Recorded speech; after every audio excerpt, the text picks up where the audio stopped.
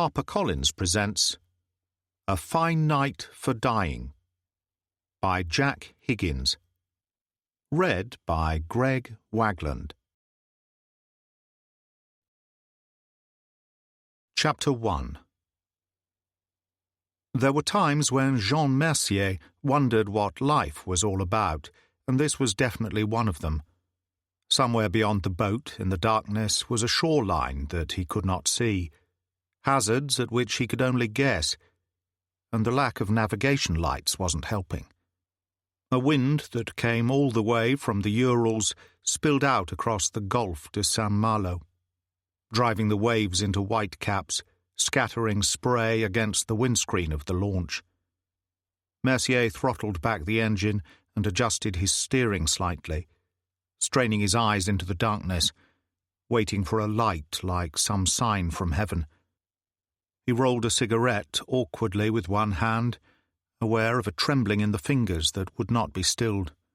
He was cold and tired and very scared. But the money was good, cash on the barrel and tax-free, more than he could earn from 3 months of fishing. With an ailing wife on his hands, a man had to take what came and be thankful.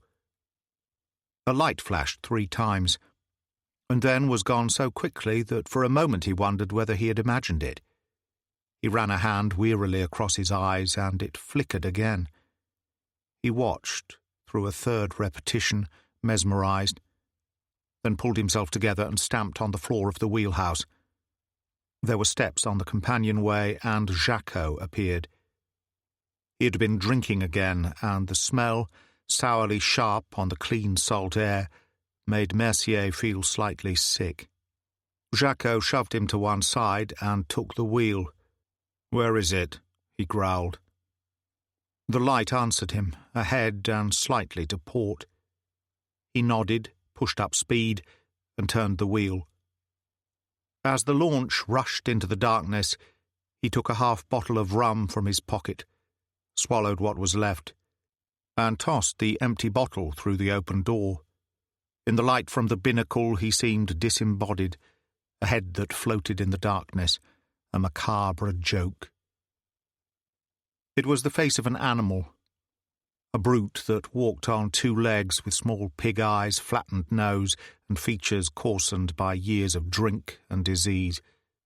Mercier shuddered involuntarily, as he had done many times before, and Jacques grinned. "Frightened, aren't you, little man?" Mercier didn't reply, and Jacques grabbed him by the hair, one hand still on the wheel, and pulled him close. Mercier cried out in pain, and Jacques laughed again. "Stay frightened, that's how I like it. Now go and get the dinghy ready." With a heave he sent him out through the open door, and Mercier grabbed at the rail to save himself. There were tears of rage and frustration in his eyes as he felt his way along the deck in the darkness and dropped to one knee beside the rubber dinghy. He took a spring knife from one pocket, feeling for the line that lashed the dinghy into place. He sawed through it, then touched the razor edge of the blade on his thumb, thinking of Jacques.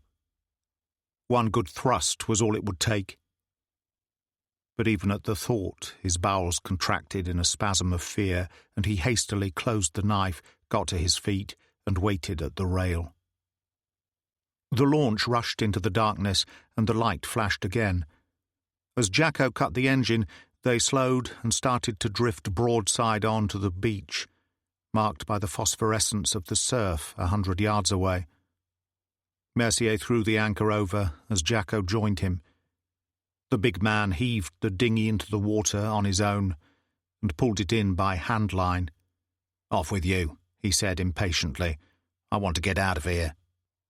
Water slopped in the bottom of the dinghy, cold and uncomfortable, as Mercier mounted the 2 wooden oars and pulled away. He was afraid again, as he always was these days, for the beach was unknown territory, in spite of the fact that he had visited it in identical circumstances at least 6 times before. But there was always the feeling that, this time, things might be different, that the police would be waiting, that he might be drifting into a 5-year jail sentence. The dinghy suddenly lifted on a wave, poised for a moment, then dropped in across a line of creamy surf, sliding to a halt as she touched shingle. Mercier shipped his oars, slipped out and pulled her round, prow facing out to sea.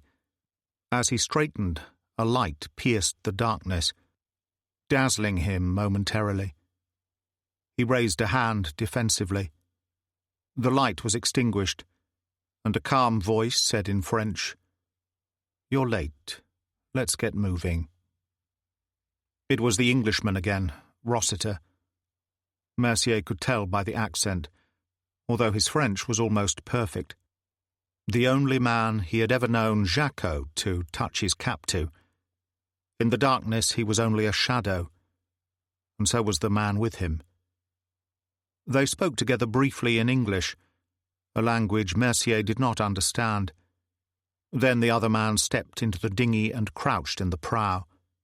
Mercier followed him, unshipping the oars, and Rossiter pushed the boat out over the first wave and scrambled across the bow. Jacques was waiting at the stern rail when they reached the launch, his cigar glowing faintly in the darkness. The passenger went up first, and Rossiter followed with his suitcase. By the time Mercier had reached the deck, the Englishman and the passenger had gone below. Jacques helped him to get the dinghy over the side, left him to lash it to the deck, and went into the wheelhouse. A moment later the engines rumbled softly, and they moved out to sea. Mercier finished his task and went forward to make sure that all was secure. Rossiter had joined Jacques in the wheelhouse, and they stood together at the wheel. The Englishman's thin, ascetic face, contrasting strongly with Jacques', opposite sides of the coin. One an animal, the other a gentleman, and yet they seemed to get on with each other so well, something Mercier could never understand. As he moved past the wheelhouse, Jacques spoke in a low voice, and they both burst into laughter. Even in that they were different. The Englishman's lively chuckle mingling strangely with Jacques' throaty growl. And yet somehow they complemented each other. Mercier shuddered and went below to the galley. For most of the way, the passage was surprisingly smooth, considering what the channel could be like at times, but towards dawn it started to rain. Mercier was at the wheel, and as they started the run-in to the English coast, fog rolled to meet them in a solid wall.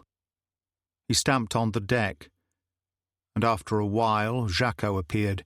He looked terrible, eyes swollen and bloodshot from lack of sleep, face grey and spongy. "Now what?" Mercier nodded towards the fog. "It doesn't look too good. How far out are we? 6 or 7 miles? Jacques nodded and pulled him out of the way. "Okay, leave it to me." Rossiter appeared in the doorway. "Trouble?" Jacques shook his head. "Nothing I can't handle." Rossiter went to the rail. He stood there, face expressionless, and yet a small muscle twitched in his right cheek, a sure sign of stress. He turned and, brushing past Mercier, went below. Mercier pulled up the collar of his reefer jacket, thrust his hands into his pockets, and stood in the prow. In the grey light of early dawn, the launch looked even more decrepit than usual, and exactly what it was supposed to be, a poor man's fishing boat, lobster pots piled untidily in the stern beside the rubber dinghy, nets draped across the engine-room housing. Moisture beaded everything in the light rain, and then they were enveloped by the fog, grey tendrils brushing against Mercier's face, cold and clammy, unclean, like the touch of the dead. And the fear was there again, so much so that his limbs trembled and his stomach contracted painfully. He wiped his mouth with the back of one hand and started to roll a cigarette, fighting to keep his fingers still. The launch slipped through a grey curtain into clear water, and the cigarette paper fluttered to the deck as Mercier leaned forward, clutching at the rail.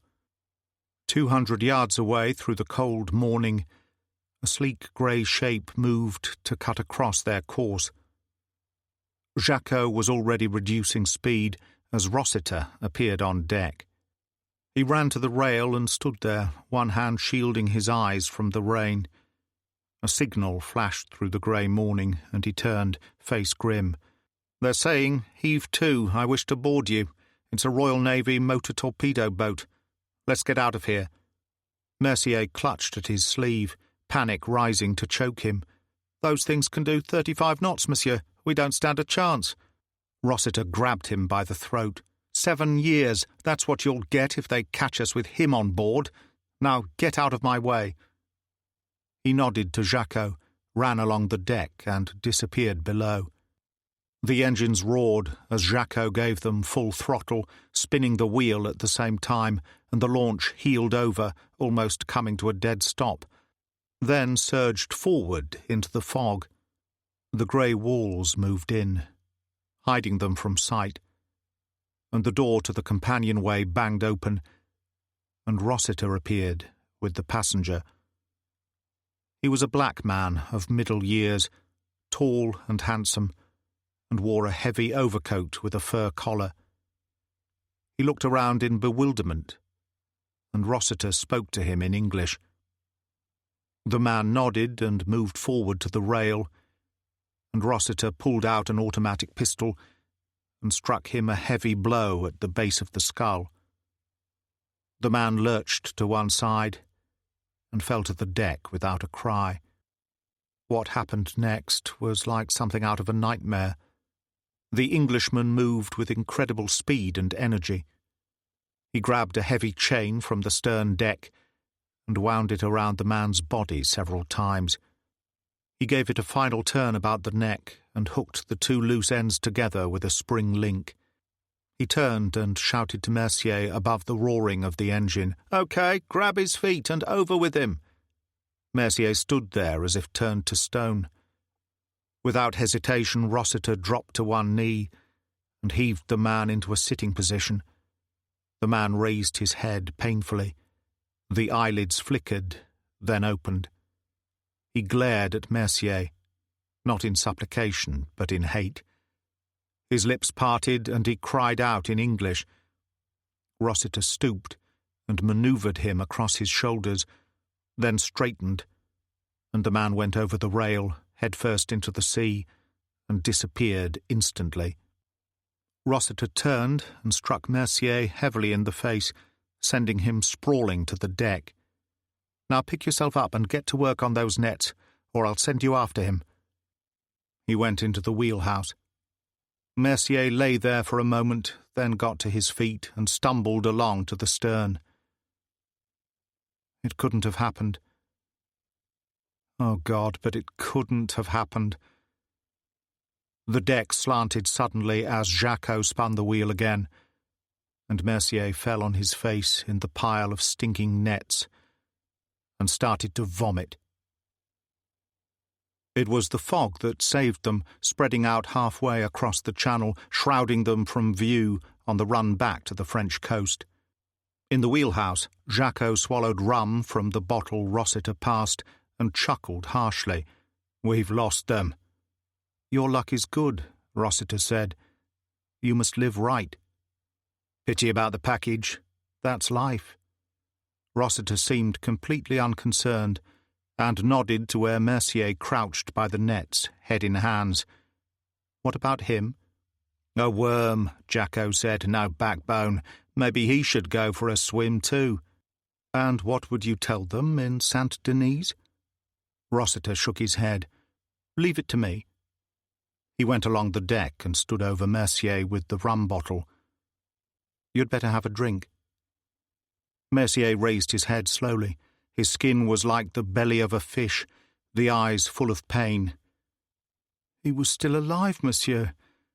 Still alive when you put him into the water."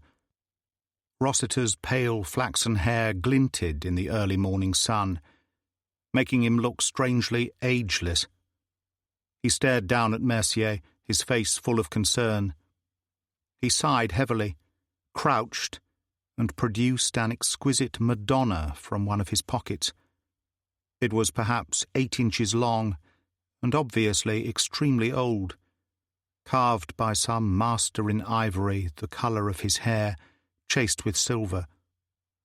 When he pressed her feet with his thumb, 6 inches of blue steel appeared as if by magic, sharp as a razor on both edges, honed with loving care. Rossiter kissed the Madonna reverently, without even a trace of mockery, then stroked the blade against his right cheek. "You have a wife, Mercier," he said gently, and his face never lost its peculiarly saintly expression for a moment. "An invalid, I understand." "Monsieur?" Mercier said in a whisper, and the heart seemed to stop inside him. "One word, Mercier, the slightest whisper, and I cut her throat. You follow me?" Mercier turned away, stomach heaving, and started to be sick again. Rossiter stood up and walked along the deck, and stood in the entrance of the wheelhouse. "All right," Jacko demanded. "Naturally." Rossiter took a deep breath of fresh salt air and smiled. "A fine morning, Jacko, a beautiful morning, and to think one could still be in bed and missing all this." Chapter 2. Fog rolled in across the city, and somewhere in the distance ships hooted mournfully to each other as they negotiated the lower reaches of the Thames on the way out to sea. Fog, real fog of the kind that you seem to get in London and nowhere else on earth. Fog that killed off the aged, choked the streets, and reduced one of the world's great cities to chaos and confusion. Paul Chavasse abandoned his taxi at Marble Arch and whistled softly to himself as he turned up the collar of his trench coat and passed through the gates of the park. There was only one thing he liked better than fog, and that was rain. An idiosyncrasy with its roots somewhere in youth, he supposed, or perhaps there was a simpler explanation. After all, both rain and fog enclosed one in a small private world, which could be very convenient at times. He paused to light a cigarette. A tall, handsome man with a face as Gallic as the Pigalle on a Saturday night, and the heritage of his Breton father was plain to see in the Celtic cheekbones. A park keeper drifted out of the shadows and faded without a word. A thing which, considering the circumstances, could only have happened in England. Chavasse went on his way, unaccountably cheered. St. Bede's Hospital was on the far side of the park, a Victorian Gothic monstrosity, in spite of its worldwide reputation. They were expecting him, and when he called at reception, a porter in a neat blue uniform escorted him along a series of green-tiled corridors, each one of which seemed to stretch into infinity. He was handed over to a senior lab technician in a small glass office, who took him down to the mortuary in a surprisingly modern lift. Chavasse was conscious of two things the moment the doors opened: the all-pervading smell of antiseptic so peculiar to hospitals, and the extreme cold. The vast echoing chamber was lined with steel drawers, each one presumably holding a corpse, but the object of his visit waited for him on an operating trolley covered with a rubber sheet. "We couldn't get him into one of the boxes, worse luck," the technician explained. "Too bloated. Stinking like last year's fish, or worse." At close quarters the smell was quite overpowering, in spite of the preventive measures which had obviously been taken. Chavasse pulled out a handkerchief and held it to his mouth. "I see what you mean." He had looked on death many times in most of its variations, but this monstrosity was something new. He stared down, a slight frown on his face. How long was he in the water? 6 or 7 weeks. Can you be certain of that? Oh, yes, urine tests. The rate of chemical breakdown and so on. He was Jamaican, by the way. Or did you know that? So they told me, but I'd never have guessed. The technician nodded. Prolonged immersion in salt water does funny things to skin pigmentation. So it would appear. Chavas stepped back and replaced the handkerchief in his breast pocket. Thanks very much. I think I've seen all I need. All right for us to dispose of him now, sir? The technician inquired as he replaced the sheet. I was forgetting. Chavas took out his wallet and produced a printed disposal slip. Cremation only, and all documents to the Home Office by tomorrow. They'd been hoping to have him in the medical school for dissection. Told them to try Burke and Hare. Chavas pulled on his gloves. Ashes to ashes for this boy, and no funny business. I'll see myself out. When he had gone, the technician lit a cigarette. A slight frown on his face. He wondered about Chavas. There was a foreign look about him, but he was obviously English. A nice enough bloke. A gentleman, to use an old-fashioned word. But something wasn't quite right. It was the eyes, that was it. Black and completely expressionless. They seemed to look right through you and beyond, as if you weren't there at all. The kind of eyes that Jap colonel had had. The one in the camp in Siam, where the technician had spent the worst 3 years of his life. A funny bloke, that Jap. 1 minute full of the milk of human kindness, the next smoking a cigarette without turning a hair while they flogged some offender to death. The technician shuddered and unfolded the slip of paper that Chavas had given him. It was signed by the Home Secretary himself. That did it. He carefully stowed it away in his wallet and pushed the trolley through into the crematorium next door.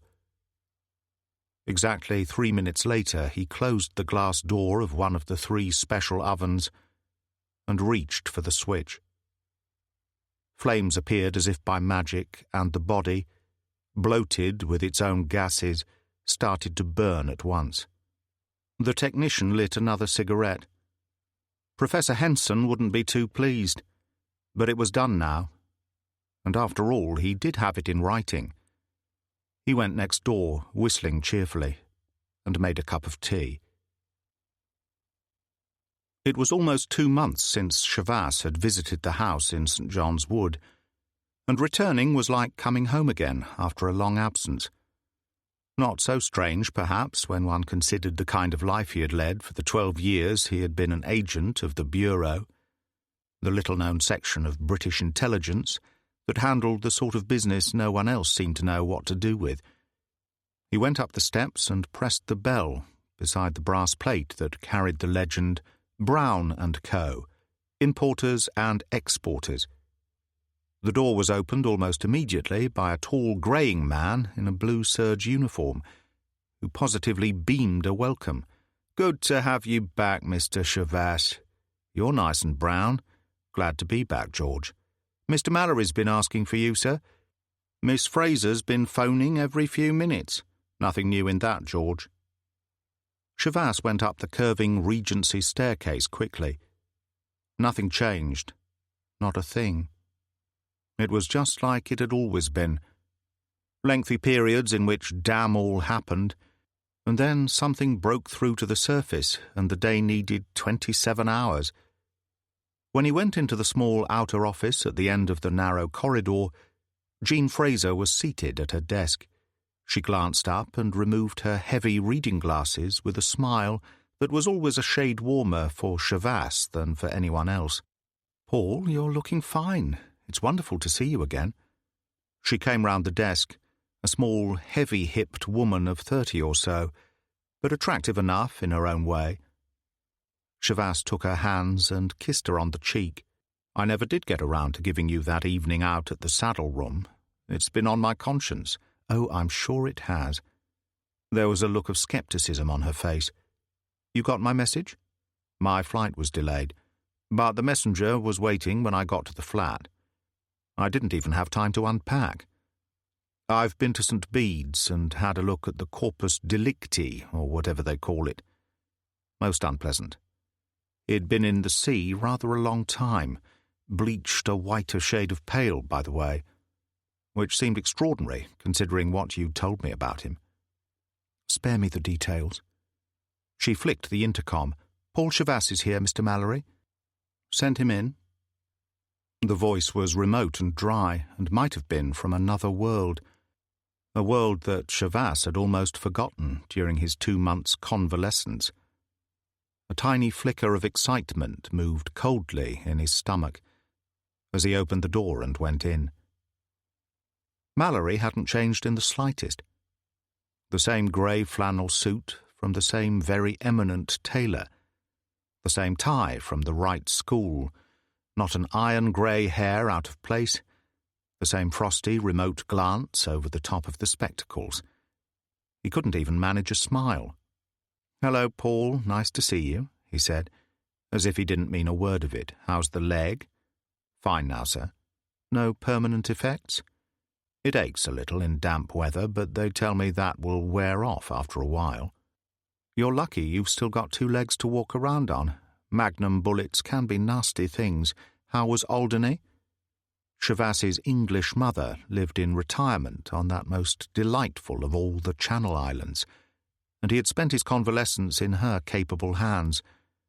It occurred to him, with a sense of wonder, that on the previous day at this time he had been picnicking on the white sands of Telegraph Bay. Cold chicken and salad and a bottle of Liebfraumilch frosted from the fridge and wrapped in a damp towel, strictly against the rules, but the only way to drink it. He sighed. "Nice, sir, very nice." Mallory got straight down to business. "You've seen the body at St. Bede's?" Chavasse nodded. "Any idea who he was?" Mallory reached for a file and opened it. "A West Indian from Jamaica named Harvey Preston. And how did you manage to find that out?" "His fingerprints were on record."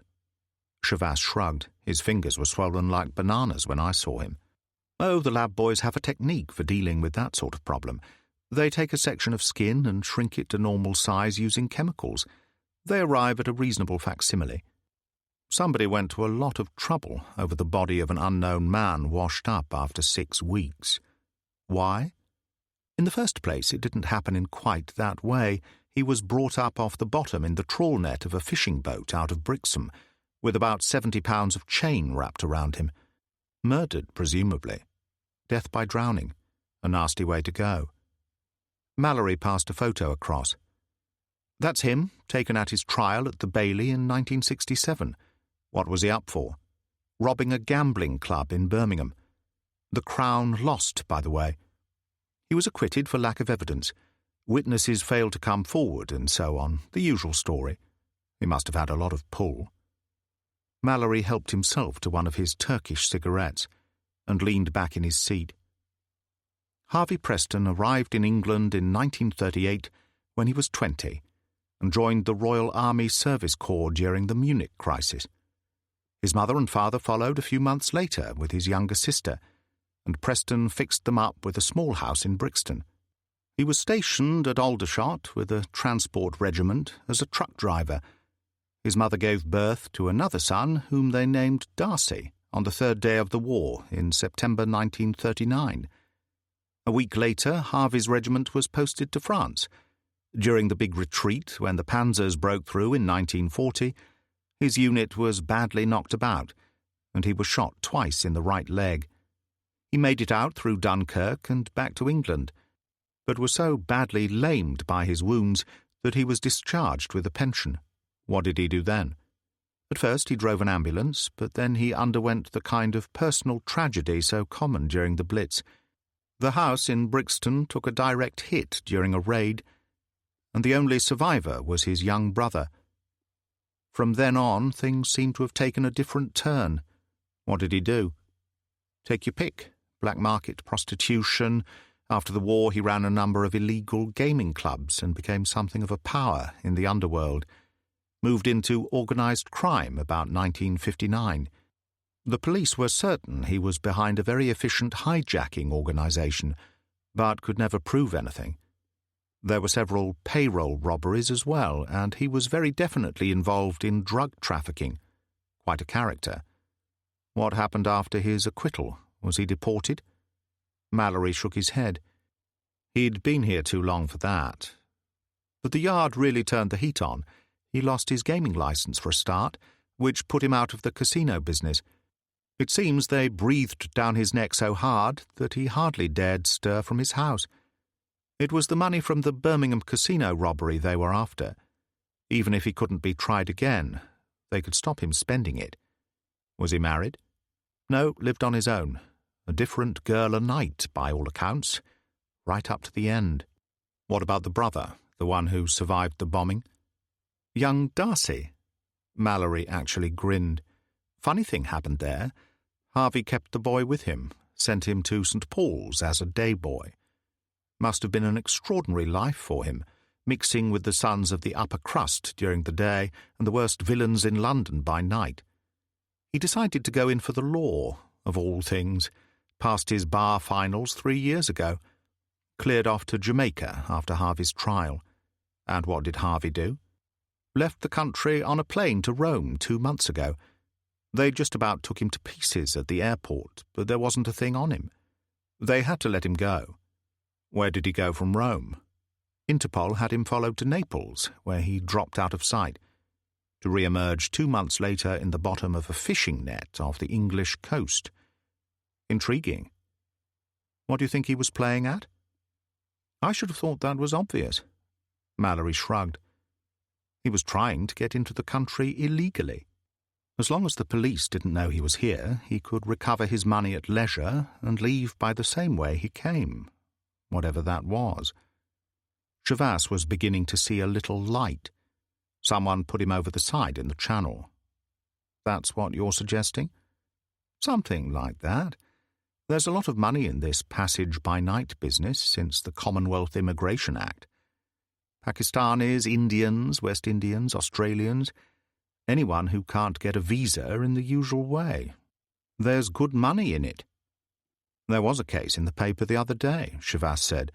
The Navy stopped an old launch off Felixstowe and found 32 Pakistanis on board. That's a fair night's work for someone. Amateurs, Mallory said. Most of them don't stand a chance.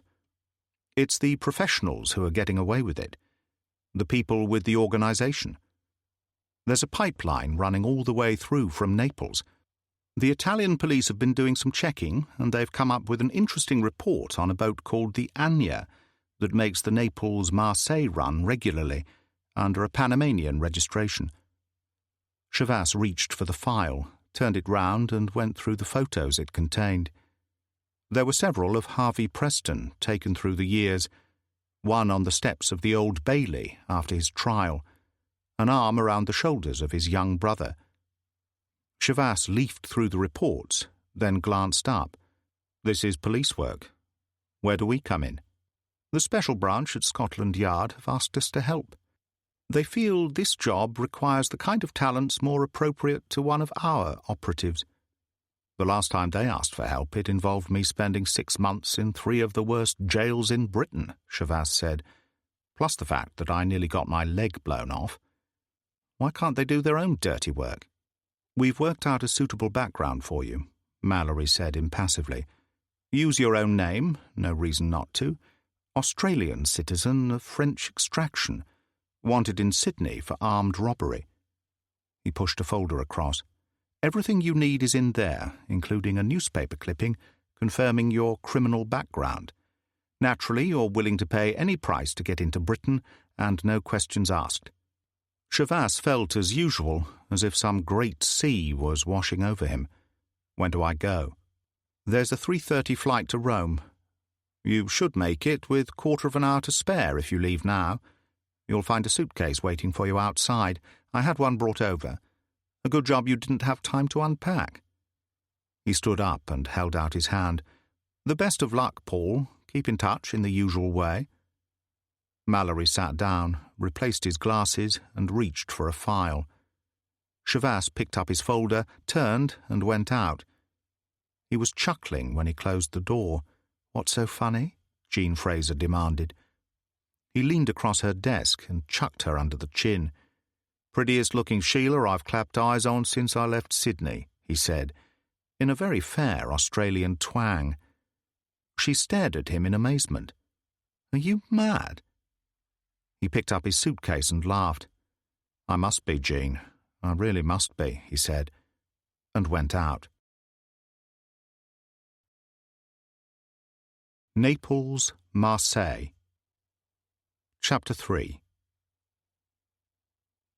The woman was an Indian, and very young. No more than 16, if Chavas was any judge. She had a pale, flawless complexion, and sad brown eyes that were set off to perfection by her scarlet sari. Chavas had seen her only once during the 2-day voyage from Naples, and presumed they were bound for the same eventual destination. He was leaning against the rail when she came along the deck. She nodded a trifle uncertainly, and knocked on the door of the captain's cabin. It opened after a moment or so, and Skiros appeared. He was stripped to the waist and badly needed a shave, but he smiled ingratiatingly, managing to look even more repulsive than usual, and stepped to one side. The girl hesitated fractionally, then moved in. Skiros glanced across at Chavas, winked, and closed the door, which didn't look too good for Miss India. Chavas shrugged. It was no skin off his nose. He had other things to think about. He lit a cigarette and moved towards the stern of the old steamer. Pavlo Skiros had been born of indeterminate parentage in Constantinople 47 years earlier. There was some Greek in him, a little Turk, and quite a lot of Russian, and he was a disgrace to all 3 countries. He had followed the sea all his life, and yet his right to a master's ticket was uncertain, to say the least. But he possessed other, darker qualities in abundance that suited the owners of the Anya perfectly. He sat on the edge of the table in his small, cluttered cabin and scratched his left armpit. Lust in his soul when he looked at the girl. "What can I do for you?" he asked in English. "My money," she told him. "You said you would return it when we reached port." "All in good time, my dear. We dock in half an hour, and you'll have to keep out of the way until the customs men have finished." "There will be trouble?" she asked in alarm. He shook his head. "No trouble, I promise you. It is all arranged. You'll be on your way within a couple of hours." He got up and moved close enough for her to smell him. "You've nothing to worry about. I'll handle everything personally." He put a hand on her arm, and she drew back slightly. Thank you very much. I will go and change now. I don't suppose a sari would be very practical on the Marseille waterfront at night." She opened the door and paused, looking towards Chavas. "Who is that man?" "Just a passenger. An Australian." "I see." She appeared to hesitate. "Is he another, like myself?" "No, nothing like that." He wiped sweat from his face with the back of a hand. "You'd better go to your cabin now and stay there. I'll come for you later when everything is quiet." She smiled again, looking younger than ever. "Thank you. You've no idea what this means to me." The door closed behind her. Skiros stood staring at it blankly for a moment, then reached for the bottle of whiskey on the table and a dirty tin mug. As he drank, he thought about the girl and what he would like to do with her when things were nice and quiet and they were alone. The expression on his face was not pleasant. They reached Marseille on the evening tide, and it was already dark when they docked. Chavas had gone down to his cabin earlier and lay on the bunk, smoking and staring up at the ceiling, on which the peeling paint made a series of interesting patterns. But then the whole boat left a great deal to be desired. The food was barely edible, The blankets were dirty, and the general appearance of the crew, from Skiros down, was pretty grim. Using the information obtained by the Italian police, Chavas had approached Skiros in a certain cafe on the Naples waterfront, flashing a roll of fivers that had set the good captain's eyes gleaming. Chavas had not used the criminal background part of his story. He had preferred to allow Skiros to discover that for himself. He had simply posed as an Australian anxious to get into the old country but denied a visa, and Skiros had swallowed the story. For the money, Chavas would be taken to Marseille, landed illegally, and sent on his way to people who would see him safely across the Channel. Once on board, he had deliberately left his wallet around, minus his bankroll, but containing, amongst other things, the bogus clipping from the Sydney Morning Herald, which spoke of the police search for Paul Chavas, wanted for questioning in connection with a series of armed robberies. There was even a photo, to make certain, and the bait must have been taken, for the cabin had been searched. Chavas had ways of knowing things like that.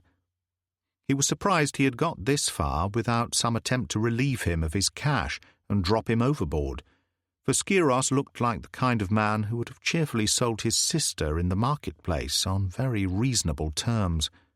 Chavas had slept with the door double-bolted each night, and his Smith & Wesson handy under the pillow. He took it out now, checking each round carefully. As he replaced it in the special holster that fitted snugly against the small of his back, there was a knock at the door, and Melos, the wall-eyed Cypriot first mate, looked in. "Captain Skiros is ready for you now." "Good on you, sport." Chavas picked up a black trench coat and reached for his suitcase. "It's me for the open road." Outside it was raining, and he followed Melos along the slippery deck to the captain's cabin. When they went in, Skiros was seated at his table, eating his evening meal. "So, Mr. Chavas, we arrived safely." "Looks like it, sport," Chavas said cheerfully. "Let's see now, I gave you 500 in Naples, that's another 5 I owe you." He produced the roll of fivers and counted 100 out on the table. Skiros gathered them up. "Nice to do business with you." "Where do I go from here?" Chavas demanded. "There is no watchman on this dock. No one will stop you when you pass through the gate. Catch the 9:30 express for Paris. Wait at the bookstall on the platform at the other end, and you will be approached by a man who will ask you if you are his cousin, Charles, from Marseille. Everything is arranged from then on." "That's it, then." Chavas still kept the bonhomie going as he pulled on his trench coat and picked up the suitcase. "Didn't I see an Indian girl about the place?" "What about her?"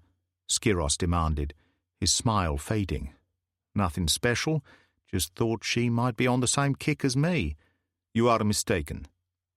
Skiros rose to his feet, wiped his moustache, and held out his hand. "I would not delay, if I were you. You've just got time to catch that train." Chavas smiled at both of them.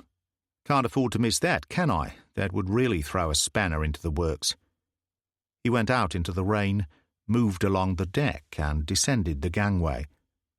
At the bottom he paused under the lamp for a moment, then moved into darkness. Melos turned inquiringly to Skiros. "A great deal of money in that roll." Skiros nodded. "Get after him.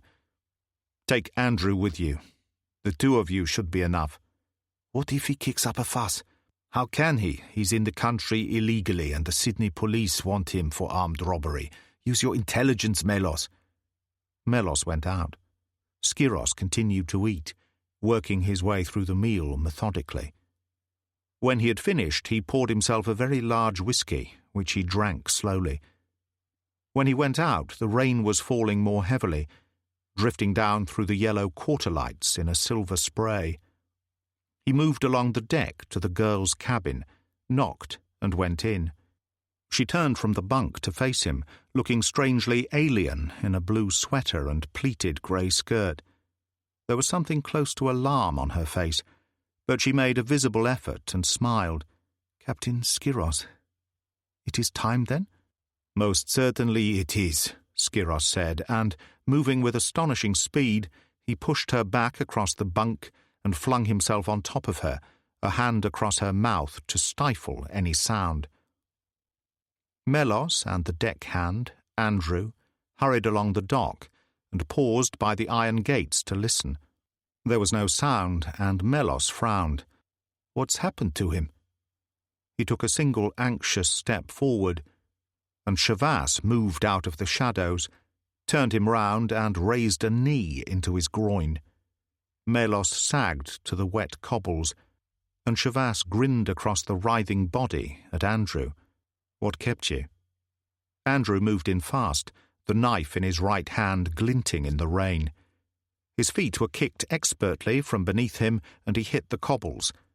He started to get up, and Shavas seized his right wrist, then twisted the arm around and up, in a direction it was never intended to go.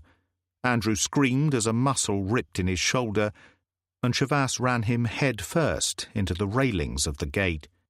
Melos had managed to regain his feet and was being very sick. Shavas stepped over Andrew and grabbed him by the shirt. Was I really being met at that station bookstall in Paris? Melos shook his head. And the Indian girl? What's Skiros playing at there? Melos didn't answer. Shavas pushed him away in disgust, turned, and ran back towards the ship. The girl's teeth fastened on the edge of the captain's hand, biting clean to the bone. He gave a grunt of pain and slapped her across the face. "By God, I'll teach you," he said. "You'll crawl before I'm through with you." As he advanced, face contorted, the door swung open, and Shavas stepped in. He held the Smith & Wesson negligently in one hand, but the eyes were very dark in the white devil's face. Skiros swung round, and Shavas shook his head. "You really are a bastard, aren't you, Skiros?" Skiros took a step forward, and Shavas slashed him across the face with the barrel of the gun, drawing blood. Skiros fell back across the bunk, and the girl ran to Shavas, who put an arm around her. "Don't tell me, let me guess. You're trying to get to England, but they won't give you a visa." "That's right," she said in astonishment. "We're in the same boat, then. How much did he charge you?" "He took all my money in Naples. He said he would keep it safe for me." "Did he now?" Shavas pulled Skiros up and shoved him towards the door. "Get your case and wait for me at the gangway. The good captain and I have things to discuss." When he pushed Skiros through the door of his own cabin, the captain turned angrily, blood on his face. "You won't get away with this." Shavas hit him across the face with the gun twice, knocking him to the floor. He squatted beside him and said pleasantly, "Get the girl's money. I haven't got much time." Skiros produced a key from his trouser pocket, dragged himself to a small safe beside his bunk, and opened it. He took out a bundle of notes and tossed them across. "You can do better than that." Shavas pushed him to one side, reached into the safe, and picked up a black cash box. He turned it upside down, and 3 bundles of notes flopped to the floor. He stuffed them into his pocket and grinned. "There's a lesson in this for you somewhere, Skiros, and worth every penny." He tapped him on the forehead with the barrel of the Smith & Wesson. "Now the address, the real address, where we can catch a boat for the Channel crossing." "Go to Saint Denis on the Brittany coast near the Gulf de Saint Malo," Skiros croaked. "Saint-Brieuc is the nearest big town. There's an inn called the Running Man. Ask for Jacques." "If you're lying, I'll be back," Shavas said. Skiros could barely whisper. "It's the truth, and you can do what the hell you like. I'll have my day." Shavas pushed him back against the wall, stood up, and went out. The girl was waiting for him anxiously at the head of the gangway. She had a scarf around her head and wore a plastic mac. "I was beginning to get worried," she said in her soft, slightly sing-song voice. "No need." He handed her the bundle of notes he had taken from Skiros. "Yours, I think." She looked up at him in a kind of wonder. "Who are you?" "A friend." he said gently, and picked up her suitcase. "Now let's get moving. I think it would be healthier in the long run." He took her arm, and they went down the gangway together. France. Chapter 4. They caught the night express to Brest, with only 10 minutes to spare. It wasn't particularly crowded. Chavasse managed to find them an empty second-class compartment near the rear, left the girl in charge, and ran to the station buffet. He returned with coffee, sandwiches, and half a dozen oranges. The girl drank some of the coffee gratefully, but shook her head when he offered her a sandwich. "I couldn't eat a thing." "It's going to be a long night," he said. "I'll save you some for later." The train started to move, and she stood up and went into the corridor, looking out over the lights of Marseille. When she finally turned and came back into the compartment, a lot of the strain seemed to have left her face. "Feeling better now?" he asked. "I felt sure that something would go wrong, that Captain Skiros might reappear." "A bad dream," he said. "You can forget it now." "Life seems to have been all bad dreams for some time." "Why not tell me about it?" She seemed strangely shy, and when she spoke, it was hesitantly at first. Her name was Famia Nadim, and he had been wrong about her age. She was 19 and had been born in Bombay. Her mother had died in childbirth, and her father had emigrated to England, leaving her in the care of her grandmother. Things had gone well for him, for he now owned a thriving Indian restaurant in Manchester, and had sent for her to join him 3 months earlier, after the death of the old woman. But there had been snags of a kind with which Chavasse was only too familiar. Under the terms of the Immigration Act, only genuine family dependents of Commonwealth citizens already in residence in Britain could be admitted without a work permit. In Famia's case, there was no formal birth certificate to prove her identity conclusively. Unfortunately, there had been a great many false claims, and the authorities were now sticking rigorously to the letter of the law. No absolute proof of the claimed relationship meant no entry, and Famia had been sent back to India on the next flight. But her father had not given up. He had sent her money and details of an underground organization which specialized in helping people in her predicament. She was disconcertingly naive, and Chavasse found little difficulty in extracting the information he required, starting with the export firm in Bombay where her trip had commenced, passing through Cairo and Beirut, and culminating in Naples with the agents who controlled the Anya. "But why did you give Skiros all your money?" he said. "He said it would be safer, that there were those who might take advantage of me." "And you believed him?" "He seemed kind." She leaned back in her seat, head turned to look through her own reflection into the darkness outside. And she was beautiful. Too beautiful for her own good, Chavasse decided. A lovely, vulnerable young girl on her own in a nightmare world. She turned, and catching him watching her, coloured faintly. "And you, Mr. Chavasse? What about you?" He gave her his background story, cutting out the criminal bit. He was an artist from Sydney who wanted to spend a few months in England, which meant working for his keep, and there was a long, long waiting list for permits. He wasn't prepared to join the queue.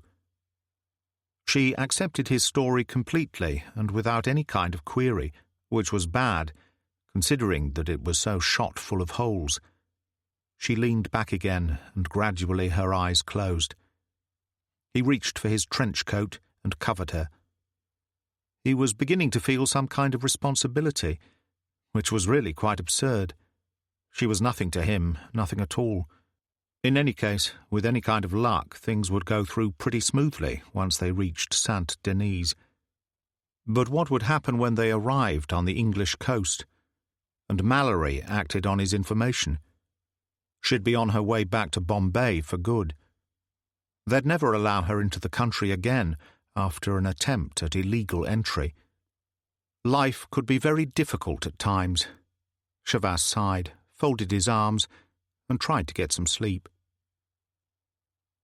They reached Saint-Brieuc just before 5 o'clock in the morning. The girl had slept peacefully throughout the night, and Chavas awakened her just before they arrived. She disappeared along the corridor, and when she returned, her hair was combed neatly into place. "Any hot water down there?" he asked. She shook her head. "I prefer cold in the morning. It freshens you up." Chavas ran a hand over the hard stubble on his chin and shook his head. "I'm not too fond of being skinned alive. I'll shave later." The train glided into Saint-Brieuc 5 minutes later. They were the only passengers to alight. It was cold and desolate and touched with that atmosphere peculiar to railway stations the world over in the early hours of the morning. It was as if everyone had just left. The ticket collector, well protected against the chill morning air by a heavy overcoat and scarf, looked ready for retirement. He seemed indifferent to everything, even life itself, and the pallor of his skin, coupled with his constant, repetitive coughing, boded ill. He answered Chavas with a kind of frigid civility, as if his attention was elsewhere. "Saint-Denis?" Yes, there was a bus to Dinard, which would drop them within a mile of Saint-Denis. It left at 9 o'clock from the square. They would find a café there which opened early for the market people. Monsieur Pinault was not one to miss trade. He subsided once more into his own cheerless world, and they moved on. Rain drifted across the square as they went down the steps and crossed to the lighted windows of the café. It was warm inside, but not busy. Chavas left the girl at a table by the window and moved to the zinc-topped bar. A middle-aged balding man in striped shirt and white apron, presumably the Monsieur Pinault referred to by the ticket collector, was reading a newspaper. He pushed it to one side and smiled. "Just off the train?" "That's it." Chavas ordered coffee and rolls. "They tell me there's a bus to Dinard at 9 o'clock. That's definitely the earliest." Pinault nodded as he poured the coffee. "You want to go to Dinard?" "No, Saint-Denis." The coffee pot froze in mid-air, and the man glanced across warily. "Saint-Denis? You want to go to Saint-Denis?" His reaction was more than interesting, and Chavas smiled amiably. "That's right. My girlfriend and I are spending a few days' holiday there. I've arranged to stay at an inn called the Running Man with a Monsieur Jacot. You know him?" "Perhaps, monsieur. A lot of people come in here." He pushed the coffee and rolls across. Chavas took the 2 cups and the plate of rolls across to the table. As he sat down, Pinault wiped the zinc top of the bar carefully, then moved to a door which obviously led to the rear and vanished. "I'll only be a minute," Chavas told the girl, and went after him. He found himself in a deserted, stone-flagged corridor. A notice at the far end indicated the lavatory. There was no sign of Pinault. Chavas started forward cautiously and paused. A door on his right was slightly ajar. From the sound of it, Pinault was on the telephone. The interesting thing was that he was speaking in Breton, which Chavas, whose paternal grandfather still presided over the family farm near Vaux, in spite of his 80 years, spoke himself like a native. "Hello, Jacot. Those 2 packages you were expecting have arrived. The girl fits the description perfectly. But the man worries me, speaks French like a Frenchman, or like a Frenchman should, if you follow me. Yes, okay. They're waiting for the bus at 9. Chavas slipped back into the café. Famia was already on her second roll. "Hurry up," she said. "Your coffee will be getting cold." "Never mind. I'm just going across to the station to check on that bus time again. I won't be long." He went out into the rain without giving her a chance to reply, and hurried across to the station. It was still deserted, but he quickly found what he was looking for, a series of metal lockers, each with its own key, where luggage might be left. He took out his wallet and also the extra money he had taken from Skiros. He pushed the whole lot well to the rear of the locker, closed it quickly, and concealed the key beneath the insole of his right shoe. Famia was looking anxious when he returned to the cafe. He patted her hand reassuringly and went back to the counter. "I wondered what had happened to you," Pinot said. Chavas shrugged. "I thought there might be a local train or something. It's a hell of a time to wait." "Don't worry about that." Pinot gave him a big smile. "You just sit tight and have another coffee. Lots of farmers and market people are in and out of here at this time in the morning. I'll get you a lift to Saint Denis. Someone is bound to be going that way.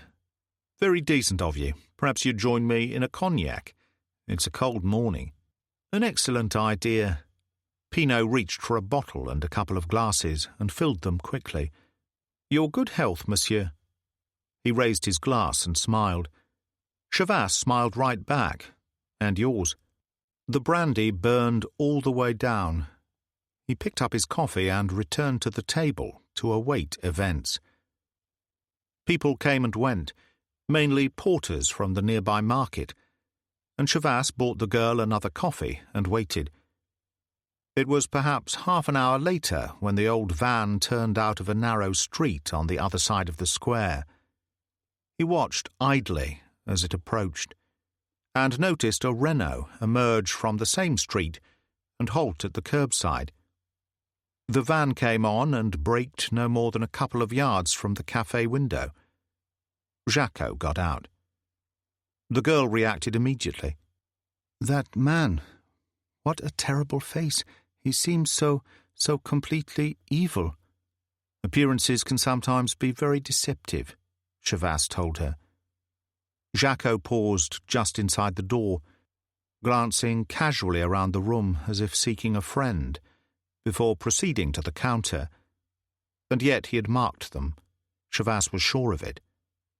He purchased a packet of cigarettes, and Pinot said something to him.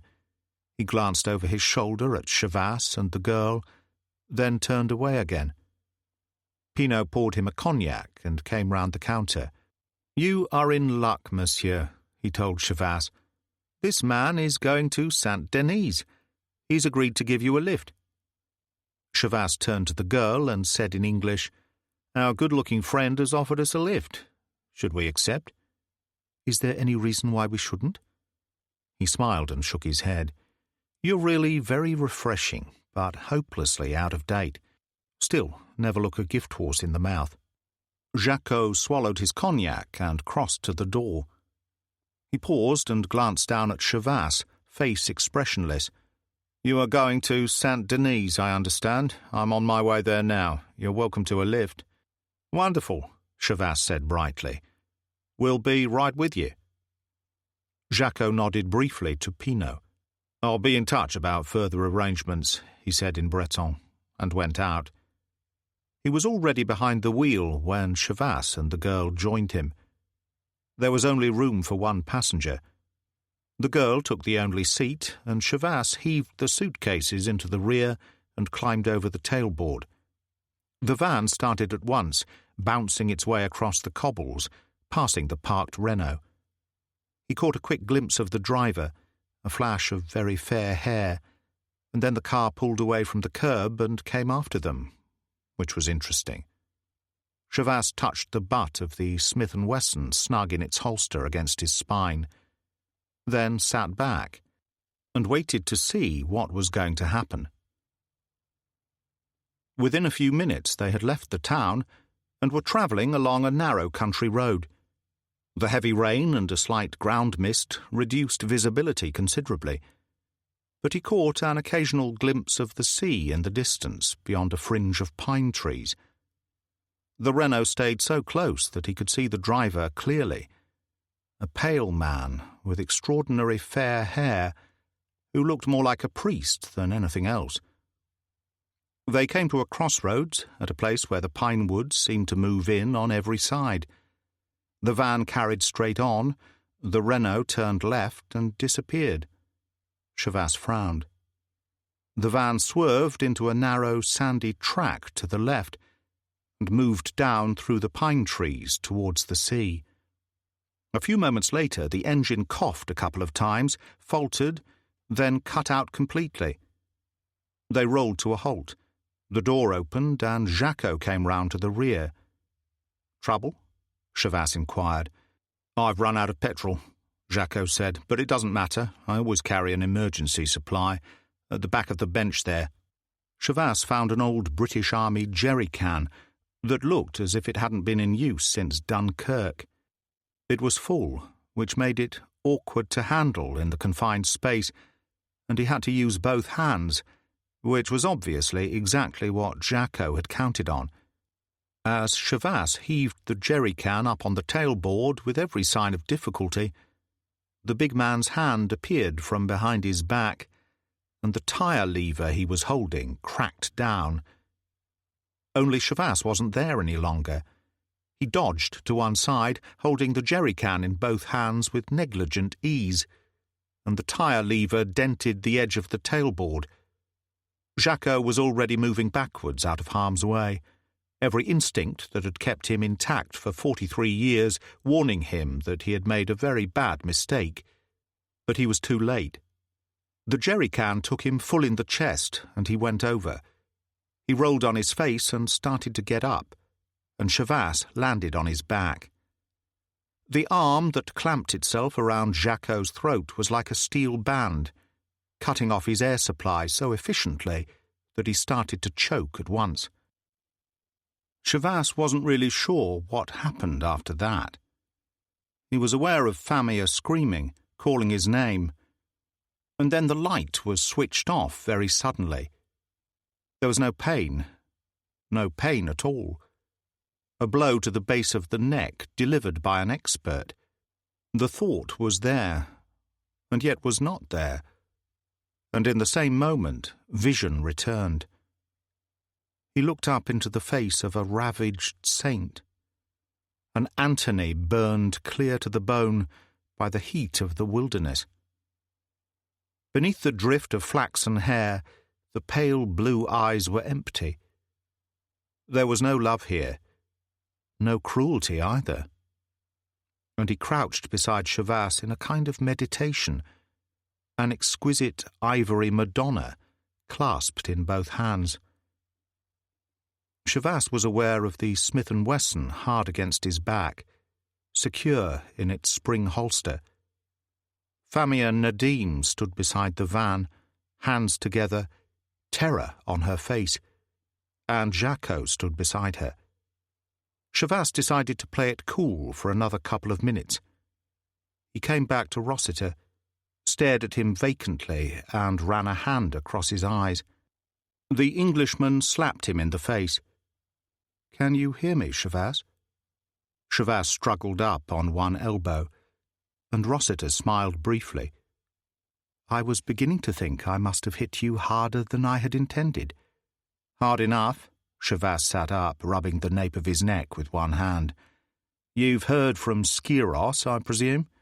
"Naturally. He gives me to understand that you have in your possession a considerable sum of money belonging to the organization I work for." "Where is it?" "In a safe place back in Saint-Brieuc. I decided it would make what a poker player might term a good ace in the hole." "Who am I talking to, by the way?" "You're not Jacques, that's for sure." "Monsieur Jacques, you have already met." "My name is Rossiter." "And he and Skiros work for you?" "In a manner of speaking." "Then I don't think much of the way your organization treats its cash customers. When I reached Marseille, Skiros sent me on my way to the wrong destination, with a couple of goons on my tail to rob me. When I went back to the ship to talk things over, he was doing his best to rape the girl. On top of that, he'd taken her for a lot of money. I don't know how well he's been doing for you, but I'd say his bank account would make interesting reading." Rossiter didn't seem to be listening. He had turned to Famia Nadim, a frown on his face. When he went forward, she glanced down, and he put a hand under her chin and tilted it up. "Is he telling the truth?" Strangely enough, all her fear seemed to have vanished. She looked up at him calmly and nodded. Rossiter turned abruptly and came back to Chavasse. His eyes were bleak, and there was an expression of utter desolation on his face. "What a world," he said softly. "What a filthy, loathsome world." He took a deep breath. Something clicked, and he was himself again. "Get up." Chavasse did as he was told, producing the Smith & Wesson at the same time. Jacques gave a kind of angry cry, but Rossiter waved him to silence. He stood, feet slightly apart, tossing the ivory Madonna high into the air and catching it again in his right hand. "Now what?" "Now nothing," Chavasse said. "I just want to get to London in one piece and fade into the background." Understandable enough. Rossiter actually smiled. 10 years in an Australian jail can hardly have been an exciting prospect. I believe they still run their penal system on rather old-fashioned lines. Chavasse managed to look suitably astonished. "Is there anything you don't know, sport?" "Not where clients are concerned." Chavasse sighed and put the Smith & Wesson away. "I've had my belly full of trouble during the past few months, Rossiter.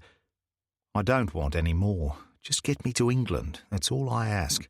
I'll pay whatever is necessary. That business in Marseille was all skyros, believe me." Rossiter slipped the Madonna into his right pocket. "The money? Where is it?" Chavasse told him. He also took off his right shoe and produced the key, which Rossiter immediately tossed to Jacques. "We'll wait for you here. You can take the Renault." Jacques moved away through the trees without a word, and Chavasse lit a cigarette. So far so good. He looked down through the pine trees towards the sea and smiled. "Nice country. I was looking forward to this bit of the trip. My father came from Brittany, you know."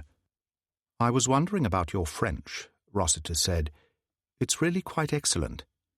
My mother was English, of course, but we've never used anything else but French in the house since I can remember. My old man wouldn't have it any other way."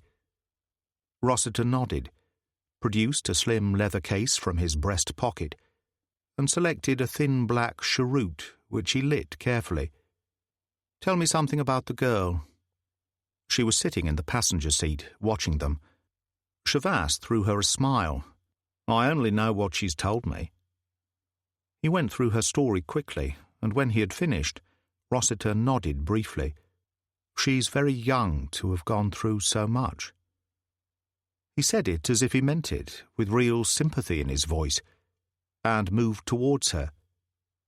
Chavasse sat down on a fallen log and watched them. Rossiter was speaking. The girl answered. Suddenly she was smiling, and a few moments later laughed out loud, and Rossiter laughed with her.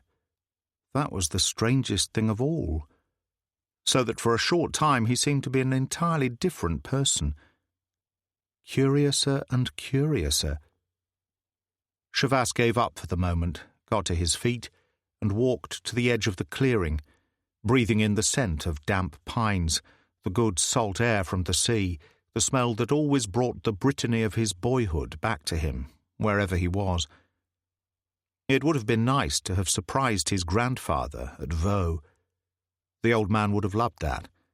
An unexpected visit from his clever half-English grandson who lectured at a university whose name he could never remember. A little bit too much of the scholar with his doctorate in modern languages, but still a Chavasse for all that. Chavasse stared down through the trees towards the sea, remembering boyhood 1,000 years ago and all its wonderful dreams. And now he had returned to Brittany, and he could not go to Vaux. A horn sounded through the trees. Jacques had arrived, and he sighed and came back to the present as Rossiter called to him. Brittany. Chapter 5. Saint-Denis was 20 or 30 granite cottages amongst pine trees, fringing a horseshoe cove that was a natural harbour. There was a wooden jetty of sorts, with an old 30-foot launch moored to it, that looked as if it had seen better days. The tide was turning, and 4 clinker-built fishing cobbles moved out to sea in line astern. A similar boat lay stranded on the beach above the high water mark, and 2 men worked on her hull. Chavasse took it all in as the van moved out of the trees along the narrow road that merged into the high street of the village. The only sign of life was a stray dog sitting mournfully in the rain outside a cottage door. The van left the village behind and almost stalled as Jacques dropped 2 gears to negotiate a steep hill. The running man was at the top, a 2-storied granite house sheltering behind high walls. Jacques turned through an archway and halted in the cobbled courtyard inside. Chavasse got out and looked around with interest. The whole place had a strangely forlorn look about it, and badly needed a coat of paint. A shutter banged to and fro in the wind, and when he glanced up, a curtain moved slightly at a window, as if it had been pulled to one side while someone glanced out. The Renault entered the courtyard and pulled up just behind the van. Famia got out and stood there, looking uncertain. Rossiter came round from the other side, picked up her suitcase and took her elbow. She looked tired, ready to drop at any moment. He leaned over her solicitously, murmured something, and took her inside. Chavasse turned to Jacques. "What about me? If I had my way, you could sleep in the pigsty." "Careful," Chavasse said. "You'll be making sounds like a man next. Now let's try again." Jacques went inside without a word, and Chavasse picked up his suitcase and followed him. He paused to glance up at the painted sign above the door. It was obviously very old and showed a man running, apparently some kind of fugitive, a pack of hounds at his heels. A pleasant sight indeed, the terror in the poor wretch's eyes frozen into place for all eternity. Inside was a large square room with a low-beamed ceiling and a tiled floor. There was a scattering of chairs and tables, a large open hearth in which a fire burned, and a marble-topped bar. Jacques had gone behind it and was pouring himself a large cognac. He rammed the cork into the bottle, and Chavasse dropped his case. "I'll join you." "Like hell you will. Let's see the colour of your money." "Rossiter's got it all, you know that." "Then you can go thirsty." He replaced the bottle on the shelf and raised his voice. "Hey, Mercier, where are you?" A door at the back of the bar opened, and a small, worried-looking man of 40 or so came in. He wore a fisherman's patched trousers and was wiping his hands on a grimy towel. "Yes, monsieur, what is it?" "Another passenger for the Leopard. Take him upstairs. He can share with Jones." He glared at Chavasse like some wild animal, turned, kicked open the door, and vanished into the kitchen. "Quite a show," Chavasse said. "Is he always like this, or is today something special?" Mercier picked up the suitcase. "This way, monsieur." They mounted some stairs to the first floor and moved along a narrow, whitewashed corridor past several doors. Mercier knocked on the one at the far end. There was no reply, and he opened it. The room was small and bare, with whitewashed walls, 2 narrow truckle beds standing side by side. There was a crucifix on one wall, a cheap colour reproduction of St. Francis on the other. It was clean, but only just. Mercier put down the case. "Monsieur Jones will probably be back shortly. He is, by the way, Jamaican. A meal will be served at 12:30.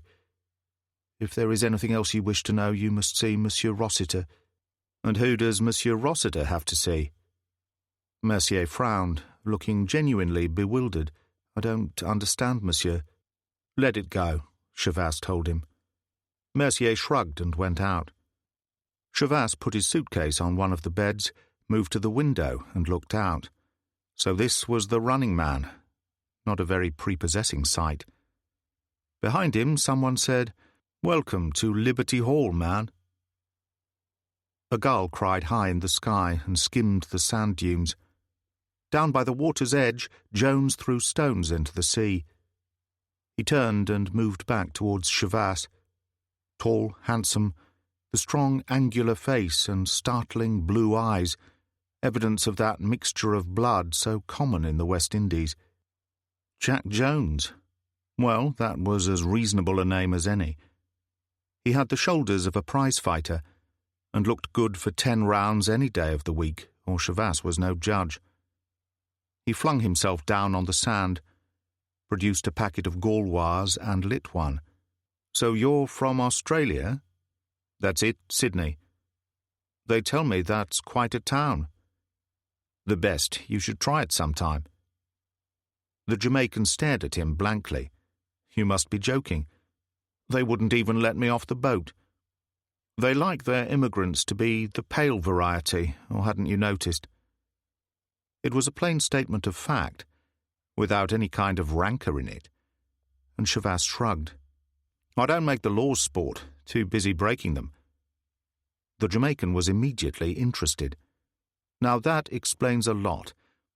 I was wondering why a free, white, upstanding Protestant like you was having to use the back door into the old country like the rest of us." "Catholic," Chavasse said.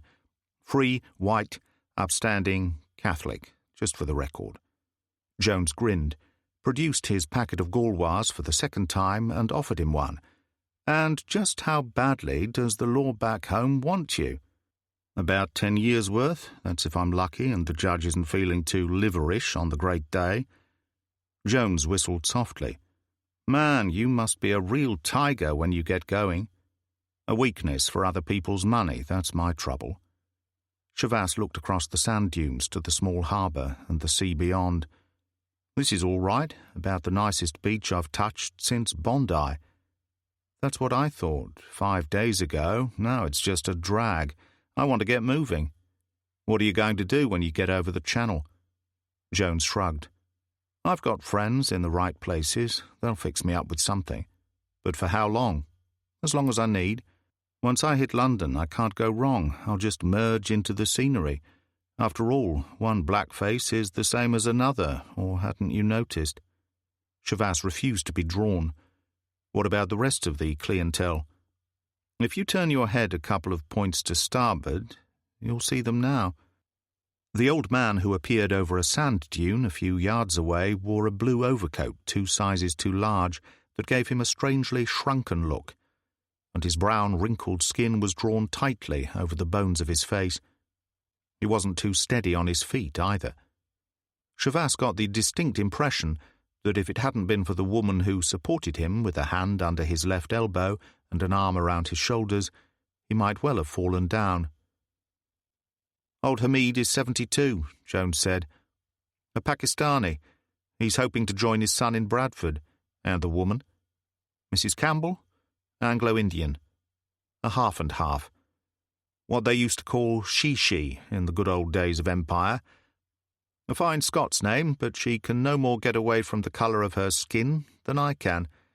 Her husband died last year, and her only relative is a sister who married an English doctor years ago and went to live in Harrogate, of all places. Mrs. Campbell tried to get an entry permit to join her, but they turned her down." "Why?" "She doesn't qualify as a dependent under the Immigration Act. She's an Indian national, and she's got tuberculosis. She was born in India, never been to England in her life, and yet she talks about it as going home. Funny, isn't it?" "Not particularly."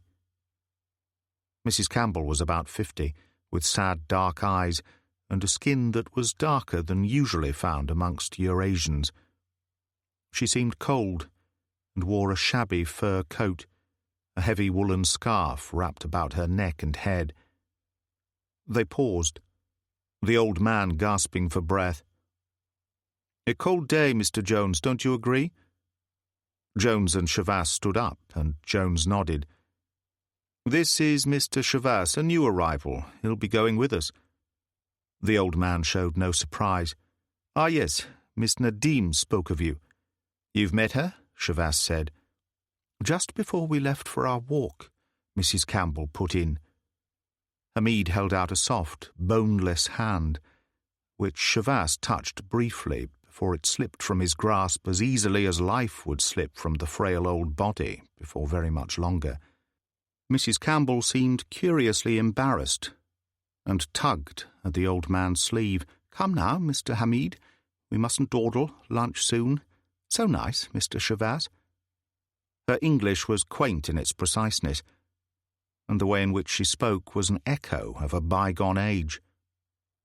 Chavas watched them stumble away across the sand dunes, strange, shadowy creatures with no substance to them, adrift in an alien world, and was conscious of an indescribable feeling of bitterness. Men made laws to protect themselves, but someone always suffered. Always. He turned and found Jones watching him enigmatically. "You look sorry for them, too sorry for any Sydney duck with the law on his tail." There was a curious stillness between them. Chavas said in a harsh, unemotional voice, "I don't know what in the hell you're talking about." "Neither do I, man," Jones grinned, and the moment passed. "You want to eat? We'd better move." They made their way through the sand dunes and started across the beach above the wooden jetty. Chavas pointed towards the motor launch moored beside it. "Is that the boat?" Jones nodded. "It kind of fits in with Jacko, wouldn't you say? What do you make of him?" Jones shrugged. "He'd sell his sister or his grandmother for a bottle of rum at the right time. He's on 2 a day at the moment and escalating. And the man who works for him, Mercier, frightened of his own shadow, lives in a cottage on the other side of the village, just him and his wife. She's some kind of an invalid, a walking vegetable. He jumps when Jacko roars." "And Rossiter?" Jones smiled softly. "You like the question bit, don't you?" Chavas shrugged. "Suit yourself." "Okay, I will." "You know what a zombie is?" Chavas frowned. "Something to do with voodoo, isn't it? To be precise, a dead man brought out of his grave before corruptions had a chance to set in, and given life. Is that what you're trying to say? A kind of life, to walk the night and do his master's bidding, a creature of pure, mindless evil. And that's Rossiter." "That's Rossiter." The Jamaican laughed harshly. "The funny thing is, he used to be a priest. A Jesuit priest. And how would you know that? Ran out of matches one night, so I knocked on his door. He didn't seem to be around. And your natural curiosity got the better of you. What else, man? There were a couple of interesting photographs in the bottom right-hand drawer of his dressing table. He hasn't changed much. There's a nice one dated 1949, of about 20 of them in a group. Looks like graduation day at the seminary. The other was taken in 1951, in Korea. Shows him with half a dozen kids at the gate of some mission or other." 1951. The year the Korean War had started. Was that where Rossiter had lost his faith? Chavas frowned, remembering that tortured, ascetic face. The priest he could see, but the murderer? It just didn't seem possible. He was still thinking about it as they turned into the courtyard of the Running Man. English Channel. Chapter 6. The main room of the inn was deserted when they entered, and Jones went behind the bar and took down a bottle of cognac and 2 glasses from the shelf. "Join me?" he said. Chavas nodded. "Why not?" There was a sudden bellow of anger as Jacko appeared through the rear door. "Put those down, you hear me, you black ape?" Jones looked him over calmly, not a flicker of emotion on his face. "Sure, I hear you," he observed, in very reasonable French. He uncorked the bottle and filled both glasses. Jacko took a quick step towards him, grabbed him by the shoulder, and spun him around. "Jacko!" Rossiter spoke from the doorway. his voice full of steel, brooking no denial. Jacques turned reluctantly. "They don't even pay," he muttered lamely. Rossiter ignored him and came forward. He was wearing grey trousers, a hand-knitted fisherman's sweater and steel-rimmed spectacles. He carried a slim book in one hand, a finger marking his place.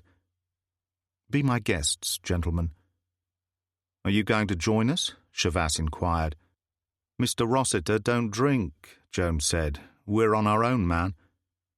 He saluted Chavas, emptied his glass in a single swallow and filled it again. Jacques, scowling, took down a bottle and glass for himself and retired to the other end of the bar. "You've been for a walk, I see," Rossiter said. Chavas nodded. "That's right, it's quite a spot. They must do well in the tourist season round here. Too far off the beaten track, and they don't encourage strangers. I was wondering when we make our move. I can't be certain. We have one more passenger. It depends when he arrives. It could be today or tomorrow. And what's the form when we do go? You'll be told at the appropriate time. No need to worry. We know what we're doing." Behind them, a soft voice said hesitatingly, "May I come in?" Famia stood in the doorway, her flawless complexion set off to perfection by a scarlet sari. There was a silver rope necklace about her neck, gold bracelets on her wrists. It was the reactions of his companions that interested Chavas most. Jones was giving her the kind of appraisal you saw on the face of a connoisseur in an art gallery when confronted with something of value. Jacques gazed at her with ill-concealed lust, and Rossiter seemed transfixed. His face had turned very pale, which made the eyes seem bluer than ever. And then a strange thing happened. He smiled, and it was as if something had melted inside.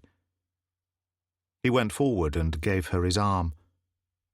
"They should be ready for us. Shall we go in?" he said, and took her through into the dining room. He had left his book on the bar counter, and Chavas picked it up. It was the Everyman edition of The City of God by St. Augustine. There were times when Chavas got the distinct impression that he was the only sane person in a world gone mad.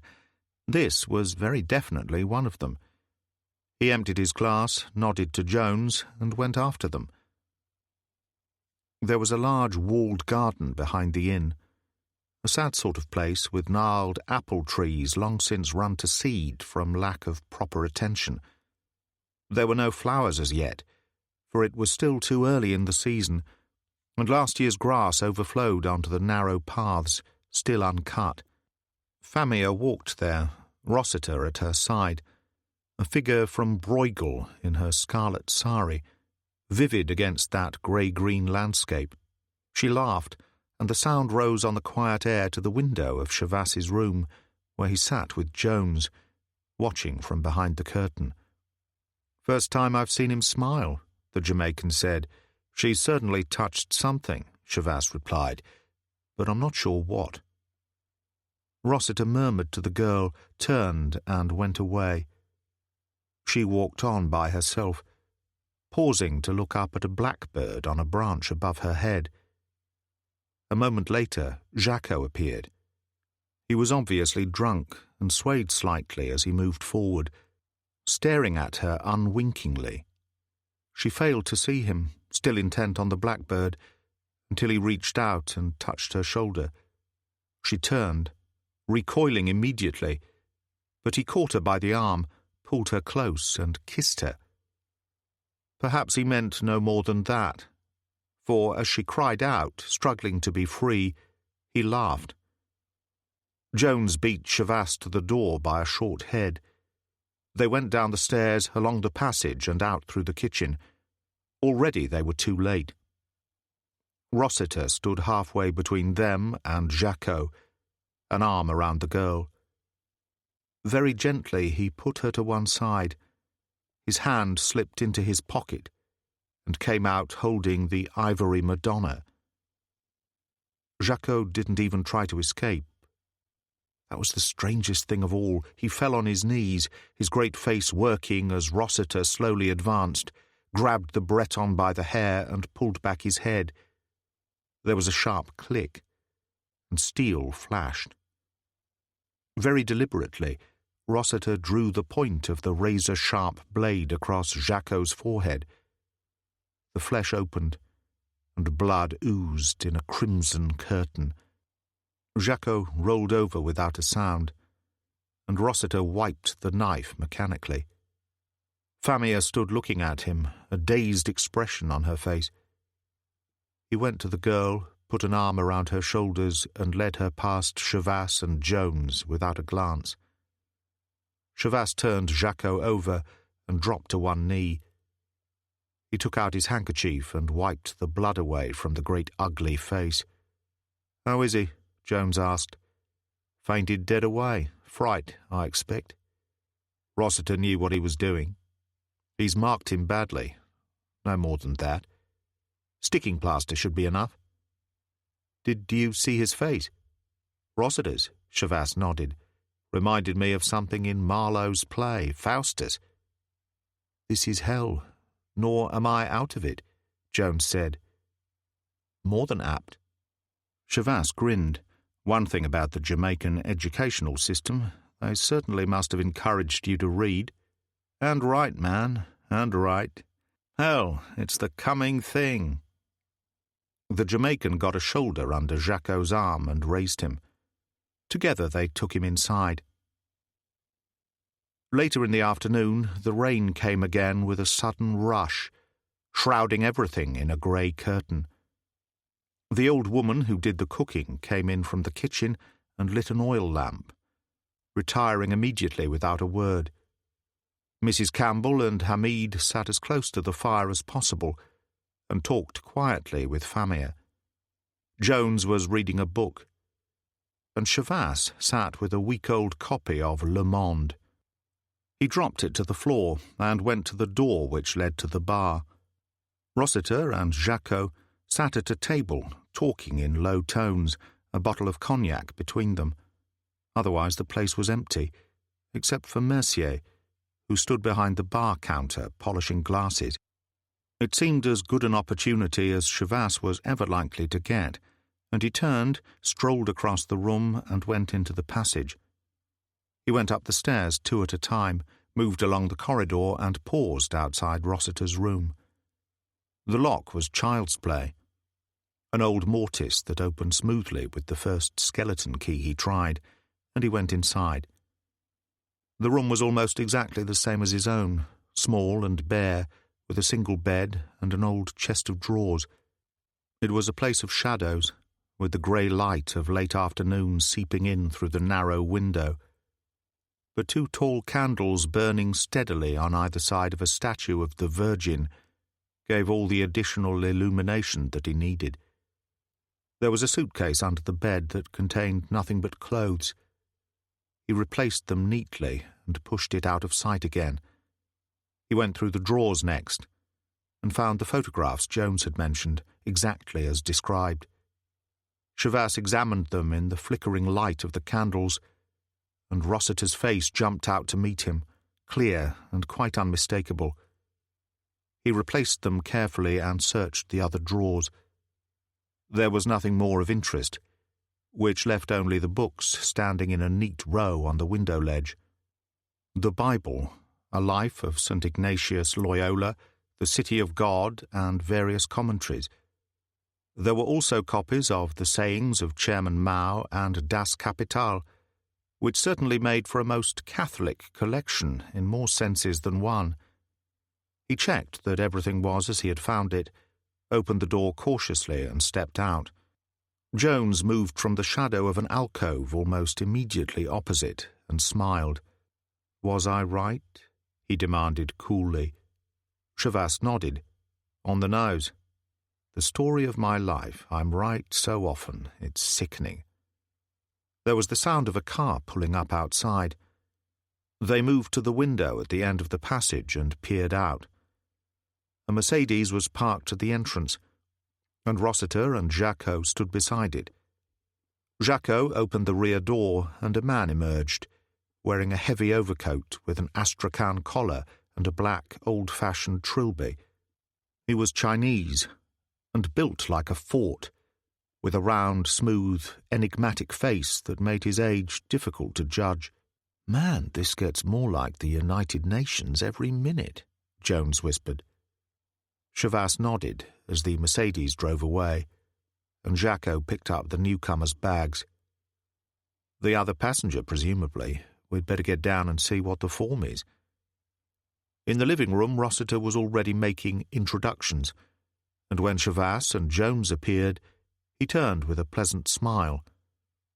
"Ah, now we are all here. Gentlemen, Mr. Chung." The Chinese came forward to shake hands.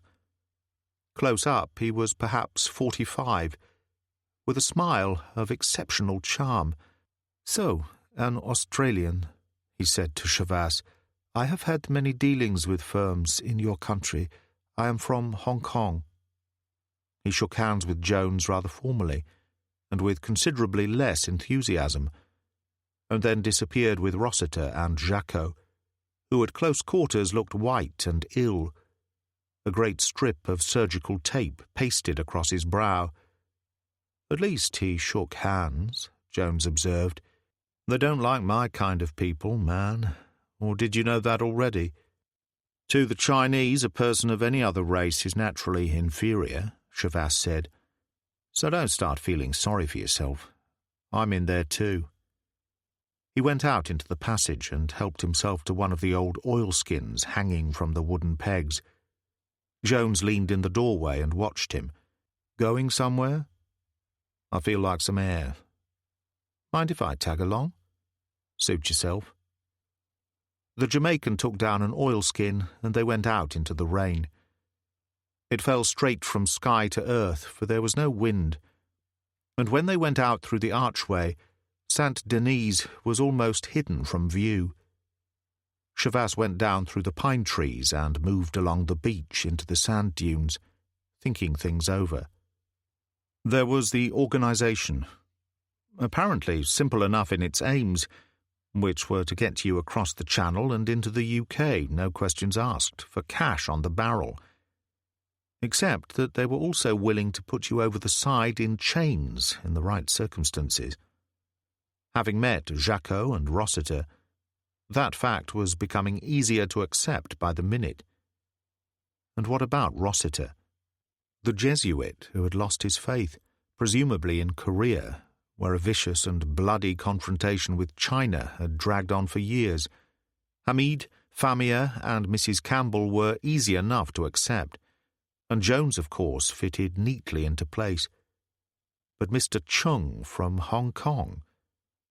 Now he really was an interesting piece of the jigsaw.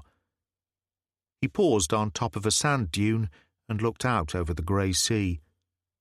Jones nudged him in the ribs. "You see what I see? They showing the latest customer over the boat." Chavas squatted, pulling Jones down beside him. Rossiter and Chung were walking along the wooden jetty towards the Leopard. As he watched, they scrambled onto the deck and disappeared down the companionway. "I wonder what they're up to," Jones said. "Only one way of finding out." Chavas got to his feet and went down towards the water, keeping to the cover of the sand dunes, and Jones followed him.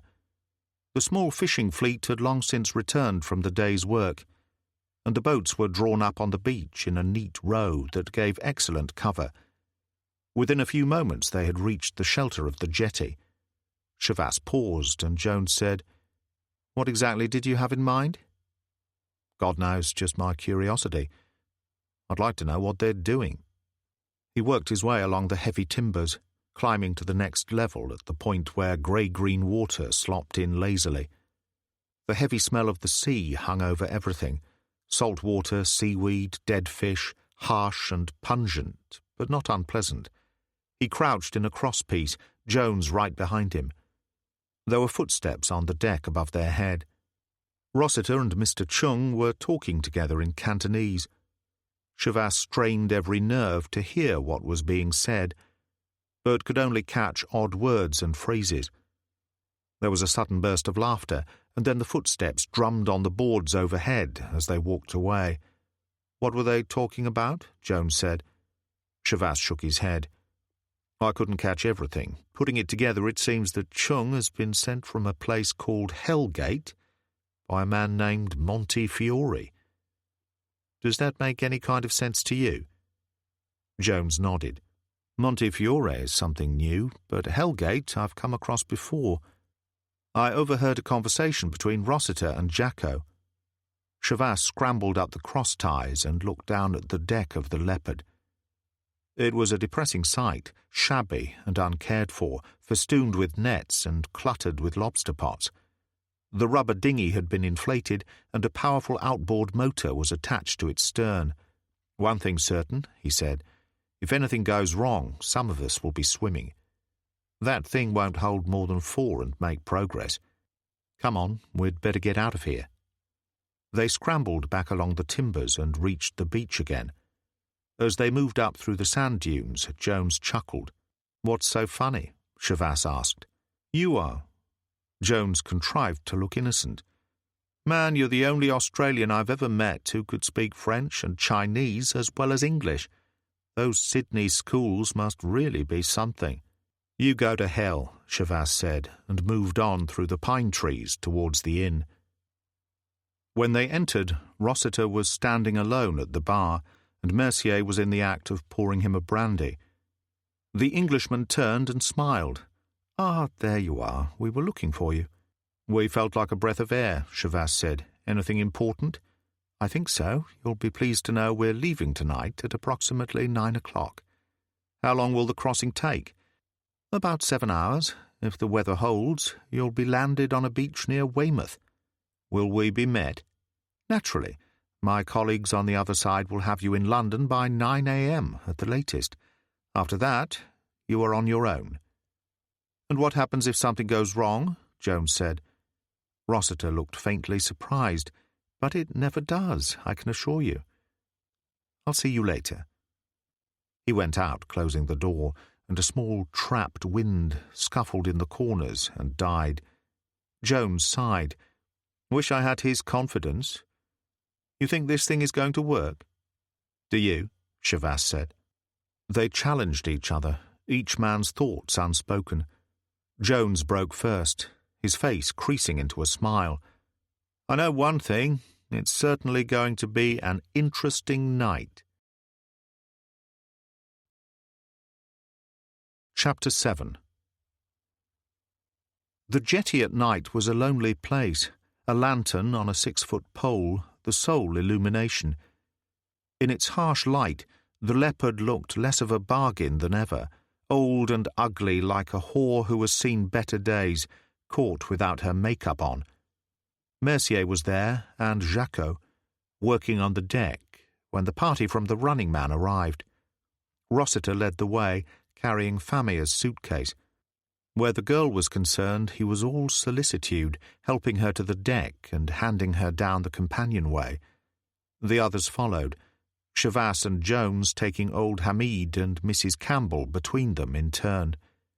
Rossiter held Shavas back, a hand on his sleeve. "A word before you go below." "Something troubling you?" Shavas inquired politely. "Your gun." Rossiter held out his hand. "No nonsense now, there's a good chap." Shavas shrugged, produced the Smith & Wesson and handed it over. "You're the boss?" "For a few hours more. Now, let's join the others." He nodded to Jacko. "Any time you're ready." Shavas went down the companionway to the cabin and found the rest of them already seated on either side of a central table, looking absurdly formal, as if it was some kind of board meeting and they were waiting for the chairman. Jones pushed up to make room for him on the padded bench and smiled. "What kept you?" Before Shavas could reply, Rossiter appeared. He leaned on the end of the table, his hands taking his weight. "Ladies and gentlemen, we're about to commence the final leg of your journey. If the weather holds, and I can assure you that the forecast is a favourable one, you'll be landed approximately 7 hours from now in a creek near a small village not far from Weymouth on the English coast. A member of our organisation will be waiting there to take you on to London by road. For the rest of the voyage, I must ask you to stay in your cabin. Are there any questions?" No one spoke, and he smiled. "You'll find sandwiches through there in the galley, if anyone feels hungry, and a small stove on which you can make coffee. I'll see you later." He left, and almost immediately the engines coughed into life, and the boat started to move. Chavasse peered out of the nearest porthole and saw Mercier standing under the lantern on the jetty as the Leopard moved out to sea. He walked away, and Chavasse sat down again. Jones offered him a cigarette. "Well, what do you think now?" "They seem to know what they're up to." Chavasse leaned across to Famia. "Everything okay?" She smiled brightly. "Fine, just fine. Mr. Rossiter has been so kind. He gives one such a feeling of confidence. I'm sure everything is going to be all right now. Let's hope so." Chavasse leaned back. The business with the Smith & Wesson had given him something to think about. There could well be some sinister motive behind it. On the other hand, it was perfectly possible that Rossiter was simply taking every precaution. Not that it mattered, for Chavasse, who had long ago learned by bitter experience never to leave anything to chance, still had his Walther PPK automatic, which, before leaving, he had strapped to the inside of his left leg just above the ankle with a piece of surgical tape. He sat back, eyes half closed, and watched Chung, who was reading a book at the far end of the table on the opposite side next to Mrs. Campbell. Chavasse wondered what it was, and in the same moment remembered two things: Rossiter's excellent Chinese, and the copy of the sayings of Chairman Mao he had seen in his room. Yes, indeed. The more he thought about it, the more interesting Mr. Chung became. With a love of the sea not unnatural in a man whose Breton ancestors had been voyaging to the coast of Newfoundland to fish long before Columbus had discovered the New World, Chavasse had been running a 30-foot motor yacht out of Alderney for 8 years, and knew the Golfe de Saint-Malo and the general area of the Channel Islands like the back of his hand. Because of this, he was able to keep a reasonably accurate check on their progress, not only from an estimate of the boat's speed, but by direct observation of various lights which were familiar to him. Although the weather remained fair, the boat pitched considerably in the turbulence common to the area because of the great tidal surge which drives in through the Channel Islands, raising the level of the water in the Gulf by as much as 30 feet. Both Hamid and Mrs. Campbell were suffering from seasickness in spite of the pills which Rossiter had handed round at the inn before leaving, and the old man didn't look at all well. It wasn't just the pitching of the Leopard which was causing the trouble. There was an all-pervading stench of petrol, which seemed to have got steadily worse for the last hour. Chavasse looked out of the porthole as they rounded Les Anois lighthouse on the western tip of Guernsey. He told Jones, "A clear run from here shouldn't take more than a couple of hours if the weather holds." Jones made a wry face. "Much more of this and I'll be sick myself. That petrol sure stinks." Chavasse said in a low voice, "I'm not too happy about it. Think I'll go on deck and have a word with our friend." The door at the top of the companionway was locked. He hammered on it with his clenched fist. After a while it opened and Rossiter peered in. "What do you want?" "We're getting one hell of a whiff of petrol down here," Chavasse told him. "Old Hamid's been sick several times now. He doesn't look too good." Rossiter crouched down and sniffed. A frown appeared on his face. "I see what you mean. Better bring him up for a breath of air while I get Jacko to check the engine." Jones and Chavasse took the old man up the companionway between them. There was a fair sea running and a strength 3 wind if Chavasse was any judge, but the old boat was coping nicely. The masthead light swung rhythmically from side to side. Jacko crouched beside the hatch which gave access to the engine. He disappeared from view, and Chavas left Jones to look after Hamid, and crossed to the open hatch. There was only 4 feet of headroom inside, and Jacko had to squat at the bottom of the short ladder while fumbling for the light switch in the dark. He found it, and in the sudden illumination the trouble was plain enough to see, for an inch or so of petrol slopped around his feet. He edged forward and disappeared from view, reappearing almost immediately.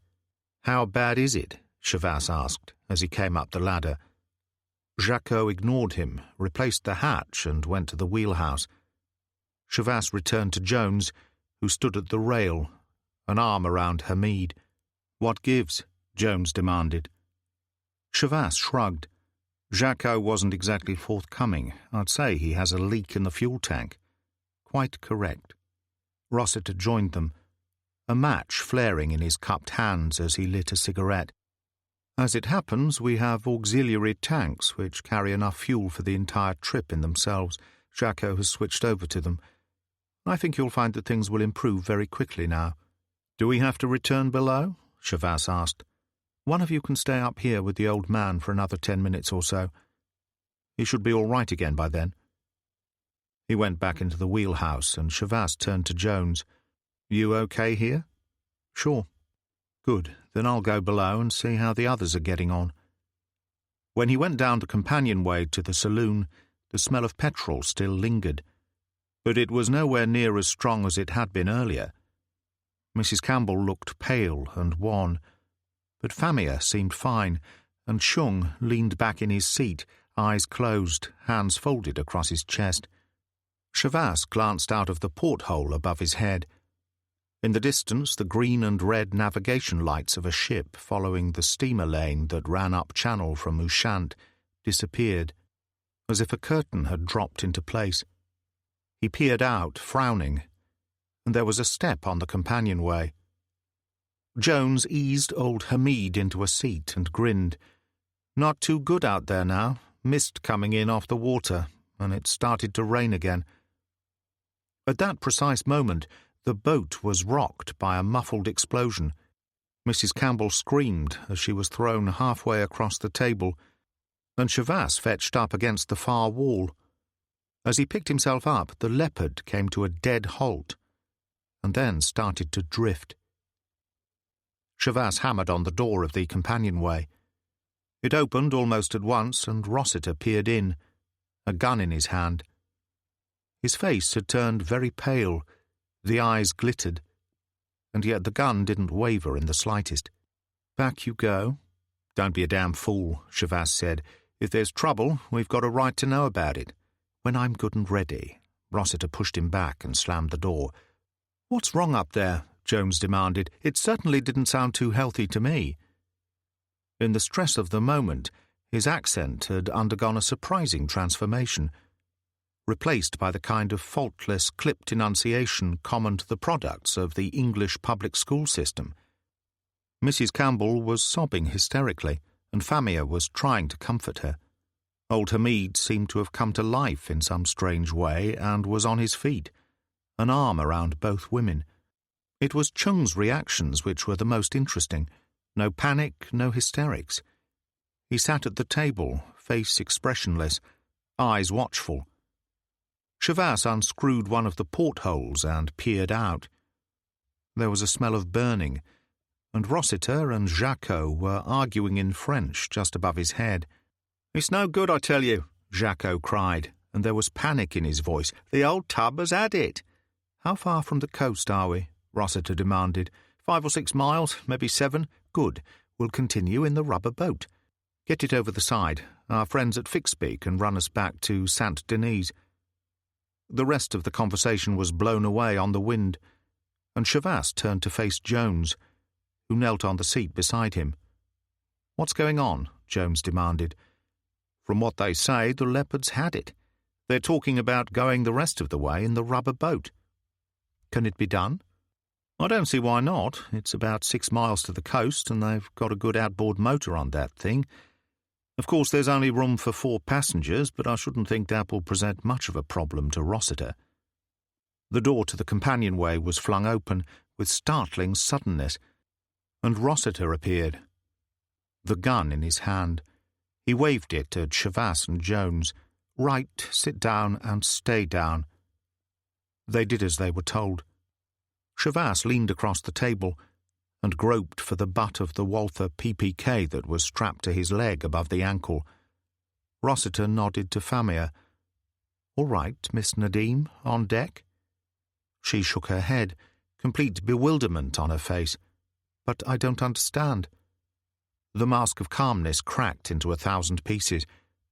He grabbed her roughly by the arm and cried wildly, "You want to die, do you?" He pushed her up the companionway. "Go on, get on deck." Mrs. Campbell sagged into her seat as Famia stumbled out of sight, and Chavasse said, "What do we do? Go down with the ship singing 'Abide with Me'?" Rossiter ignored him and spoke to Chung in rapid Chinese. "On deck quickly, the boat is sinking." The Chinese pushed past Hamid and Mrs. Campbell, and Chavasse leaned across the table, his hand fastening around the butt of the Walther. "I've certainly got to give it to you, Rossiter. It must have taken nerve to see Harvey Preston off the way you did. But this is even better, 4 at one go." Rossiter turned and fired, blindly and in a kind of reflex action, the bullet splintering the bulkhead behind Chavasse and a foot to one side. Mrs. Campbell screamed again. Chavasse sent Jones to the floor with a shove in the back and brought the Walther up fast. The bullet caught Chung on the side of the face, gouging a bloody furrow across one cheek, chipping wood from the doorpost as it went on its way. Chung didn't utter a sound. He spun round and flung himself up the companionway, and Rossiter fired 3 shots wildly. Chavasse went under the table. As the echoes died away, the door was slammed shut, and the bolt clicked. He got to his feet and found Jones already on his way to the companionway. Chavasse got to him just in time and dragged him back, as 2 more shots came through the door. "Wait, man, wait! He was expecting one of us to do that." They flattened themselves against the wall on either side of the companionway, and Jones said softly, "You know your business, I'll say that for you." Chavasse grinned. "You don't do too badly yourself, for a barrister." Jones showed no surprise at all. "You know who I am?" "Darcy Morgan Preston, aged 29, profession barrister. In practice in Jamaica since August 1967. Married, 2 children. You're trying to find out what happened to your brother Harvey. And you know. Our friends put him over the side, wrapped in about 60 pounds of anchor chain." Darcy Preston straightened and moved away from the wall, his face sagging. At the same moment, the outboard motor coughed into life outside. "Let's go," Chavasse said, and jumped into the companionway. He fired 4 times, splintering the wood around the lock, raised his right foot and stamped hard. The door swung back, and he went through to the deck, crouching. He was already too late. The sound of the outboard was fading into the darkness and mist. Chapter 8. "Nice people," Darcy Preston said quietly. "Now what do we do?" There was a sudden hiss as if gas were escaping, and a cloud of steam billowed from the engine-room hatch. Already the stern was low in the water, and the Leopard wallowed sluggishly, hardly lifting as the swell undulated across the sea. There was a sudden exclamation from the companionway, and when Chavasse turned, old Hamid was standing there. In the diffused yellow light from the masthead lamp, he looked about 100 years old. He didn't seem afraid in the slightest when he spoke. "They have gone, Mr. Chavasse? They have left us to drown?" "Not if I can help it," Chavasse told him.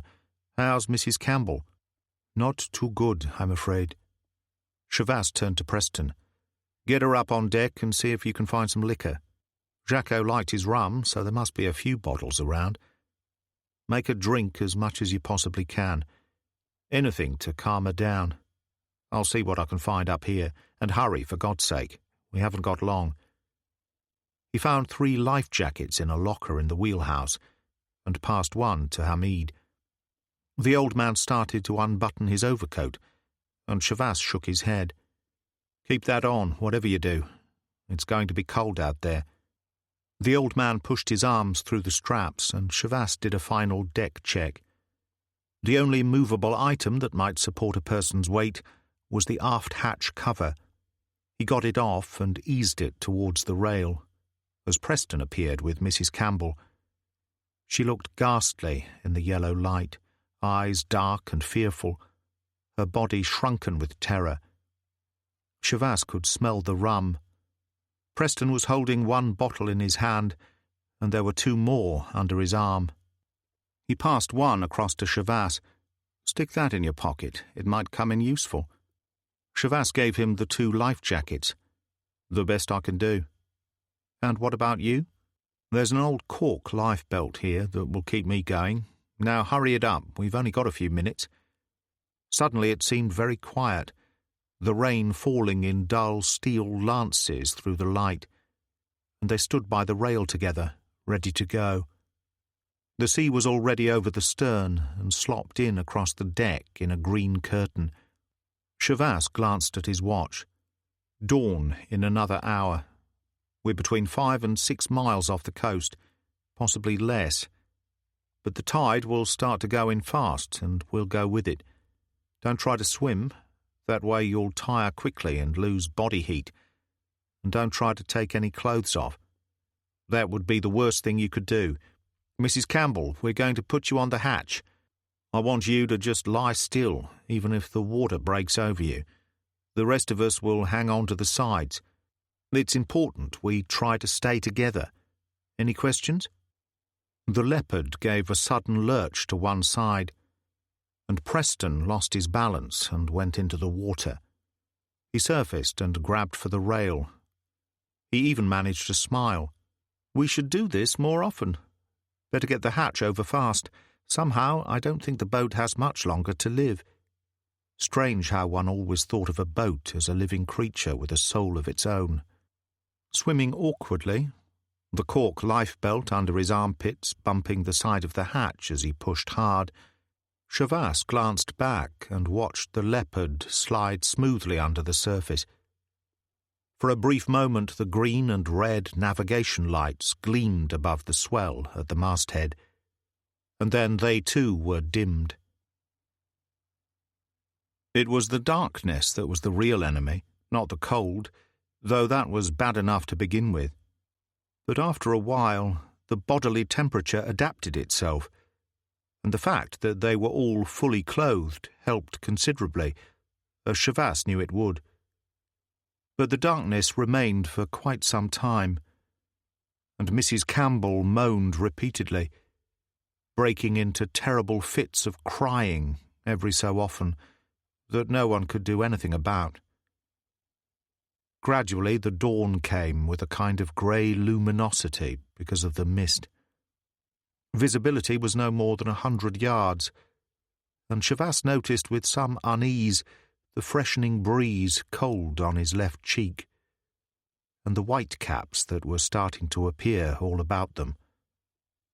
He turned to Hamid, who hung on to the hatch beside him. The old man was well out of the water because of his life jacket, but his turban was soaked, his skin shrunken so that every bone showed. "Are you all right? Can you hang on?"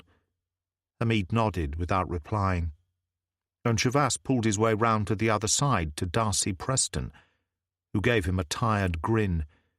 "Give me Montego Bay any time. This is no joke." "The wind is picking up," Shavas said. "Can you feel it? It'll push us inshore that much faster, but things are going to get rough, so watch out." Preston's mouth opened in a soundless cry. Shavas turned and saw a grey-green wall of water coming in fast, blocking out the sky. There wasn't a thing he could do about it. Nothing anyone could do. This time, Mrs. Campbell, God help her, didn't even get time to scream. The wave lifted the hatch like a cork chip, turned it over and smashed it down. Chavasse surfaced in a maelstrom of white water, struggling for breath, still buoyant, thanks to the old lifebelt. Mrs. Campbell was 20 or 30 feet away, Darcy Preston swimming after her. Hamid was over to the right, and Chavasse kicked out towards him. The old man looked badly shaken. He had lost his turban, and his long iron-grey hair had come loose and floated on the water as he lay back, obviously exhausted. As Chavasse reached him, the wind tore a gap in the curtain of mist, and he saw land low down on the horizon, no more than a mile away at most. So Jacques had been overcautious in his estimate. Either that, or they had come in a damn sight faster than he had realized. He turned towards Preston, who was still swimming after Mrs. Campbell, and shouted, "Land! No more than a mile!" Preston raised an arm to signify that he understood, and continued to swim after Mrs. Campbell. The curtain of mist dropped back into place. Chavasse reached the old man and pulled him close. "Not much longer now. I saw land." Hamid smiled wanly, but seemed unable to speak. Chavasse got the bottle of rum out of his pocket and pulled the cork with his teeth. "Drink some of this." He forced the old man's mouth open and poured. Hamid coughed, half choked, and pulled his head away. "It is against my religion," he gasped. Chavasse grinned. "Allah will forgive you this once, old man," he said in Urdu, and swallowed the rest of the rum. Strangely enough, the old man's only reaction to being addressed in his own language was to reply in the same tongue. "If I live, it is because Allah wills it. If I am to die, so be it." Another half hour, and Chavasse was really beginning to feel the cold. He had taken off the belt of his trench coat, and had used it to secure himself to Hamid, who floated beside him. There was no sign of Darcy Preston or Mrs. Campbell. Hadn't been for some time now. Old Hamid was still, eyes closed, his face a death mask, blue with cold. Chavasse slapped him a couple of times, and the eyes opened to stare blankly. A kind of recognition dawned. The lips moved. The words were only a whisper. "Ali, Ali, is it you, my son?" he asked in Urdu. "Yes, my father." It took everything Chavasse had to make the correct reply. "Not long now. Soon we will be home." The old man smiled. His eyes closed. And suddenly a wave took them high into a sky of lead, holding them above the water long enough for Chavasse to see cliffs through driving rain, no more than a couple of 100 yards away. Between lay wave after wave, and white water crashing in to meet the distant shore. From that moment they moved fast, helpless in the grip of the current that carried them with it. Chavasse gripped the old man tightly as water broke over them, and then another great wall of water, green as bottle glass, smashed down on them. Chavasse went deep, too deep, and found himself alone, fighting for life like a hooked fish. His lifebelt had gone, old Hamid had gone, but strangely no panic touched him. If he was to die, he would die fighting. There is a behavior pattern common to all animals, and known to psychologists as the critical reaction, a phrase that describes the fury with which any living creature will fight for survival when there is no other way, either backed into a corner by his enemies or alone in a sea of white water, as Paul Chavasse was now. He broke surface, sucked air into his lungs, and went under again, tearing at the buttons of his trench coat. He got it off, and then the jacket, and came up for more air. The shoes took a little longer. probably because his feet were swollen from their long immersion in cold salt water. But suddenly he was free of those too, and swimming again, his rage to live giving him strength drawn from that hidden reserve that lies dormant in every man. And then his foot kicked sand, and he went under again. A wave took him forward across a great rounded boulder streaming with water, and he found himself knee-deep in seaweed. Another wave bowled him over, his fingers hooked across a rib of rock, and he held on as the waters washed over him. As they receded, he staggered to his feet and stumbled across the rocks to the safety of a strip of white sand at the base of the cliffs. He lay on his face, gasping for air, then forced himself to his feet. Hamid. He had to find Hamid. The sea was in his mouth, his ears, his throat. It seemed to sing inside his head as he turned and picked his way through the rocks to the main beach. He saw Hamid at once, 30 or 40 yards away, lying in the shallows, the water breaking over him.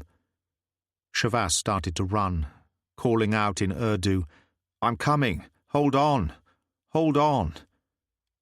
Stupid, really. The old man would be dead, he knew that. He dragged the body clear of the water, turned it over, and greatest of all miracles, the old eyes opened. Hamid smiled. All fatigue and pain washed from his face. "Ali, my son, I knew you would come," he whispered. "Bless me now." "You are blessed, old man.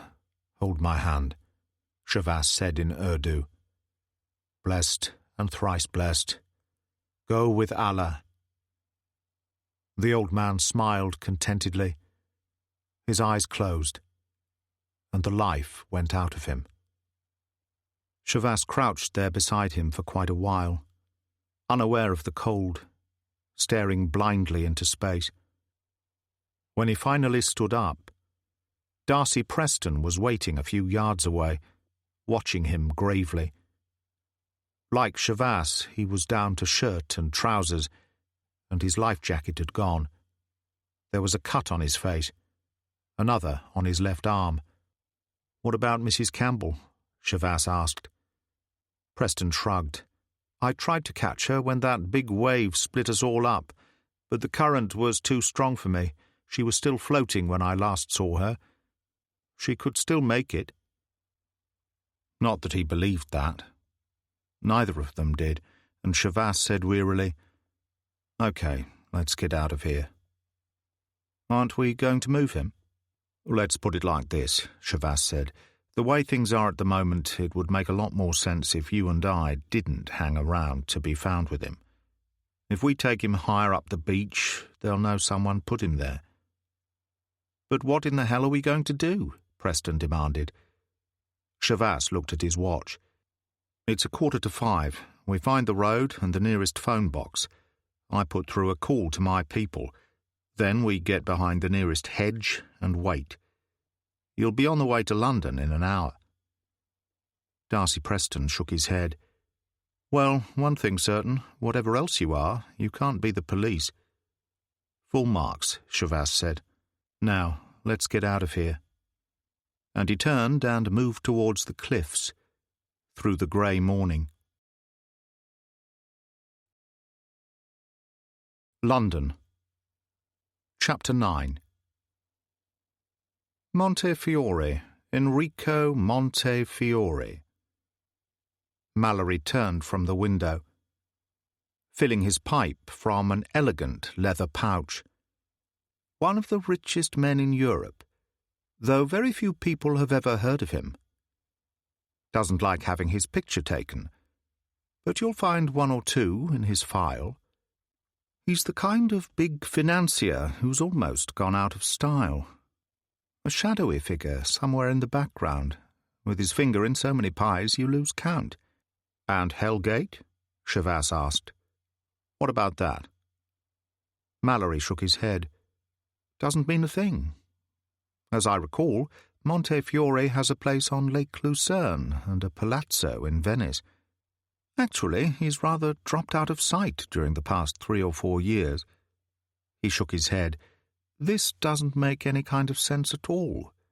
Why on earth would a man of Montefiore's background be mixed up in a thing like this? There was a knock at the door, and Jean Fraser came in. She handed Mallory an envelope. "More material from S2, sir, courtesy of CIA, China section." She went out, and Mallory opened the envelope and took out several record cards, each with a photo pinned to it.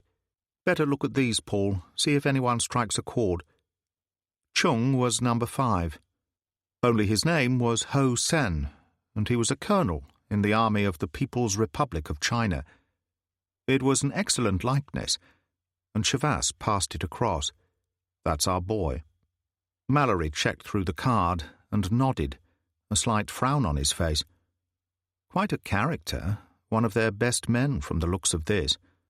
Rather stupid to pass him off as a military attaché in Paris for 3 years. The CIA was bound to catch on to him. The telephone buzzed. He picked it up and listened for just over a minute. When he replaced the receiver, he looked thoughtful. That was Travers calling in from this place Fixby. It's a little village on a creek near Weymouth. There's a broken-down boatyard just outside it, run by a man named Gorman. He's missing at the moment. Last seen moving out to sea at about 6 this morning in a 30-foot launch he uses to take people big game fishing. Chavas looked at his watch and saw that it was almost noon. They'll be nearly there by now, if the weather holds. Saint Denis? Mallory nodded. Yes, I'm inclined to agree with you, and our friend from the People's Republic will have returned with them, if I'm any judge. For one thing, he's going to need some kind of medical attention, and for another, he won't want to hang around now that things have turned sour. Very practical people, the Chinese. What about Rossiter? Mallory picked up a flimsy and examined it. Now he really is an amazing character. I can't get over him. Stonyhurst, a double first at Cambridge. 5 years at the English College in Rome, and then career. The Chinese had him for 4 years. 4 years behind the wire. That must have been hell. Remembering his own experiences in a similar position for only a week, Chavas nodded. You can say that again. But why did he throw up holy orders? What was the given reason? Difficult to discover. The church doesn't exactly fall over itself to discuss this sort of thing. However, I've pulled a few strings, and they've reluctantly given me the address of a priest who was in captivity with Rossiter. His parish is right here in London, which is rather convenient. Chavas examined the card Mallory passed across. Father Henry de Souza, Portuguese, which would probably turn out to mean that his family had been living in England for at least 500 years. Was there ever the slightest suggestion that Rossiter had turned red? Mallory shrugged. Anything is possible in this the worst of all possible worlds, dear boy. They certainly did a good job on him. Of course, a priest has something to hang on to, something to fight them with. Having said that, there's no question that ministers of religion held by the Chinese for a period, and later released, have sometimes needed psychiatric help on their return. That's how complete the brainwashing process has been. They've done research into it at Harvard, I understand. Anyway, you go and see Father de Souza and see what you can get out of him. What about Darcy Preston? No problem there, as long as he behaves himself and keeps his mouth shut. We'll put him on a plane for Jamaica tomorrow. Is it all right if he stays at my place in the meantime? I don't see why not. Mallory shook his head. St. Paul's by day and Soho by night. What a strange mixed-up life that boy must have had. Chavas got to his feet. He seems to have survived it all rather well. I'll be in touch later this afternoon. He was halfway to the door when the phone buzzed again. Mallory called him back with a gesture and picked up the receiver. He put it down again with a sigh. The body of a middle-aged woman wearing a life jacket was pulled out of the sea off Weymouth by a fishing boat an hour ago. Paul, I'm sorry, damned sorry, especially in view of what you told me. So am I, Chavas said, and went out quietly, murder in his heart.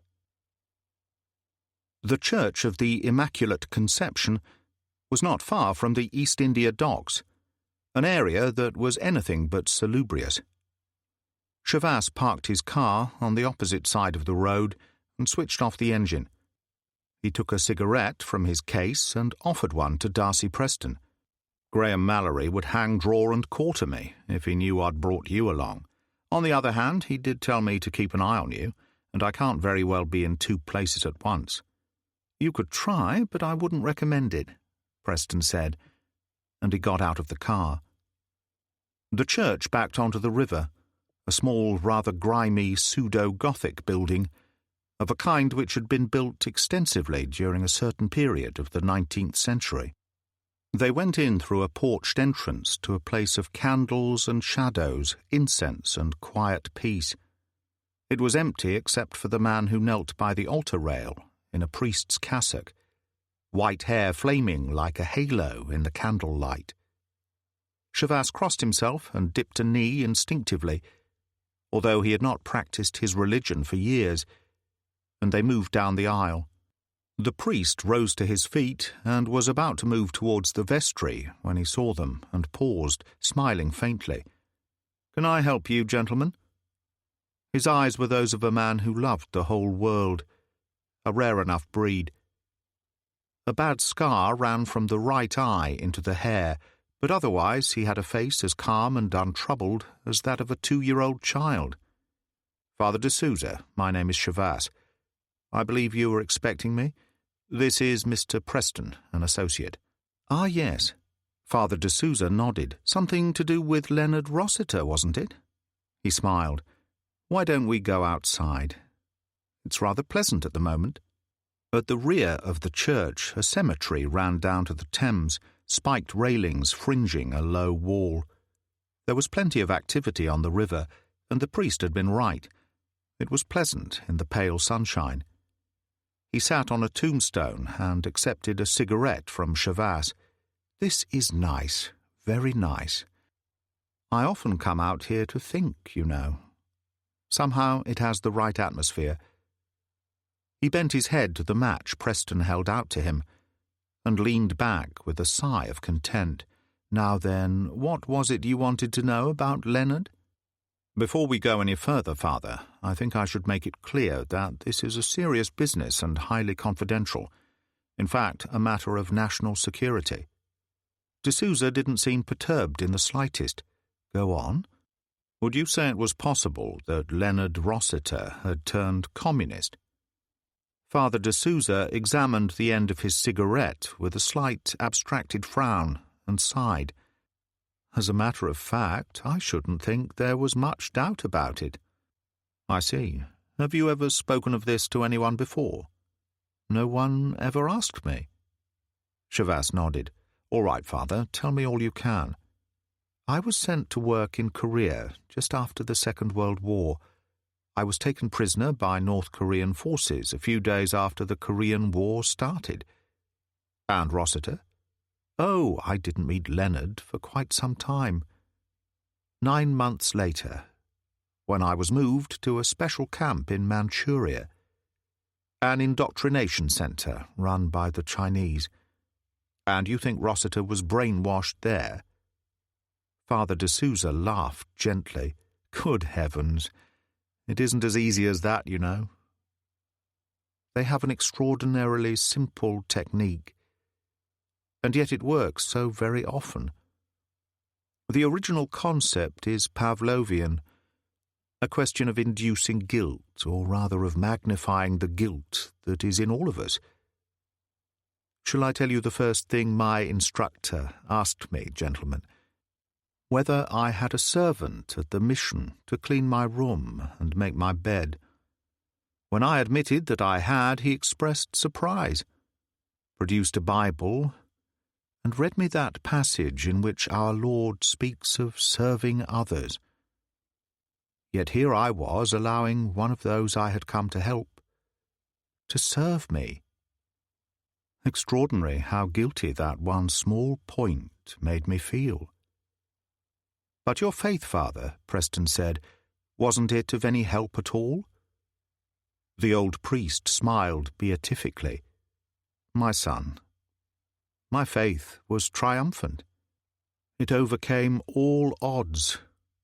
In spite of everything that was attempted with me, I have never felt more certain of God than I did during those dark days." "And Rossiter?" Chavas said. "What about Rossiter's faith?" The old priest looked genuinely troubled. "I am in a difficult position here, gentlemen. I was Leonard's confessor at Nom Bec, and he mine. The secrets of the confessional are sacred. Let me say that he had problems long before he fell into communist hands. From their point of view, he was fruit that was ripe for the picking." "What kind of problems?" "If I may use Marxian terminology, each man has his thesis and his antithesis. For a priest, his thesis is everything he believes in, everything he and his vocation stand for. His antithesis, on the other hand, is his darker side, the side which is present in all of us. Fears and hates, violence, aggression, the desires of the flesh. Leonard Rossiter was racked by guilt long before the instructors at Nom Bec got to work on him. But why did he give up holy orders? The official explanation was that he had experienced a crisis of faith, that he could no longer continue. This happened 3 or 4 years after his return. But you think he'd fallen for the party line? Father de Souza nodded. I think it seemed to offer him what he was searching for, a strong faith, a faith which would support him. You say seemed to offer him, Father? Darcy Preston said. Father de Souza smiled gently. One thing I can tell you with certainty. Leonard Rossiter is a soul in torment. He is like the man in Thomson's poem, pursued endlessly by the hound of God, fleeing from the one certain hope of salvation, hell-bent on destruction because of his own self-loathing. Chavas nodded slowly. That's all, Father. I think you've made your point. I hope I've been of help. A pleasure, gentlemen. He shook hands and they left him there on the cracked tomb, finishing his cigarette. Quite a man, Darcy Preston said as they got into the car, and then some. Mallory listened to what he had to say, a strange, abstracted look on his face. I've spoken to NATO intelligence since you were last here, about Montefiore. Mallory nodded. It's curiously disturbing, Paul. They haven't got a thing on him. Now that worries me. That really does worry me. I wouldn't mind knowing that he was the most dangerous double agent in the game, as long as one had a hint. But this whole situation smells to high heaven. How do you see it? Chavas stood up and paced backwards and forwards across the room. Let's take the two most important strands. Colonel Ho Sen, a very dangerous Chinese agent, and Leonard Rossiter, who seems to have fallen for the party line during his captivity. That still leaves us with the most puzzling bit of all. Why should a multi-millionaire financier, like Enrico Montefiore, help to further the cause of militant Chinese-style communism? And there's another point. The immigration racket. So amateurish. All right, so Rossiter's organisation is amateurish, as you say, but the Chinese don't have a great deal of choice when it comes to friends and allies. They've only got one toehold in Europe, remember, Albania. It's always possible that they just haven't realised how second-rate Rossiter's organisation is. You could be right, Chavas admitted.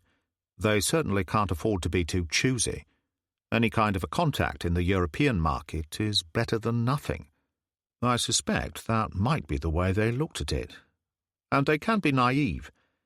People are always telling us that we don't understand the Orientals. That may be true. But they certainly don't understand us any better. Mallory sat there staring into space for perhaps 30 seconds. Then he nodded. Right, Paul, it's all yours. Find them, all three of them, Hossein, Rossiter, and Montefiore. I'd like to know what it's all about. But the most important thing is to bring them to a stop. A dead stop. Naturally, seek and destroy. I can't see any point in taking half measures. It's completely your baby from now on. Use the usual communication system whenever possible to keep me informed. See Jean on your way out about money. Anything else? Chavas nodded. The man you've got keeping an eye on this bloke Gorman at Fixby. Pull him off. You're going down there yourself? It would seem as good a place as any to start. Mallory reached for the phone. I'll see to it now. Good luck. Jean Fraser glanced up as Chavas emerged. You look pleased with yourself.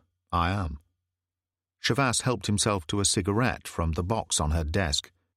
His eyes were like black glass in the dark, Celtic face. He looked like the devil himself. And for some reason she shivered. What is it, Paul? I'm not sure, he said. It's been a long time since I felt like this. Like what? Personally involved in something. Me, Paul Chavas, not just the Bureau. I'm thinking of an old man on his back on a South Coast beach this morning who only wanted to see his son. And a fussy little woman who died alone, utterly terrified. A silly, stupid little woman who never hurt anyone in her life. He sighed heavily and stubbed out his cigarette. I want revenge, Jean. For the first time, I want to take care of someone permanently, for personal reasons. It's a new sensation. What worries me is how happy I feel about the prospect. He parted from Darcy Preston with regret, for he had come to like the brilliant, sardonic Jamaican, and not only because of what they had been through together. As he packed one or two things, Darcy sat on the window seat and watched. He was wearing a pair of Chavas's trousers, a polo-neck sweater and a sports jacket in Donegal tweed. Sure you're okay for cash? Chavas asked, as he locked his suitcase. Darcy nodded. I still have a bank account here. Chavas buttoned an old naval bridge coat that gave him rather a nautical air. I don't suppose I'll be seeing you again. By this time tomorrow you'll be on your way to sunny Jamaica, land of carefree calypso and shanty towns. Give me Birmingham any day, Darcy grinned. And what about you? Where do you start? At this place, Fixby? Good a place as any. The Jamaican held out his hand. This is it, then. Good luck, Paul, and next time you see Rossiter, give him one for me, preferably with your boot. Chavas had the door half open when Darcy spoke again. Just one thing, it's been eating away at me, so I've got to ask. Why did they kill Harvey that way? I can only guess they were probably in danger of being boarded. In a manner of speaking, they were destroying the evidence. Darcy Preston actually laughed. You know something, that's really ironic. That's exactly what the blackbirders did with their slaves in the old days, when the Royal Navy was on their tail. Put them over the side in chains. He laughed again. But this time there were tears in his eyes. And Chavas closed the door and left him there, alone with his grief, in the quiet room. Chapter 10. Fixby was a village in decline. The sort of place that had enjoyed a mild prosperity when fishing was still an economic proposition, but not now. The young ones had left for the big city, and most of the cottages had been taken over by town dwellers seeking a weekend refuge. Shavas had himself driven to Weymouth in a bureau car and completed his journey on the local bus. It was 4 o'clock in the afternoon when it deposited him in Fixby, where he was the only passenger to alight. The single street was deserted, and the pub, in strict adherence with the English licensing laws, had its door firmly shut. He moved past it and continued towards the creek, one hand pushed in the pocket of his old bridge coat, a slim, leather, locked briefcase swinging from the other. The boatyard wasn't hard to find. A ghost of a place, a graveyard of hopes and ships, beached like dead whales, sombre in the rain. There was an office of sorts, a decaying clapboard house behind. There didn't seem to be anyone about, and he moved towards the jetty. A sea-going launch was moored there, a trim craft if ever he'd seen one. She was rigged for big game fishing, with a couple of swivel chairs fitted to the stern deck and a steel hoist. She was a beautiful boat, there was no doubt about that, a jewel in a jungle of weeds. He stood there looking at her for quite a while, then turned away. A man was standing watching him from the shadow of an old barge. He was very tall and thin, and dressed in an old reefer jacket, peaked cap, and greasy overalls. His face was his most remarkable feature. It was the face of a Judas, one eye turned into the corner, the mouth like a knife slash. A face as repulsively fascinating as a medieval gargoyle. "Admiring her, are you?" His voice was hardly more than a whisper. And as he approached, Shavas noticed a jagged scar that stretched from his right ear to his windpipe. "She's quite a boat." "She certainly is. Penta engines, radar, echo sounder, all that, and 35 knots. You know boats?" "A little. Are you Gorman?" "That's right. What can I do for you?" "I'd like to take a little trip, if your boat is available. Fishing?" Gorman shook his head. "Too late in the day." "I was thinking of rather more than that," Shavas said. "The fact is I want to get across the channel in a hurry, and a friend of mine told me you might be able to oblige at a price." Gorman looked down the creek, whistling softly. "Who is this friend?" he asked, after a short pause. Shavas managed to look suitably embarrassed. To tell you the truth, he wasn't really a friend. Just a bloke I met in a bar in Soho. He said that at any time I wanted to get out of the country in a hurry, you were a good man to see. Gorman turned abruptly and spoke over his shoulder as he walked away. "Come up to the office. It's going to rain." Shavas went after him and mounted the rickety wooden stairs to the veranda. At the top he paused and turned his head sharply, aware of some kind of movement down there among the derelict boats. A dog, perhaps, or a rabbit. But it left him with a vague unease as he went into the office. The place was cluttered with odds and ends of every description. Gorman cleared the table with a sweep of an arm and produced a bottle of whiskey and 2 glasses. "So you want to get across the water pretty badly," he said. Shavas placed his case on the table and unlocked it.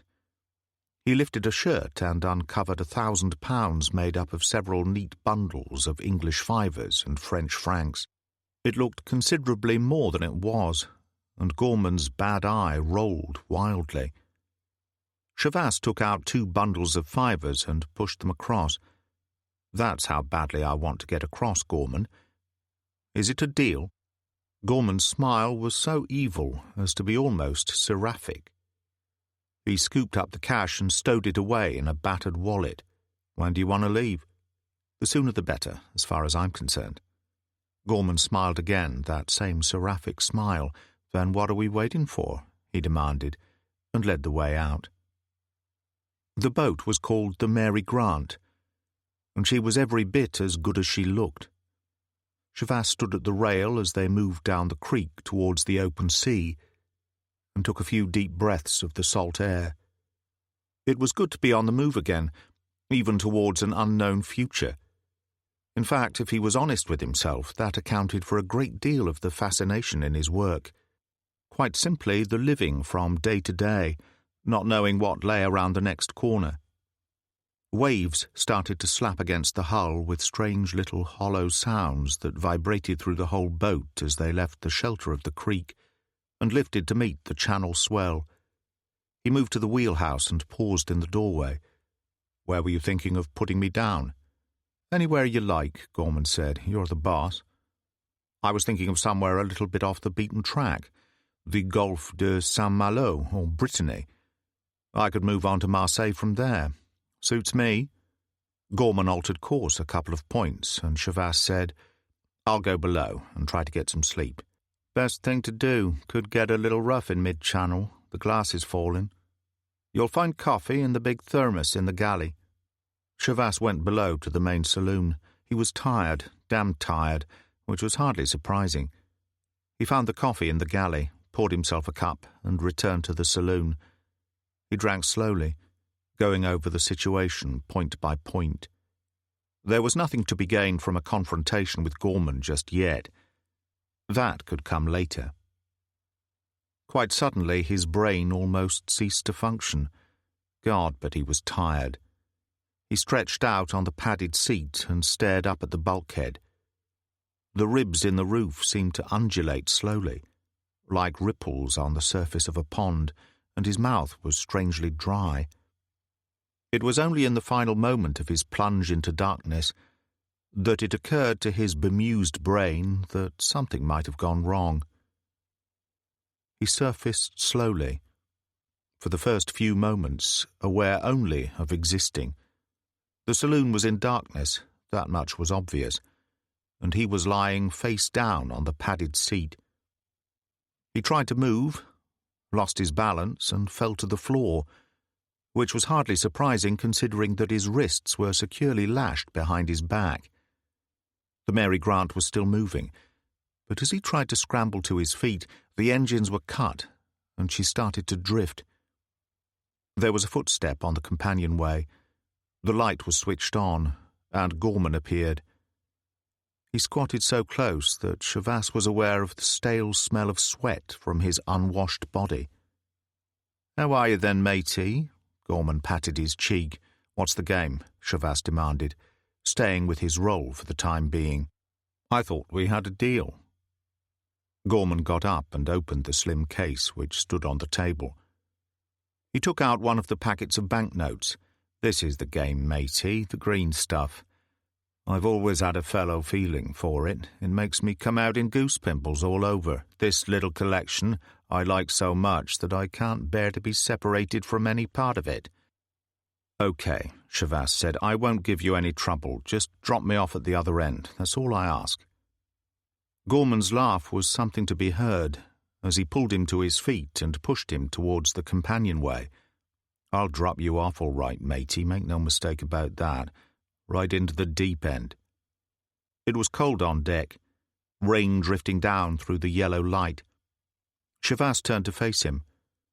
Gorman picked up a length of rusty anchor chain, and Chavasse said calmly, "Who taught you that little trick, Rossiter?" It certainly brought Gorman to a stop. He glared at Chavasse, his eye rolling horribly, and when he spoke his voice was the merest whisper. "Who are you? What is this?" "It's no good, Gorman," Chavasse told him flatly. "My people know where I am. When I end up missing, you'll have some tall explaining to do." He had completely miscalculated his man. Gorman gave a cry of rage, and his arm went back to strike, the length of chain cracking out like a leather whip. It never landed. A hand emerged from the shadows and wrenched the chain from his grasp. Gorman spun round, and Darcy Preston stepped into the light. Gorman didn't mess about. His hand went into his pocket and came out clutching a revolver. But he made the mistake of firing too quickly. The bullet ploughed into the deck house, and Darcy went head first into the sea. Gorman peered into the dark waters, and behind him, Preston pulled himself over the rail, having swum under the keel. There was only one possible weapon, a long-handled gaff used for pulling in game fish, which hung on the side of the wheelhouse in a spring clip. As he pulled it free, the clip twanged musically, and Gorman turned. This time he went by the manual. His arm swung up in a straight line as he sighted along the barrel with his good eye. Chavas went for him, shoulder down like a rugby forward, sending him staggering against the rail. The revolver discharged harmlessly, and as Gorman straightened, aiming again, Darcy lunged with the gaff, the point catching Gorman in the right armpit. He went over the rail backwards with a cry.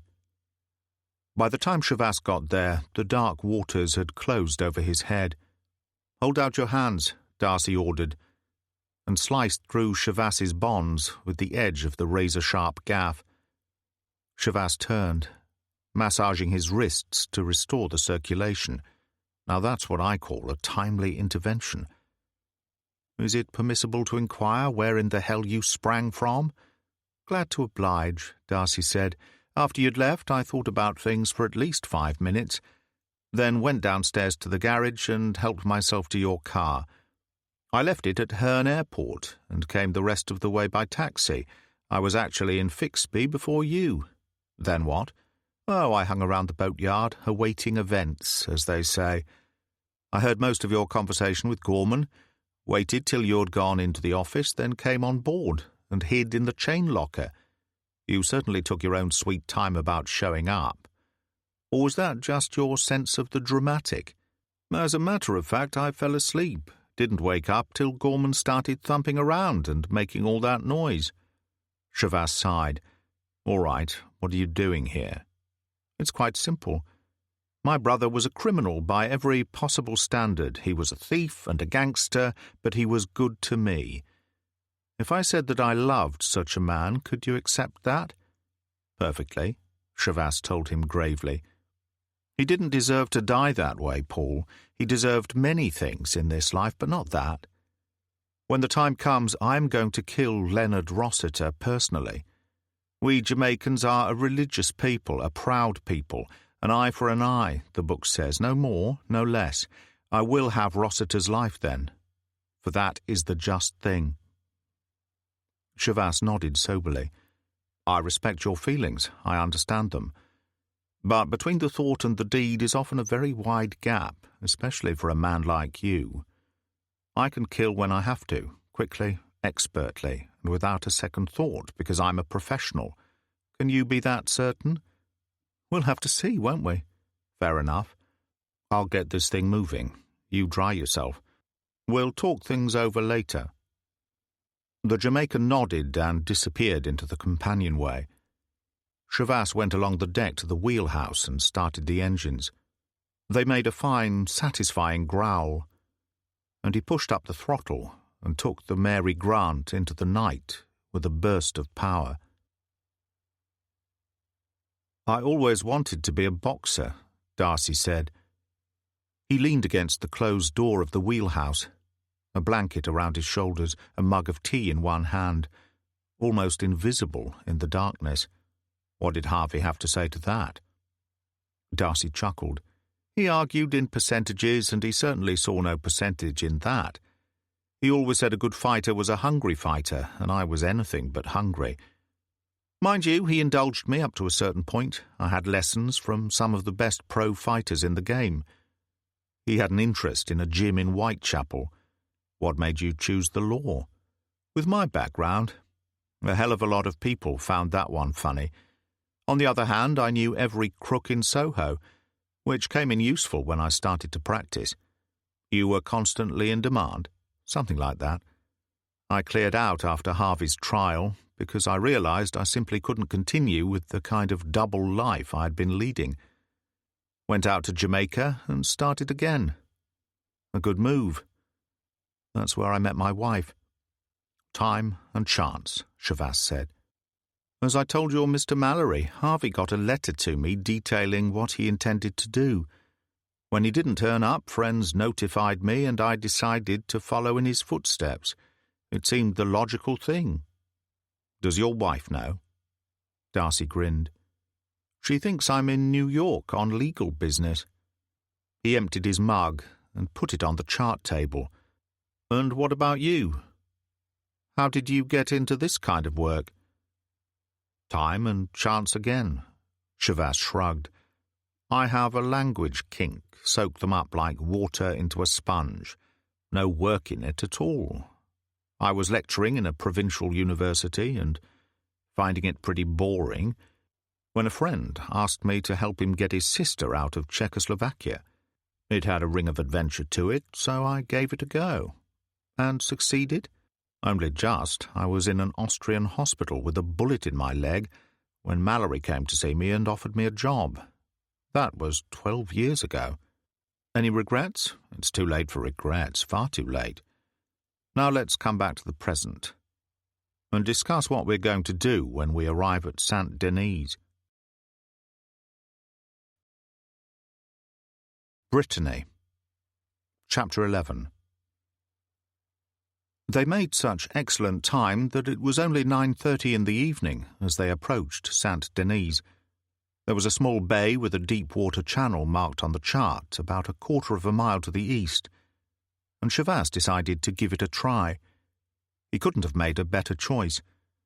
The bay was almost a complete circle, no more than 100 yards in diameter and guarded by high cliffs, which gave excellent cover from the sea. They dropped anchor and went below.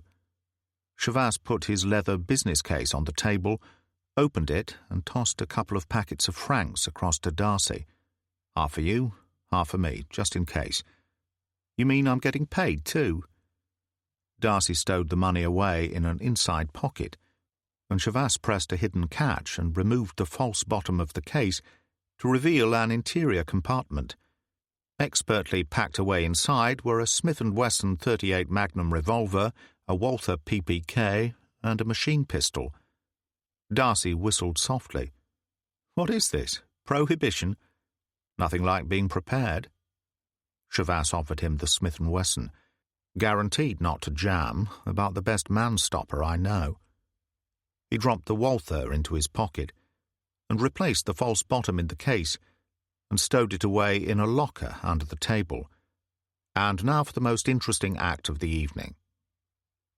They rowed ashore in the fiberglass dinghy, beached it, and scaled the cliffs by means of a narrow path. The sky was blue-black, and every star gleamed like white fire. There was no moon, yet a strange luminosity hung over everything, giving them a range of vision much greater than might have reasonably been expected under the circumstances. They made rapid progress through the scattered pines, and soon came to a point from which they could look down into Saint Denis. There was a light here and there in the cottages, and several in the downstairs windows of the Running Man. "How do you intend to play this thing?" Darcy asked. "By ear," Shavas told him, "strictly by ear. Let's see how many guests are at the party first." They went down the hill, scrambled across a fence, and continued along a narrow country lane that soon brought them to the outskirts of the village. Here the cottages were spaced well apart, each with its own small patch of ground under cultivation. They passed the first house, and as they approached the second, Darcy placed a hand on Shavas's sleeve. "This is Mercier's place. Or did you know?"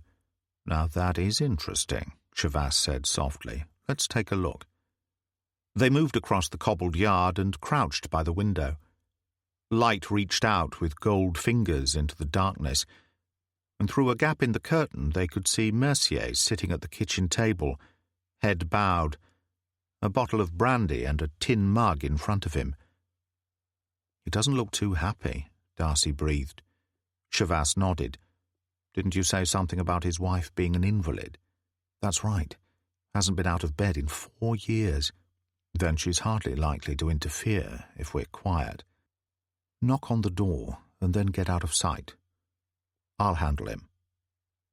Mercier was slow in responding, and his footsteps dragged strangely across the stone floor.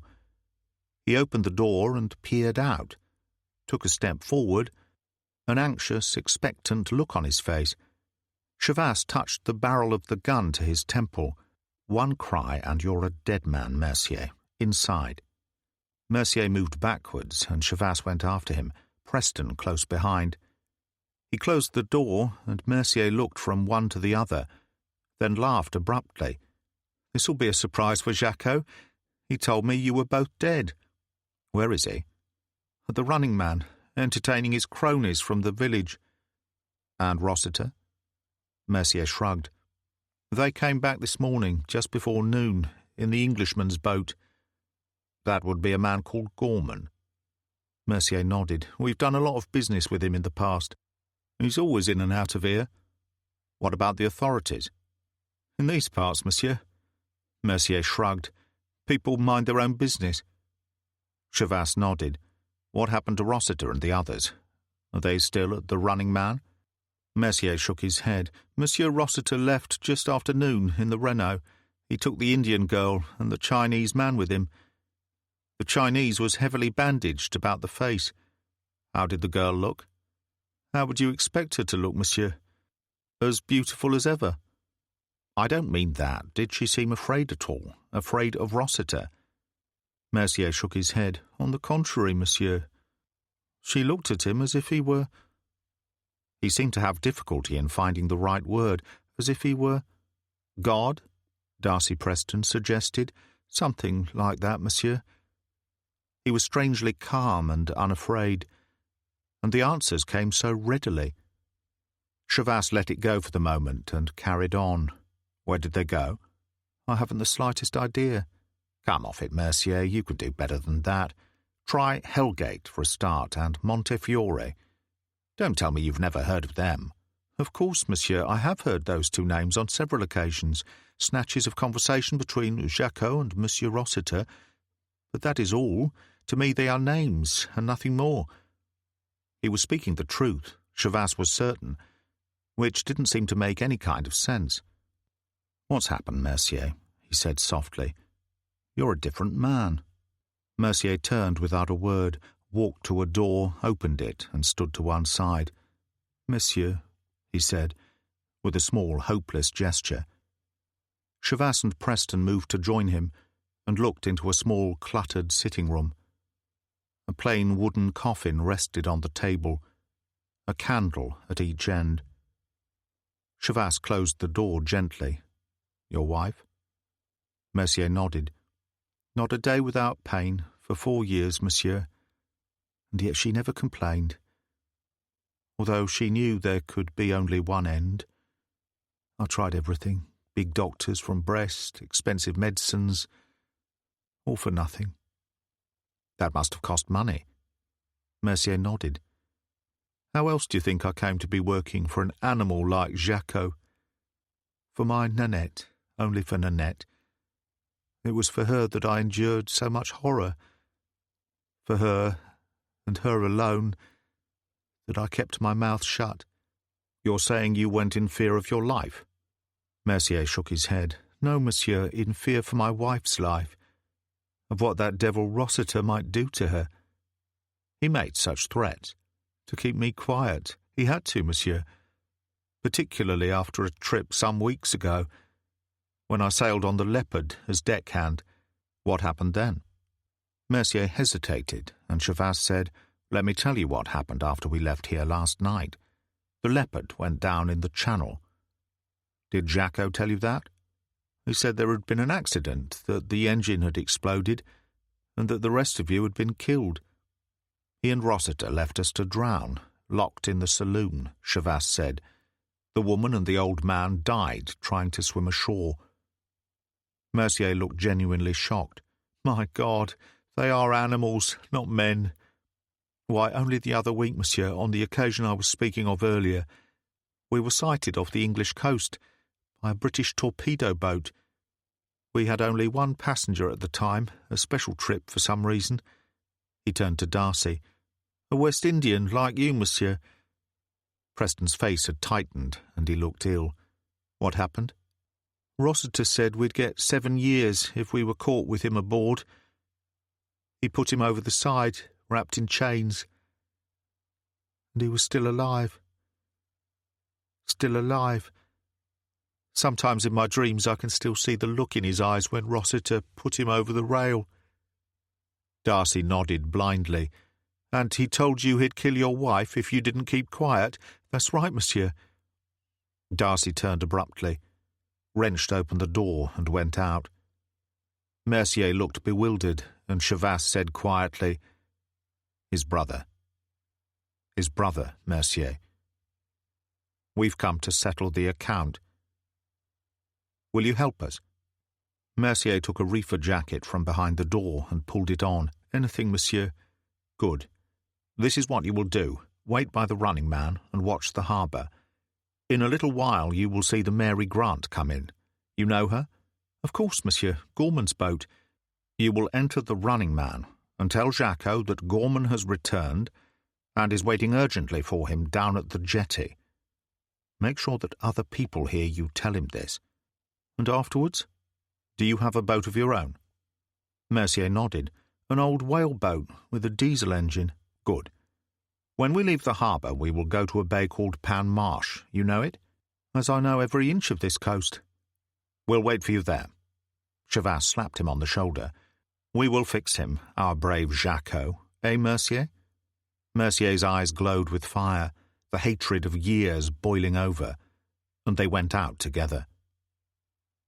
There were perhaps a dozen fishermen in the bar when Mercier entered the running man, and Jacques was holding court. They pressed round eagerly as he poured red wine from an earthenware jug, leaving a trail like blood across the counter, while the old woman who worked for him looked on with a tight mouth. "Free," he roared. "Everything on me. In the morning I'll be away, and you'll never see old Jacques again." Mercier had difficulty forcing his way through to the bar, but when Jacques noticed him, he greeted him effusively. "Mercier, old friend, where have you been hiding?" His speech was slurred, and he gave every appearance of being drunk. Mercier was instantly suspicious, never having seen him the worst for liquor in his whole life. "I've got a message for you," he said loudly, "from Monsieur Gorman." Several heads turned in interest, and Jacques frowned, instantly sober. "Gorman? He's here? At the jetty. He just came in on the Mary Grant." Jacques put down the jug and nodded to the old woman. "It's all yours." He came round the bar and brushed past Mercier. "Let's go." Outside, a slight wind moved in from the sea and stirred the pines. "Did he say what he wanted? Is it trouble?" Mercier shrugged. "Why should he talk to me, Monsieur Jacques, a person of no importance? He told me nothing." Jacques glared at him in surprise, aware of a new belligerency in his tone. But there was no time to investigate now. At the end of the street, Mercier paused. "I'll leave you here, monsieur." "You are going home?" "That's right." Jacques tried to inject a little friendliness into his voice. "I'll drop in later, if I may, after I've seen what Gorman wants. I'd like to talk things over with you now that I'm leaving." "As you wish, monsieur."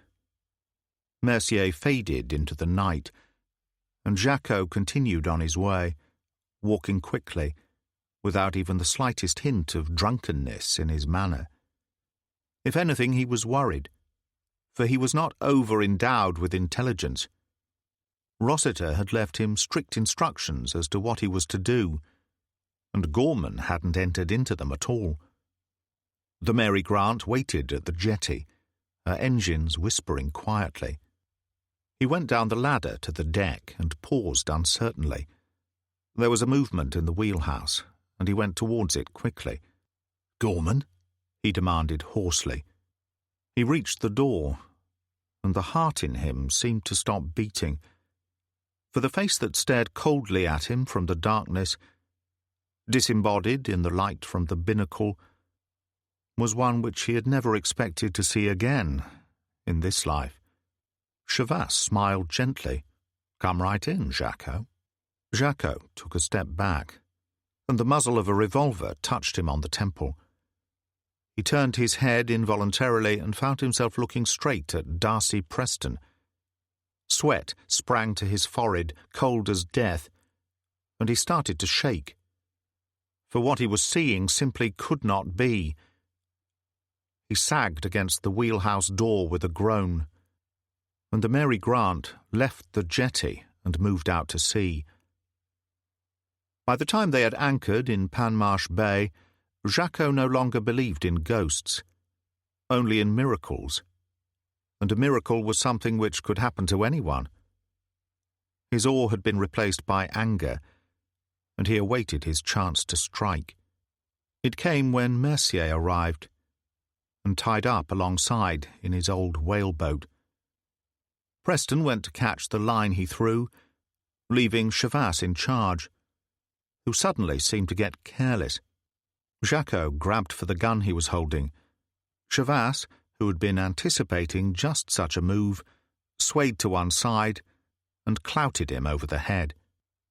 The blow would have dazed any other man, sending him to his knees for several minutes.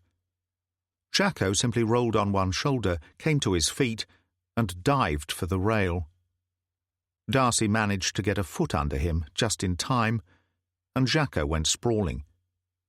When he got to his feet, he found Preston taking off his jacket. "Come on then, Jacques," he said, "and let's see how good you are." "You black ape." Jacques came in like a tornado, great arms flailing, hands reaching out to destroy, and proceeded to get the thrashing of his life as Darcy demolished him with a scientific exactitude that was awe-inspiring in its economy. The Jamaican in action was something to see, and hatred gave him an additional advantage. Jacques landed perhaps 3 or 4 punches, but everything else he threw only touched air. In return, he was subjected to a barrage of punches that were devastating in their effect, driving him to his knees again and again, until a final right cross put him on his back. He lay there sobbing for breath, and Darcy dropped to one knee beside him. "And now, Jacques, you will answer some questions quickly and accurately." Jacques spat in his face. Chavasse pulled Darcy up. "Take a breather. Let me try." He lit a cigarette. "We all hate you here, Jacques. The Jamaican because you and Rossiter drowned his brother, Mercier because you dragged him down into the filth with you, me because I don't like your smell. You're an animal, something from under a stone, and I'd no more hesitate to kill you than I would to step on a slug. Now that we know where we stand, we'll try again. Where has Rossiter gone?" Jacques' reply was coarse and to the point. Chavasse stood up. "On your feet." Jacques hesitated, and Mercier kicked him in the ribs. "You heard the gentleman." Jacques got up reluctantly, and Chavasse tossed Darcy a coil of rope. "Tie his wrists." Jacques didn't bother to struggle. "You can do what you like. You won't make me talk. I'll see you in hell first." He raved on for some time, but Chavasse ignored him and walked to the stern, where the swivel seats were fastened to the deck for big game fishing, and the hoist and pulley were rigged, ready to haul in tuna or shark. "Let's have him down here." Darcy pushed Jacques forward, and Chavasse swung him around and looped his bonds over the hook on the end of the pulley line. "Here, what is this?" Jacques demanded. Chavasse nodded to the other two. "Haul away." As Preston and Mercier turned the winch handle between them, Jacques' feet left the deck, and in a moment he was 3 feet up in the air. He started to struggle, kicking wildly, and Chavasse pushed the hoist out over the water. Jacques hung there, cursing, and Chavasse tried again. "Ready to talk, Jacques? To hell with you. To hell with all of you." Chavasse nodded. Darcy released the winch handle, and Jacques disappeared beneath the surface. Chavasse gave him a full minute, checking his watch carefully, then nodded, and Darcy and Mercier cranked him in.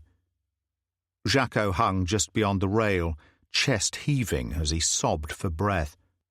He started to cough, then vomited. Chavasse gave him a moment to collect himself. "Hellgate, Jacko, and Montefiore. I want to know about both of them." Jacko cursed him, kicking out wildly. Chavasse turned and nodded, his face cold, and the winch creaked again.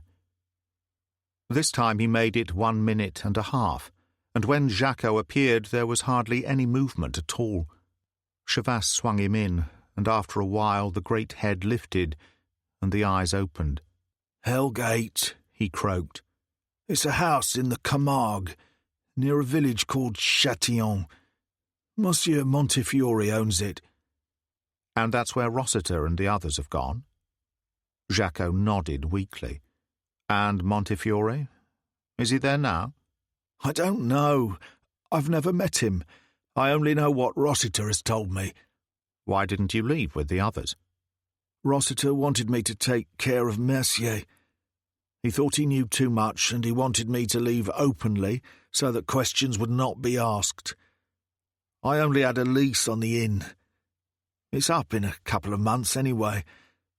So I made it over to the old hag who works for me. I told everyone I was leaving for Corsica tomorrow, that I'd been left a farm by a distant relative." Chavasse nodded slowly. "So you were to kill Mercier?" Jacko started to cough, then gave a strange, choking cry. His body heaved as if he was in pain, and Mercier and Darcy lowered him to the deck quickly. Mercier dropped to his knees and put an ear against Jacko's chest. When he looked up, his face was grave. "He is dead, monsieur. His heart has given out." "Let's hope he told the truth, then," Chavasse said calmly. "Get the ropes off him, and put him in the saloon." He turned, and Darcy grabbed him by the arm. "Is that all you can say, for God's sake? We've just killed a man." "One way or the other, he was due for it," Chavasse said. "So cut out the hearts and flowers. I haven't got time." He pulled free and went into the wheelhouse. He was examining the chart when they joined him. "I need a nice deep channel," he said to Mercier. "Deep enough for the Mary Grant to sink into without trace." Mercier sighed. "A pity, monsieur. It's a beautiful boat." "She's still got to go," Chavasse said. "Where would you suggest?" Mercier considered the chart for a moment or two, then jabbed a finger at a group of rocks marked as dangerous about 6 miles out. "The Pinnacles, monsieur. They've taken plenty of ships in their time. They stick up from a trench 1,000 feet deep. Anything that goes down there will stay down, believe me." Chavasse nodded. "That's it, then. You lead the way in the whaler. I'll follow." "Go with him, Darcy." "I'll stay with you." Chavasse shook his head. "No point. This kind of job only needs one." "I said I'd stay." Darcy's voice was bleak. "What I say, I mean." He moved into the prow and stood there with his hands in his pockets, shoulders hunched. "I don't think he is too happy, monsieur," Mercier commented, "which surprises me, after all. They did as much to his own brother." "Which is exactly what's bothering him," Chavasse said. "He isn't a hunting animal, Mercier. Now let's get moving. We haven't much time." The Pinnacles were first observed as patches of white water in the distance. As the boats approached, the turbulence increased, and Chavasse was aware of great plumes of spray that blossomed in the night. The Pinnacles themselves were a scattered group of jagged rocks, in some cases permanently awash, and in others 20 or 30 feet above the waves.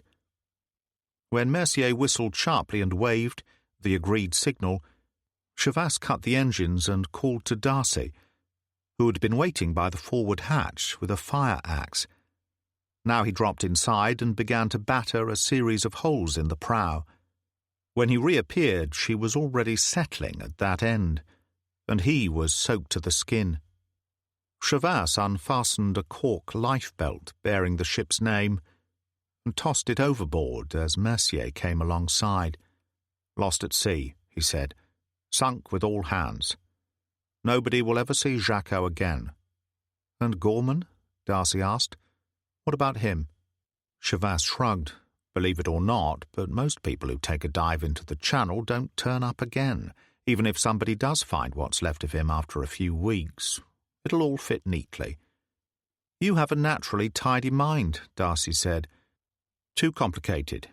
I'm a professional. You're not. It's as simple as that. The whaleboat closed in and they scrambled aboard. Mercier took her round in a wide circle, and they watched. The Mary Grant was well down by the head now, her stern lifting out of the water.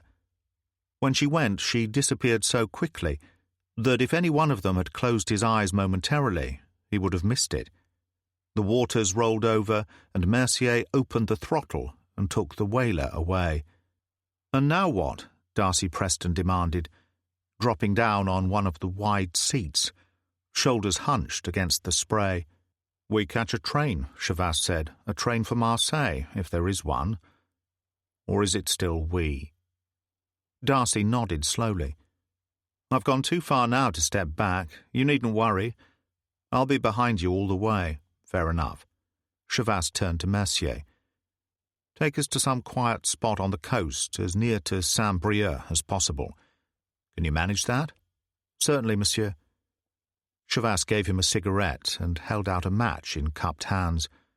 "About Jacques, Mercier, there could be questions. Perhaps, monsieur, but I doubt it.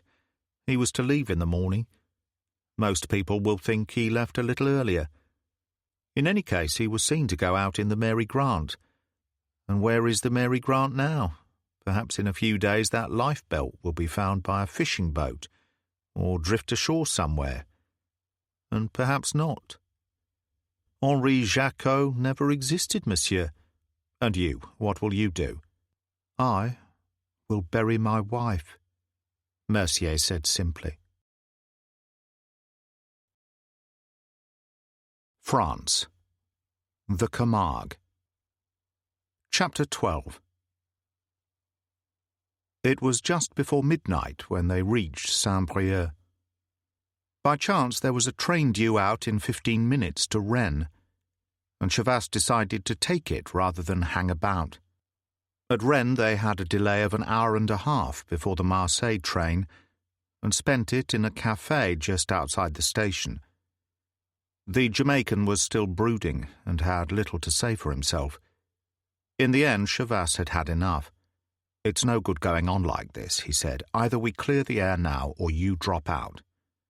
"Wouldn't that be something of a problem?" Darcy said. "I'm not even in this country officially." Chavas shook his head. "I can contact our Paris office. They'll get you out." Darcy looked genuinely troubled. "I don't know, Paul. When I first got the idea of following you, it seemed to make sense. And especially later, when I heard what they'd done to Harvey, I was bitter and angry. I wanted revenge. So, that business with Gorman, I didn't mind that. After all, he was trying to kill you. There was nothing else I could do, but Jacques." He shook his head. "That sticks in my throat. If that's the way you feel, then you'd better leave," Chavas told him. "Rossiter drowned your brother like a rat and without a qualm. He tried his hand at mass murder when the Leopard went down, and didn't do so badly when you remember what happened to Mrs. Campbell and old Hamid. He won't hesitate to see the both of us off the moment he claps eyes on us and realizes we're still in the land of the living. This isn't the Old Bailey or the Jamaican High Court. There's only one law here, kill or be killed. And I've had direct orders. Hossein, Rossiter, and Montefiore. They've all got to go." The Jamaican shook his head. "You know, back there in the old days, living with Harvey in Soho, I met every kind of villain there was, but you're in a class of your own, which is why I've survived 12 years at this bloody game," Chavas said. "Now are you in or out?" "The way I see it, I don't really have much choice in the matter. I know that once I get anywhere near Rossiter, if I don't get him first, he'll get me. It goes against the grain, that's all. To accept that that's the way it is. I had years of it in Harvey's particular jungle. I don't suppose a psychologist would have much difficulty in working out why I took to the law." He sighed heavily. "But you can count on me, Paul. I won't let you down. Good. Now I know where I am, I'll put a call through to our field agent in Marseille. I'd like him to be ready for us when we arrive in the morning." He stood up, and Darcy said, "This place, the Camargue, what is it exactly?" "The delta area at the mouth of the Rhone," Chavas told him. "About 300 square miles of lagoons and waterways, marshes, white sand dunes, and hot sun. Though this isn't the best time of the year for that. It's famous for three things: white horses, fighting bulls, and flamingos. I was there as a boy 20 years ago, and I've never forgotten it." "But what in the hell are they doing in a place like that?" Darcy demanded. "That remains to be seen, doesn't it?" Chavas said, and went to make his phone call. Jacob Malik was Polish by birth, and had left the country of his origin for political reasons just before the outbreak of the Second World War. For a couple of years he had worked for the 12e Bureau, the old French Secret Service organization which had died in 1940. He had spent the war working with the British Special Operations Executive, acting as a courier to French resistance units. An adventurous career had been brought to an end by an FLN grenade through his hotel bedroom window during the Algerian troubles. He had retired to a small café on the Marseille waterfront with his Moorish wife and 3 children. He had been acting as bureau agent in that city for 6 years, and Chavas had worked with him twice. He was standing beside a Renault estate car, leaning heavily on his walking stick when they emerged from the station, a thin, elegant-looking man with a spiked moustache, who carried his 60 years well. He limped towards them and greeted Chavas with enthusiasm. "My dear Paul, how wonderful to see you. How goes it?" "Excellent." Chavas took his hand warmly. "And Nerida and your family?" "Blooming. She still misses Algiers, but we could never go back. I wouldn't last a week. They have long memories, those people." Chavas introduced him to Darcy, and they all got into the Renault and drove away. It was warm and rather sultry, the sun hidden from view by heavy grey clouds. And yet there was that intense light common to Marseille, dazzling to the eyes. "What have you arranged?" Chavas asked. "I gave the whole thing a great deal of thought after your phone call," Malik said. "At exactly 4 a.m. I hit upon an idea of some genius. Though I say this with all due modesty, to get into the Camargue presents no problem. To stay without being observed is impossible." "In 300 square miles of lagoon and marsh," Chavas said. "I don't follow." "Oh, the population is small enough, mainly wildflowers and a few cowboys who tend the young bulls and the horses which run wild in all parts of the area. It is because of the sparseness of the population that it is difficult for outsiders to enter without it being known. What you need is a legitimate reason for being there, a reason which anyone who sees you will accept. And you found it?" "Bird-watching," Malik said simply. Darcy Preston laughed out loud. "He can't be serious." "But I am." Malik looked slightly injured. "The Camargue is famous for its wild birds, particularly its colony of flamingos. People come to study them from all over Europe." "You know, I think you might actually have something there," Chavas said. "More than that, my dear Paul. I have the equipment to go with it. A small cabin cruiser and all the extras I could think of. A rubber boat, shooting jackets and waders, binoculars, a decent camera. I checked with S2 in London and got the go-ahead. It seemed pointless to waste time." "Marvellous." Chavas was aware of a sudden irrational affection for him, and clapped him on the shoulder. "Truly marvellous." "No need to overdo it, Paul. For this kind of exercise I get a handsome fee, double if I assist in the field." "Do you want to?" "I know the Camargue, and you don't, so it would seem sensible." He smiled. "And you really have no idea how boring life is these days? A little action would definitely be good for my soul." "That's settled, then." Chavas turned to Darcy, who was sitting in the rear. "Nothing like some organization." "Oh, I'm impressed," Darcy said. "I'd be even more so if someone could remember to fill my belly within the next couple of hours. It's contracted so much it's beginning to hurt." "That, too, I have arranged, monsieur," Malik said. "My cafe is a stone's throw from the harbour. There my wife will reluctantly provide you with bouillabaisse, simply because it's the local speciality. But if you have sense, you will choose her stuffed mutton and rice, and earn her eternal friendship." "Lead on, that's all I ask," Darcy said, and Malik swung the Renault from one line of traffic to the next, narrowly missing a bus, and turned into a narrow street leading down to the harbour. The stuffed mutton and fried rice was everything Malik had promised. After eating, they drove down to the old harbour, parked the Renault, and walked along a stone jetty. There were boats of all shapes and sizes riding at anchor, and scores of dinghies and tenders of every description were tied close to the jetty. They went down the steps, and Malik hauled in a 6-man inflatable.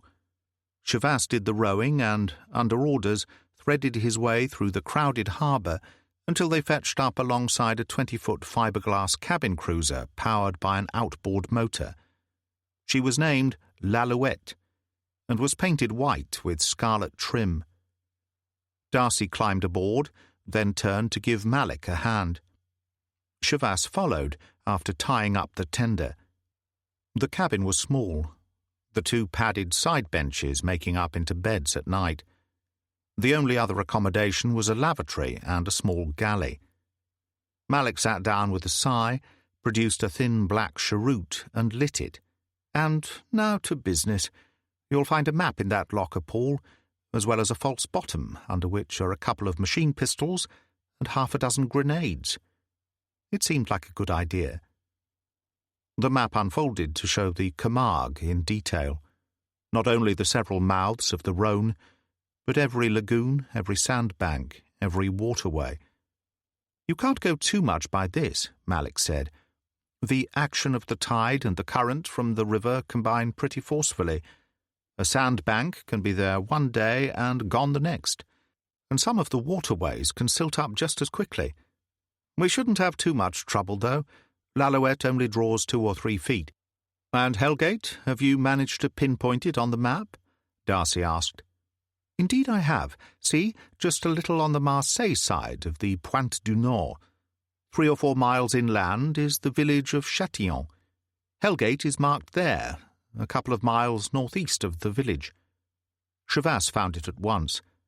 An island in a lagoon that was shaped like a half-moon. "Have you managed to find out anything of the place? Or Montefiore?" "Naturally, I've been mainly restricted to Marseille because of the time element. But I've managed to produce some useful information. The house is about 70 years old, built in the 90s by a Russian novelist called Kurbsky, who didn't like the Tsar and made it obvious. His novels had quite a vogue at the time in America and Europe generally, and he became a wealthy man. He came across the Camargue on a visit to a bull farm in the area and decided to stay. He had the house built where it was because he had an obsession with privacy. It's a wooden building and very Russian in style. What happened to him? He returned home after the revolution. A grave error. He didn't like Lenin any more than he did the Tsar. Only this time he couldn't get out. He died in 1925, or was killed off. None of this required any genius, by the way. There is an excellent library in Marseille. I had a friend in the Provincial Land Records Office telephone through to Arles to see who owns the place now. It was used as a base by German troops during the war. Afterwards it was empty until 4 years ago, when it was purchased by someone named Le Duc. Le Duc? Shavas frowned. That was the name on the register. Shavas nodded slowly. "All right, I'd better fill you in on the details. Then you know where you stand." When he had finished, Malik looked thoughtful. A strange business. This man Rossiter, for example, on the one hand a bungling amateur who leaves himself wide open, on the other a ruthless, cold-blooded killer without the slightest scruples. And Hossein? Nasty. Very nasty. What's a real pro doing mixed up with people like that? "That's what we've got to try and find out," Shavas said. Although I've got my own ideas on that subject. You know how difficult it is for the Chinese where espionage is concerned. The Russians don't have anything like the same trouble because they can pass off their own people as nationals of most other countries. The Chinese obviously can't do that, which explains why they're willing to use a man like Rossiter, amateur or no amateur. Mind you, that still doesn't explain how someone like Montefiore fits in. Malik nodded. And what happens afterwards? Elimination, total and absolute. And the girl, Darcy put in, what about her? If we can, we get her out. But only if we can. Exactly. Now let's get going. With most of the afternoon left, we can get a hell of a lot done before nightfall. Agreed, Jacob? Malik nodded. I'll take her out of the harbour. I know what I'm doing. With this engine, we should make it in a little over 3 hours, allowing for the weather, of course, which I must say doesn't look too good. He went out on deck, and Chavas followed him. He stood at the rail, looking back at Marseille as they moved out to sea. An old city. They had all been here, Phoenician, Greek, Roman. Beyond Cap Croisette, the sky was dark and ominous. And as they lifted to meet the swell from the open sea, rain spotted the deck in great, heavy drops. From the sea, the Camargue was a line of sand dunes drifting into the distance, and as they moved in, great banks of reeds and marsh grass lifted out of the water as if to greet them. With them came the heavy, pungent odour of the marshes, compounded of salt and rotting vegetation and black, gaseous mud, a smell that hinted at a darker, more primeval world, a place that time had bypassed. The bad weather had not developed as expected, and the rain had held off except for intermittent showers. As they moved in towards the land, Malik once more took the wheel, and Chavas and Darcy stood at the rail. 6 white horses stood on a sandbank and watched them as they went by, and beyond, hundreds of flamingos paced through the shallows, setting the air aflame with the glory of their plumage. "What happens now, Paul?" Malik asked. "Do we stop at the village or keep going?" "No harm in calling in," Chavas said. "You can visit the local shop, see what you can find out. Darcy and I had better stay in the background, just in case." "All right," Malik nodded. "To pass through without stopping would probably engender an unhealthy interest about our identity and business anyway. Small communities are the same the world over." And Châtillon was certainly that. 2 primitive wooden jetties standing just out of the water, an assortment of small boats and a couple of dozen houses. Malik took L'Alouette to the extreme end of one of the jetties, and Chavas tied up. Darcy stayed below. The pole limped away, and Chavas lounged in the stern, fiddling with a fishing rod, part of the general equipment Malik had provided. There didn't seem to be a great deal of activity on shore. About 50 yards away, a man worked on a boat, and 2 old men sat on the other jetty, mending wildfowling nets. Malik returned in 15 minutes, carrying a paper bag loaded with various provisions. "Typical French provincials," he said, as Chavas helped him over the rail, "suspicious as hell of all strangers, but wanting to know every last detail of your business. And what did you tell them?" "That I was from Marseille with a friend to do some bird-watching and a little fishing. As I told you before, they get people like that in here all the time." "And they accepted your story?" "Completely. It was an old woman in her 70s and her idiot son. I got out the map and asked her where there was a good place to tie up for the night, which gave me an excuse to put my finger on Hellgate, amongst other places." "What was her reaction?" "Nothing very exciting. It's private, nice people, but they don't encourage visitors." "Fair enough," Chavas said. "Let's get moving. It'll be dark soon." Thunder rumbled menacingly in the distance, and Malik started the outboard as Chavas cast off. Darcy didn't come on deck until they were well away from the village, moving along a narrow channel, reeds pressing in on either hand. Shavas scrambled up on top of the cabin and opened the map. At first it was relatively simple to chart a course, but it became progressively more difficult the deeper into the marshes they went. They had deliberately avoided staying with the principal waterway that gave direct access to Hellgate, and kept to the northeast, so that in the end they were approaching it from the rear. It was almost dark when they turned into a small lagoon, and Shavas called softly, "Okay, we'll make this do." Malik cut the motor, and Darcy heaved the anchor over the side into 8 or 9 feet of water. Suddenly it was quiet, except for the croaking of bullfrogs and the occasional stirring of a bird in the thickets. "How far?" Darcy asked. "Quarter of a mile, no more," Shavas said. "We'll go on in the rubber boat at first light and take a look at the place."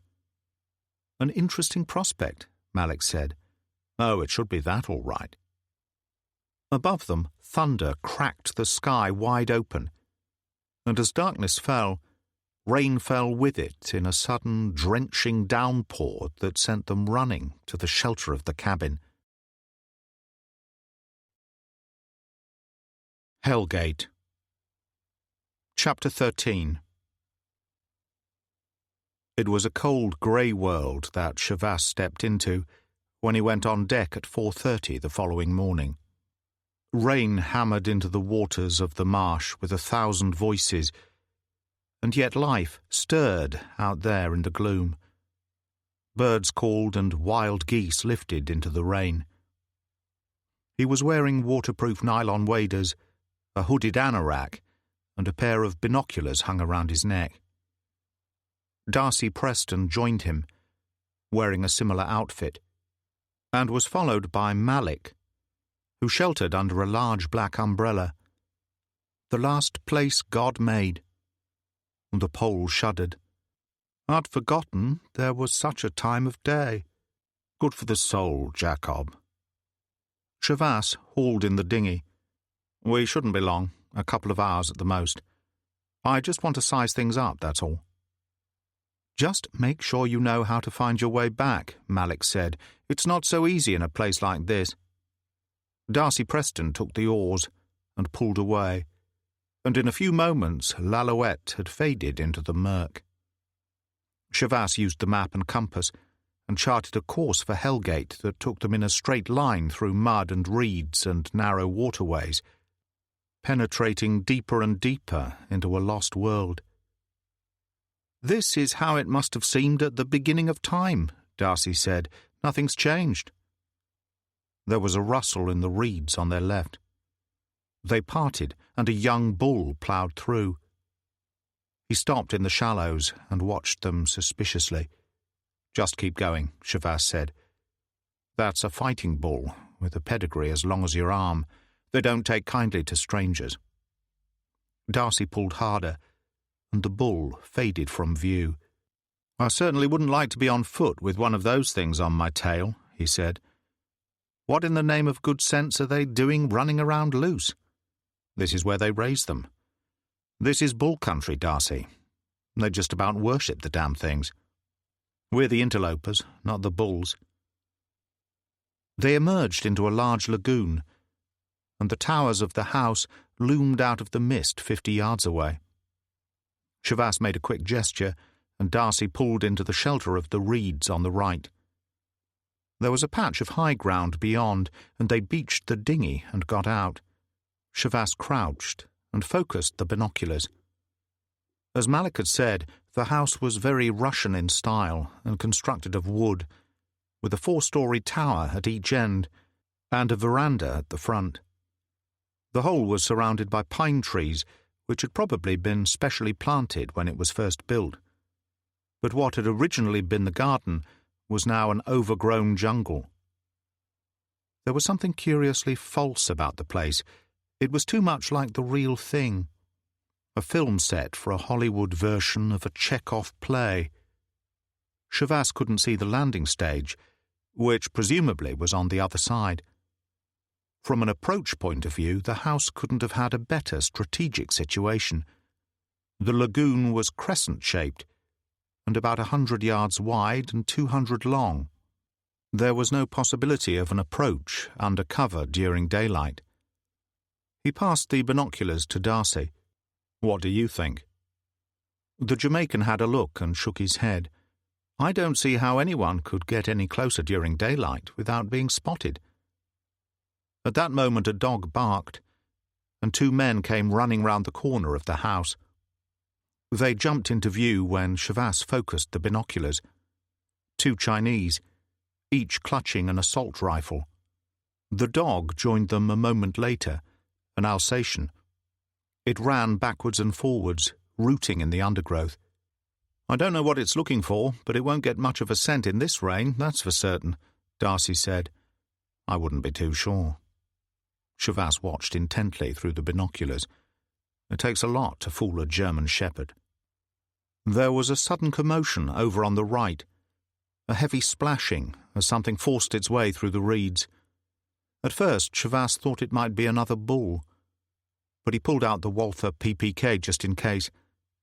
There was a groan of pain, then a splash, followed by a cry for help in French. Chavas and Darcy pushed through the reeds and emerged on the other side of the sandbank, as a head broke the water in the channel beyond, and a hand clutched feebly at air. Chavas plunged forward, the water reaching to his chest, and grabbed for the outstretched hand as the man went under again. Their fingers met, and he went back slowly, the thick black bottom mud reluctant to let him go. Darcy gave him a hand, and they laid him on his back in the rain. A thin, grey-haired, emaciated man of 70 or so. He wore pyjama trousers and a sleeveless vest, and his body was blue with cold. His eyes rolled wildly. He gibbered with fear, then passed out. Poor devil. Chavas raised one stick-like arm. Ever seen anything like that before? Darcy examined the multiple tiny scars and nodded soberly. A heroin addict, by the look of it, and pretty far gone. I wonder who he is. Chavas started to take off his anorak. Last time I saw him was in a photo Mallory showed me, though I must say he was looking considerably healthier. Montefiore, Darcy said blankly. In person. Chavas raised the unconscious man, slipped the anorak down over his head, and picked him up. Now let's get out of here, before he dies on us. On the return journey, Chavas sat in the stern, Enrico Montefiore cradled in his arms. He was in a bad way, there was little doubt of that, and moaned restlessly, occasionally crying out, and yet never once did he regain consciousness. There was the sound of the Alsatian barking uncomfortably close somewhere, and then the harsh clatter of an outboard motor shattered the morning quiet. Chavas sat with the compass in his free hand, relaying precise instructions to Darcy, who was putting his back into the rowing. At one point they stuck in a particularly thick patch of reeds, and he eased Montefiore to the floor and went over the side to push. It was cold, bitterly cold, for by this time the water had managed to get inside his nylon waders, and without his anorak, the upper part of his body had no protection at all. The dog barked monotonously, much nearer now, the sound of the outboard motor coming in relentlessly. Chavas pushed hard and scrambled aboard as the dinghy moved again. A few moments later they broke from cover and drifted into clear water, and L'Alouette loomed out of the mist. "Jacob," Chavas called, and then as they moved closer, saw that Malik was sitting in the stern, his black umbrella shielding him from the rain. The dinghy bumped gently against the side of L'Alouette. Chavas stood up and looked straight into Malik's face beneath the black umbrella, which he now realized was lashed to the stern rail with a length of rope. Malik's eyes were fixed in death. His left ear was missing, and there was a small blue hole just above the bridge of his nose. "Good morning, Chavasse. Welcome aboard." Rossiter moved out of the cabin, smiling pleasantly, as if really delighted to be meeting him again. Colonel Ho Sen stood in the background, one side of his face covered in surgical tape. He was holding an AK assault rifle and looked grim and implacable, every inch the professional. "One of my men took a photo of you as you came in last night," Rossiter said. "We always like to check on new arrivals in this part of the Camargue. You may imagine my surprise when he showed me the print." "You took your time getting here," Chavasse said. "You're not too efficient." "This wretched weather, old man. We got here just after you left, so we decided to wait. Actually, our time wasn't wasted. Your friend was quite forthcoming after the colonel had a few words with him. Oh yes, I now realize that you know all about us, Chavasse. On the other hand, we know all about you. How nice for you. And what about Montefiore?" "A problem. He's done this before, which simply isn't good enough. I must have a word with the person who was supposed to be looking after him." He went to the door, produced a whistle, and blew 3 blasts. As he turned, Darcy Preston said harshly, "Who put him on heroin? You?" "It keeps him amenable most of the time," Rossiter said. "As a living vegetable. Why don't you let him die?" "But who on earth would sign all the checks?" Rossiter demanded, in a half-humorous manner, as if trying to be reasonable about the whole thing. Which explained a great deal. And then several things happened at once. Montefiore started to groan, thrashed his limbs wildly, and sat up. And a dinghy powered by an outboard motor appeared from the mist, carrying 2 Chinese men and the Alsatian. The 2 men came aboard, leaving the dog in the dinghy.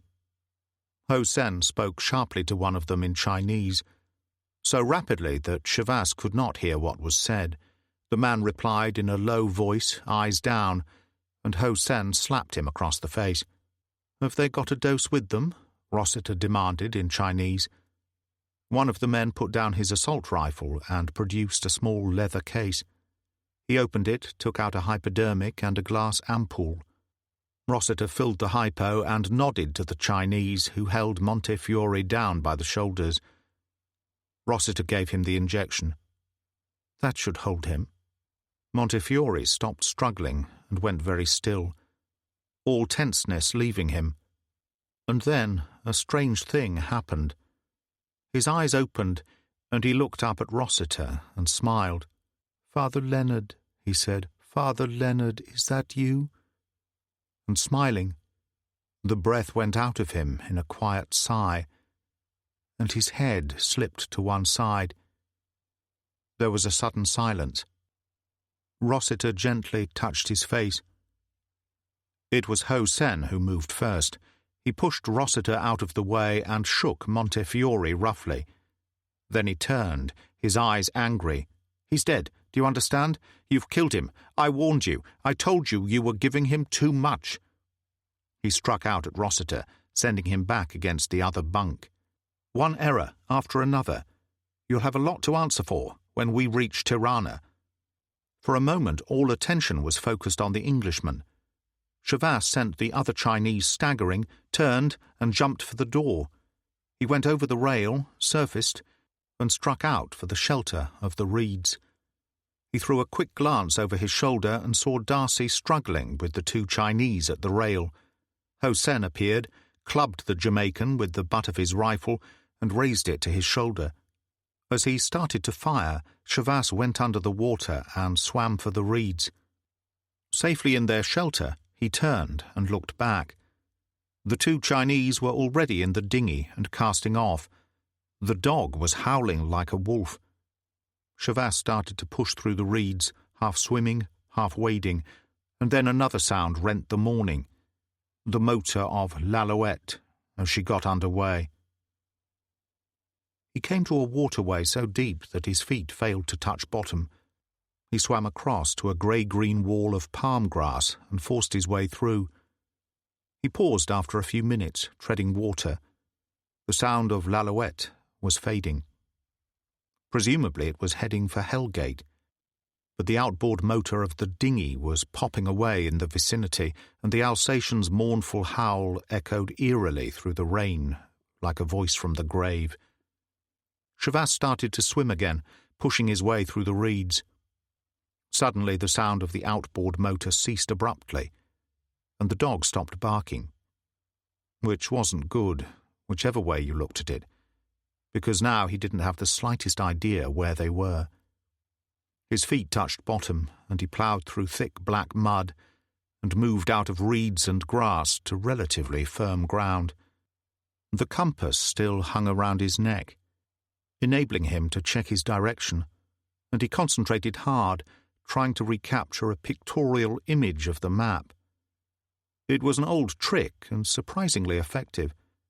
The island would be the only one of any size in the vicinity of l'Alouette's anchorage, a couple of 100 yards in diameter, and a quarter of a mile southwest of Hellgate. He started to run, then came to a dead stop as a bull loomed out of the mist to confront him. The animal held its head high and stared him right in the eye. Steam drifted from its nostrils, and Chavasse backed away slowly. There was a movement to his right as another bull appeared, like a dark shadow, flanks glistening. It pawed the ground nervously, its head dipped, the great curving horns gleaming viciously. And then another appeared beyond the first, and yet another. 6 or 7 of the great beasts in all. Fighting bulls, reared for their courage and heart, bred to fight in the ring. He took a deep breath and walked through them very slowly, passing so close between 2 of the outer circle that he could have reached out and touched them.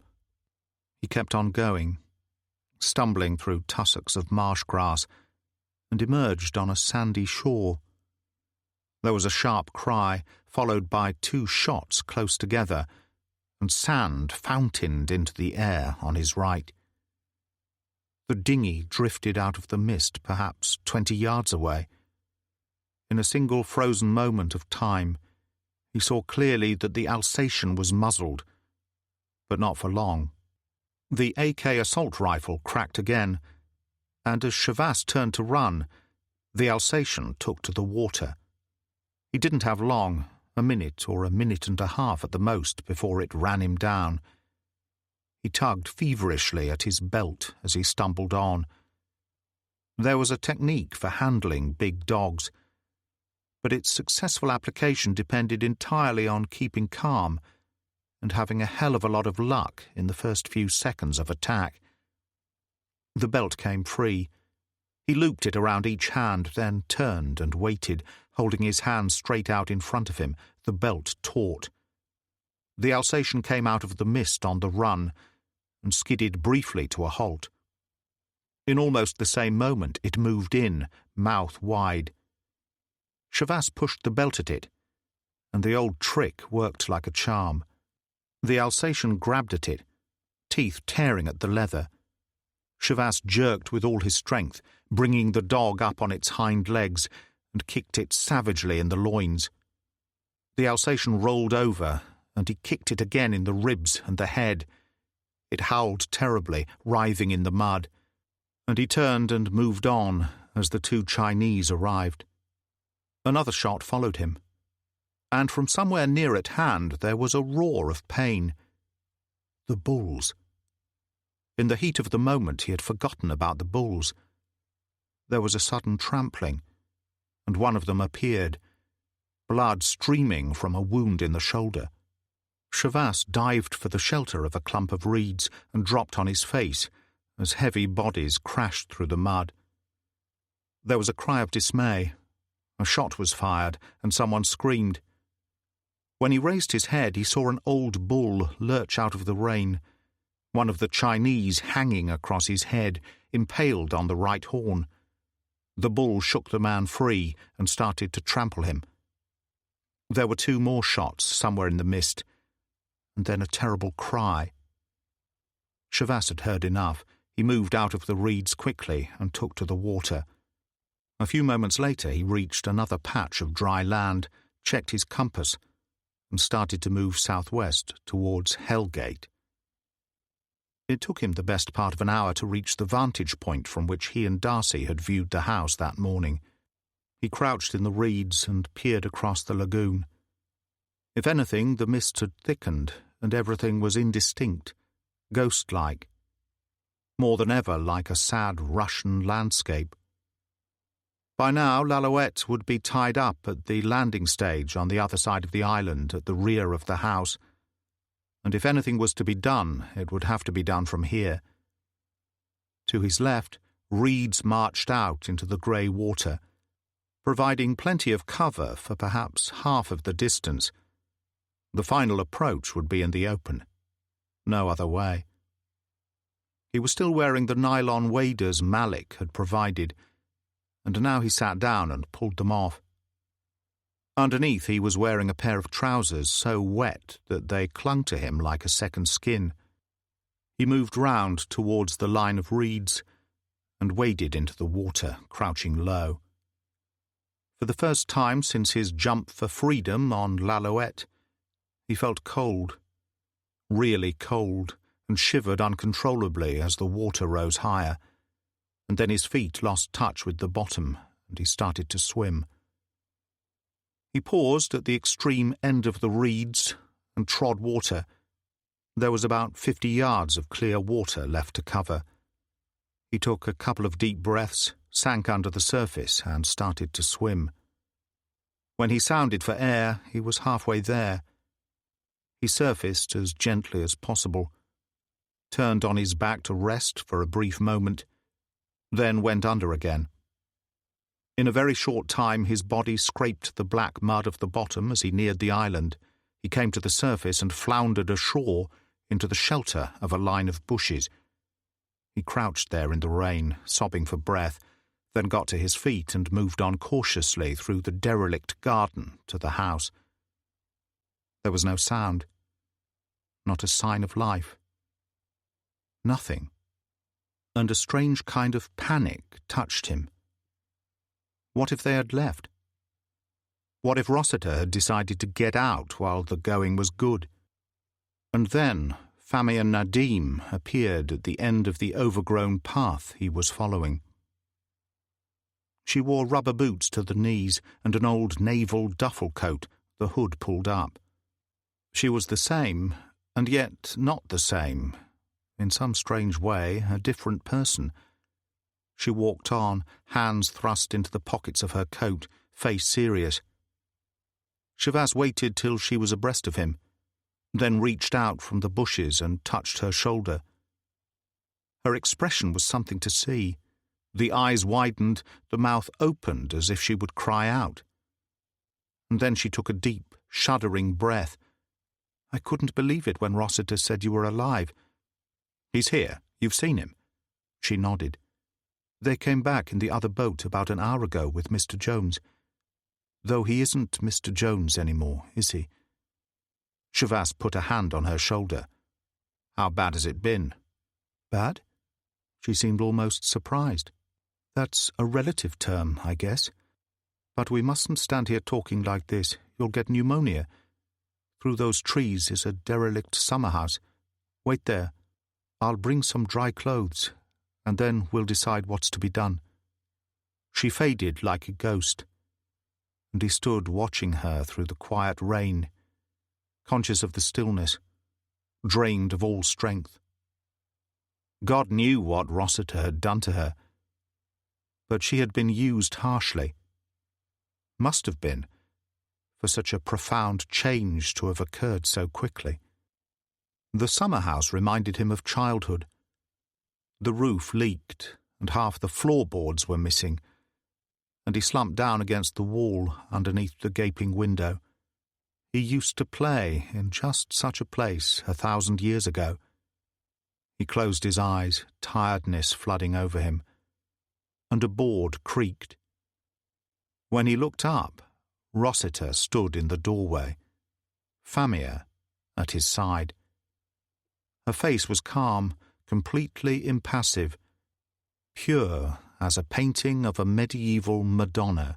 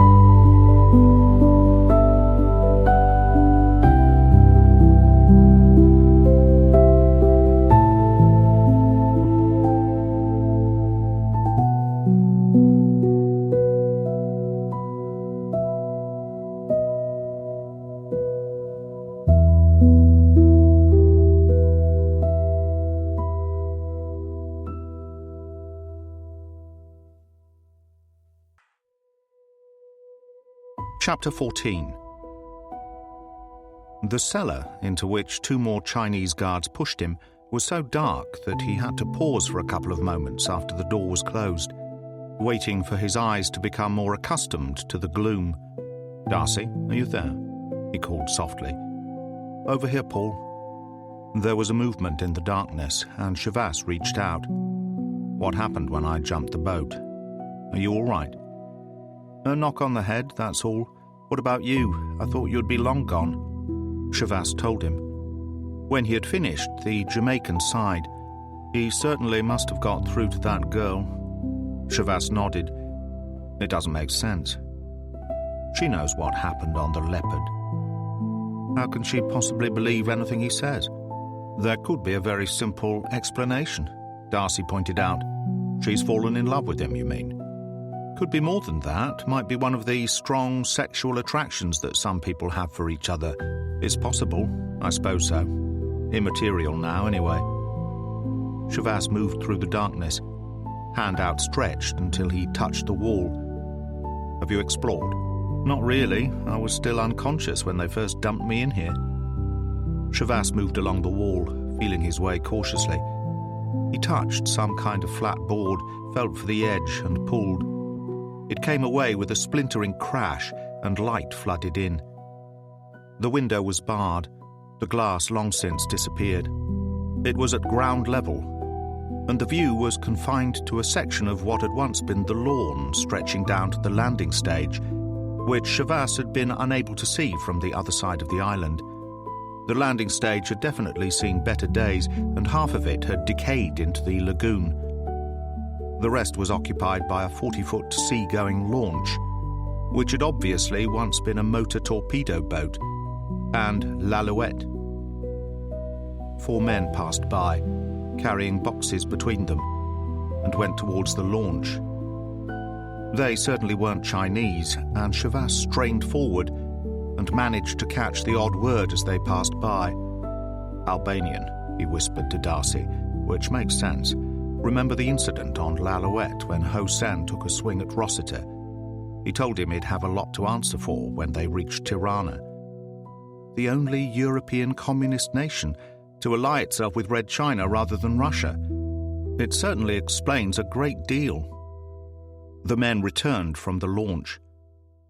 A few minutes later they reappeared, carrying a couple of heavy travelling trunks. "Looks as if somebody is moving house." Chavas nodded, destination Albania. "They've got to get out, now that we've been nosing around. They've no guarantee that others won't follow." "But why keep us in one piece?" Darcy said. "I wouldn't have thought they'd want excess baggage, but we aren't. I've had dealings with the Albanians before, and the Chinese. They'd love to have me back. And you might be useful too. They can't tell until they've squeezed you dry." The bolt rattled in the door. It opened, and the 2 Chinese appeared. One of them held a machine pistol threateningly. The other came forward, grabbed Chavas, and pushed him roughly outside. They locked the door and shoved him along the corridor. They passed through a large entrance hall, mounted a flight of uncarpeted stairs, and knocked on the first door. It was opened, after a slight delay, by Rossiter, who was wearing a dressing gown. He looked as if he had just pulled it on, and was certainly naked to the waist. He tightened the cord and nodded. "Bring him in." Beyond him another door stood open, and Chavas caught a glimpse of a bed, the covers ruffled, and Famia stepping into her skirt in front of a mirror. Rossiter closed the door and turned. "You do keep popping up, don't you? Of course, now we know what you are, it isn't really surprising. What's happened to the man from Peking?" Chavas asked. "Doesn't he want to put his 2 cents worth in?" "Indeed he does. But at the moment he's busy packing. Thanks to you and your friend, we're obviously going to have to leave in something of a hurry." "For Albania?" Rossiter smiled. "You really are on the ball. They'll love you in Tirana. And all points east." "Naturally." Rossiter produced a cigarette case and offered him one. "A friendly warning. The Colonel will want a few words with you when he arrives. Don't get awkward. You saw what he did to your friend. He only asked him once, then started carving. Your man talked 15 to the dozen when he had one ear gone. I would have thought you could have done better than him."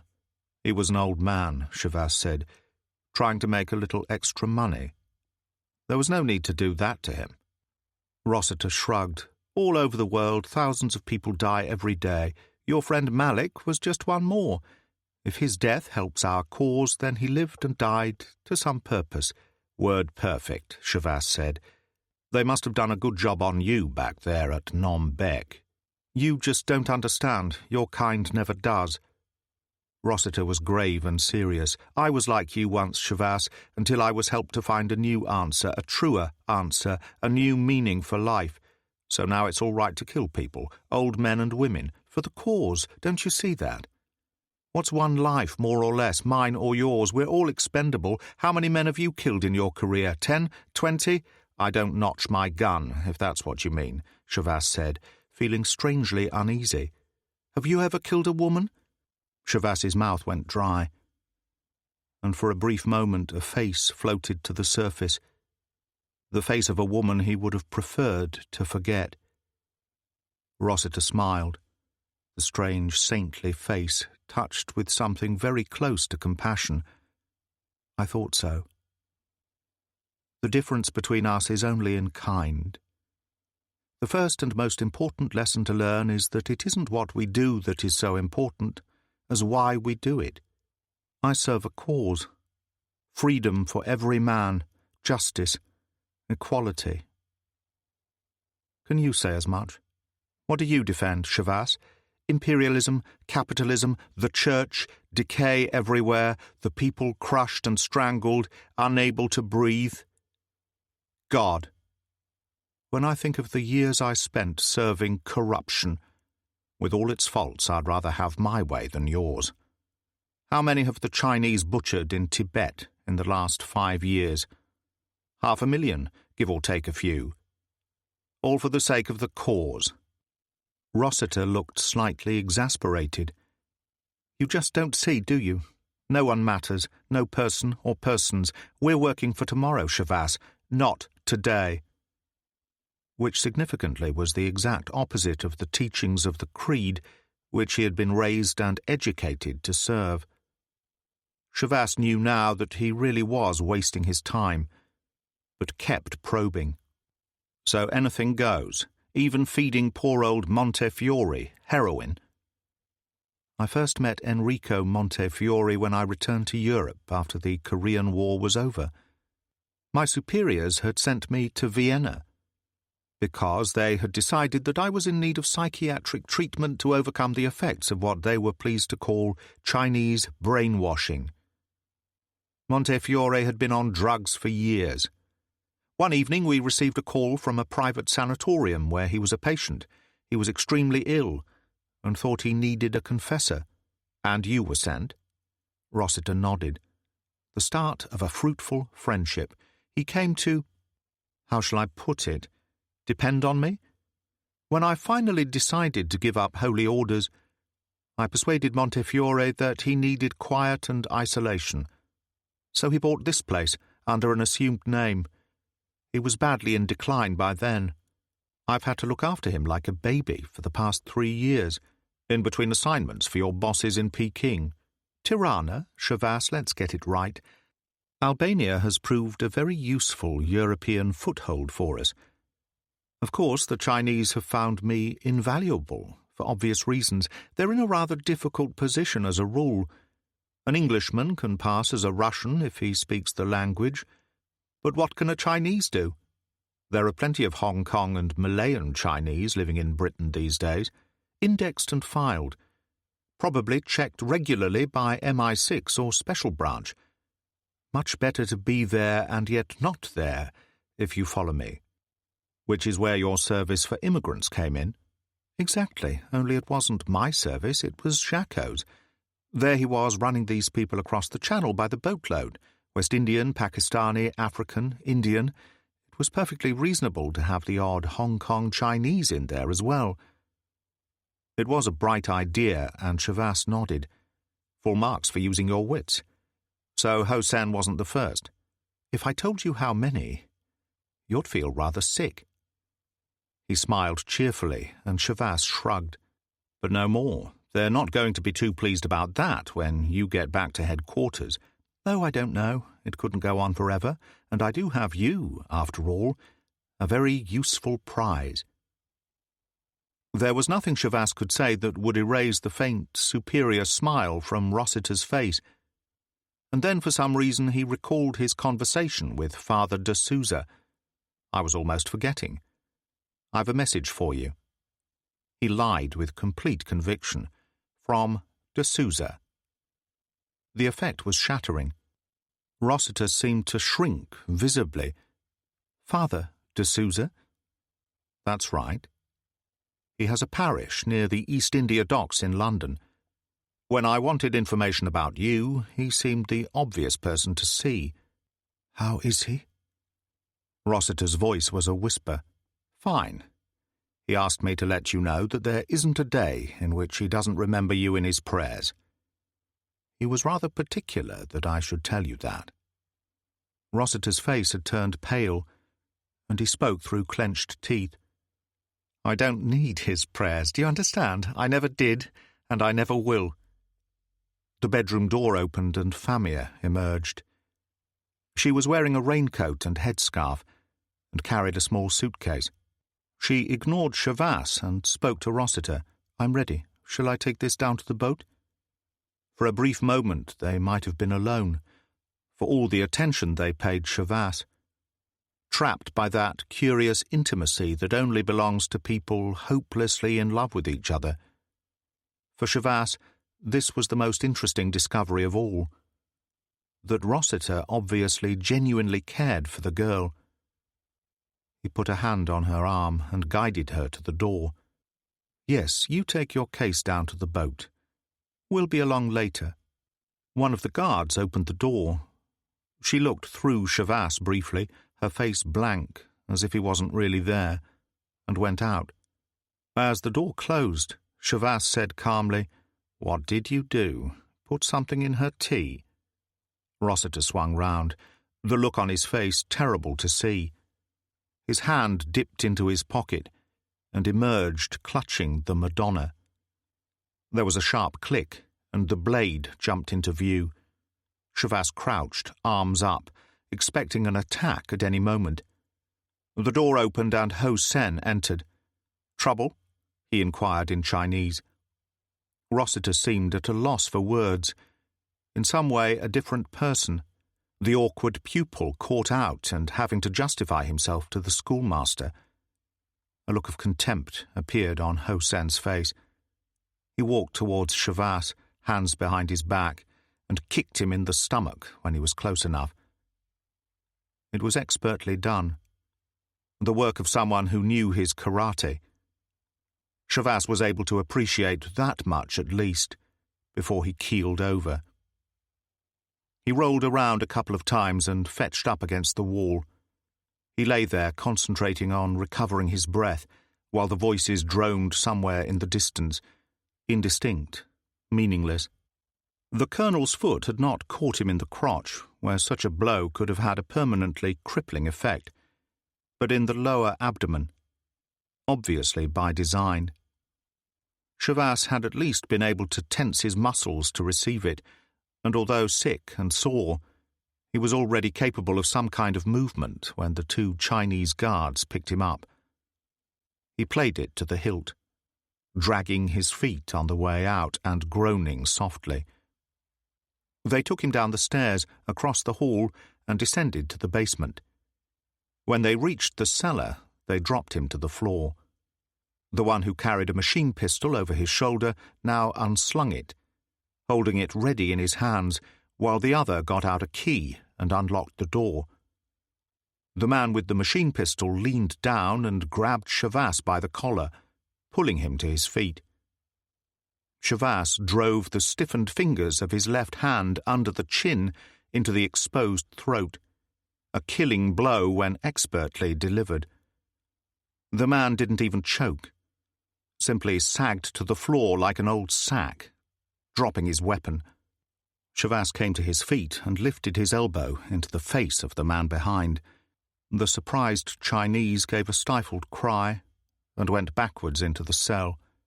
A strong hand jerked the man around, and Darcy Preston hit him once in the stomach and twice on the jaw. In the silence, Shavas picked up the machine pistol and grinned. "I'd say we're in business again." "What's next on the agenda?" Darcy asked. Shavas held up the machine pistol. "Even with this, we don't stand much of a chance against Rossiter, Ho Sen and those Albanians. If we could get aboard l'Alouette, things could look a little different. Those hand grenades and the machine pistols Malik hid in the false bottom of that locker could more than even things up. What about the girl? She sold us out, didn't she? As a matter of interest, your hunch was right. She and Rossiter can't keep their hands off each other. As far as I'm concerned, she's had it." He cut off any further discussion by leading the way outside and trying the other end of the passage. The first stairs they came to had a door at the top, which was not locked. When Shavas opened it cautiously, he looked into the kitchen, a large square room with a fire burning on an open hearth. At that moment another door opened, and two of the Albanians entered. Shavas closed the door gently, put a finger to his lips, and they retreated. At the far end of the passage, more steps took them to a door long disused. Darcy wrestled with the rusted bolt, and it finally opened to reveal a small, walled garden that was as much a jungle as anything else. They went out through an archway at the far end and ran for the shelter of the trees. They made it and kept on going, Shavas in the lead, following one of the overgrown paths. the undergrowth pressing in so close on either side that it brushed against them. Without warning, the path emptied into a clearing on the edge of the lagoon in which stood the ruins of a fake Greek temple. Famia Nadim was standing there, staring up at the broken columns, hands in the pockets of her duffel coat. She swung round, startled, and an expression of real alarm appeared on her face. Shavas dropped the machine pistol and grabbed her cruelly, clamping a hand across her mouth. "Listen to me, you silly little bitch. Your boyfriend is an agent of the Chinese Communist government. He's responsible for the deaths of a great many people, including old Hamid and Mrs. Campbell. Do you understand?" She gazed at him, wide-eyed, and he took his hand away. Immediately she opened her mouth, a scream rising in her throat, and he struck her on the jaw with his clenched fist. He lowered her to the ground and turned to Preston. "Sling her over your shoulder and make for the landing stage. Get as close as you can and wait in the bushes. What are you going to do?" "Create a diversion. If I can draw them off, it will give you time to board L'Alouette and get moving." "What about you?"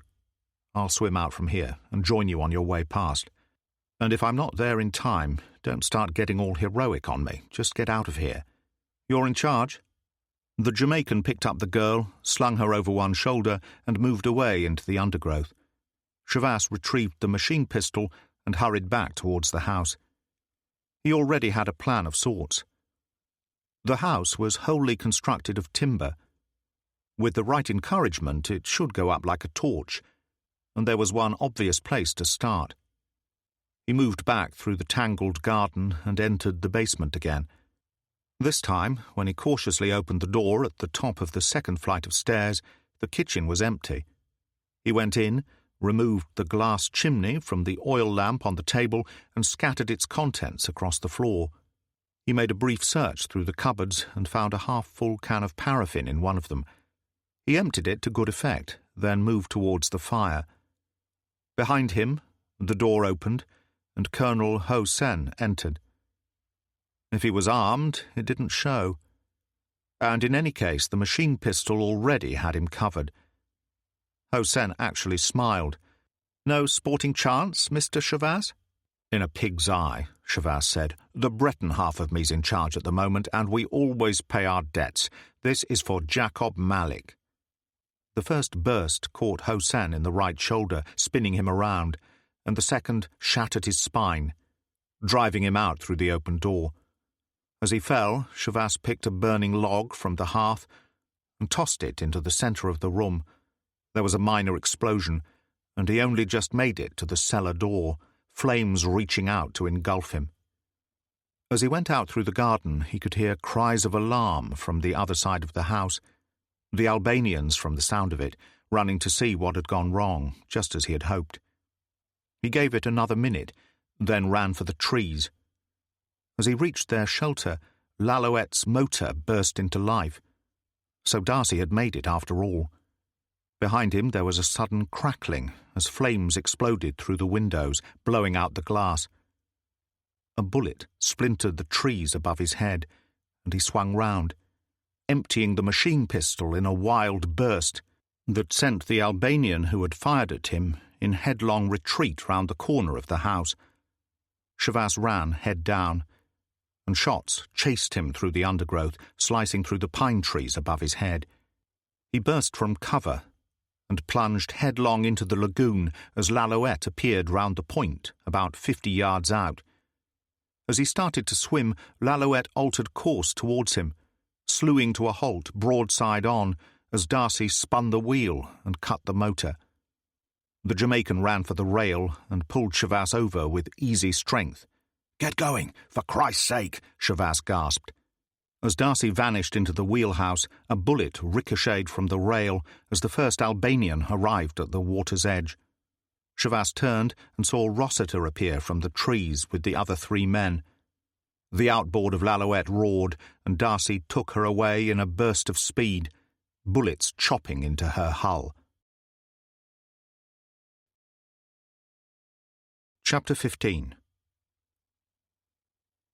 Once around the southern tip of the island, they were out of the direct line of fire and safe. The girl lay on her face near the stern rail where Darcy had dropped her. When Chavasse picked her up, she groaned, and her eyelashes fluttered. He took her into the cabin, laid her gently down on one of the seats, then opened the map locker and removed the false bottom. He unbuttoned his wet shirt, stuffed the grenades inside for ease of carrying, picked up the 2 machine pistols, and went on deck. Darcy was giving the motor all it had, and Chavasse shook his head. "You're wasting your time. That MTB has 4 times our speed. We've got maybe 5 minutes to get ready for them, so throttle down. What do we do?" "Fight the best way we know how. First of all, I'll show you how to use one of these things." He went over the finer points of the machine pistol briefly, then quickly primed the grenades. "I want them to go off in a hurry. 3 seconds is all you've got from the moment you release the handle, and don't you forget it. You take 3, I'll take 3. You can carry them inside your shirt." He looked back through the mist to where smoke drifted sluggishly through the heavy rain. "I shouldn't think there will be much of Hellgate left after that little lot has burned itself out. Cut the motor." Somewhere not too far away, the engines of the MTB roared like an angry lion. They had entered a smaller lagoon, and Lalouette moved broadside towards the entrance of the narrow waterway at the far end. She drifted to a halt, her prow in the reeds, and Chavasse nodded. "This is as good a place as any. Now let's have the girl up here, and I'll tell you what we do next." Her speed considerably reduced in the narrow waterway. The MTB was moving slowly when she entered the small lagoon, and the Albanian stationed in the prow, submachine gun at the ready, saw Lalouette and cried out. The engines of the MTB died, and she moved on, carried by her own momentum, drifting past the place where Darcy Preston stood waist-deep among the reeds, holding Famia securely, a hand clamped across her mouth. Chavasse waited on the other side of the lagoon on a piece of relatively high ground, soft black sand surrounded by marsh grass. 2 grenades lay on the ground beside him. Another was ready in his hand. He caught a glimpse of Rossiter's flaxen hair in the window of the wheelhouse, and then the MTB was abreast. She was perhaps 20 or 30 feet away from him when he tossed the first grenade. It bounced on the stern deck, rolled into the water and exploded. The MTB rocked in the turbulence, and there was a cry of alarm as the man in the prow went head-first into the water. On the other side of the lagoon, Darcy pushed the girl away from him, took a grenade from inside his shirt, pulled the pin, and tossed it.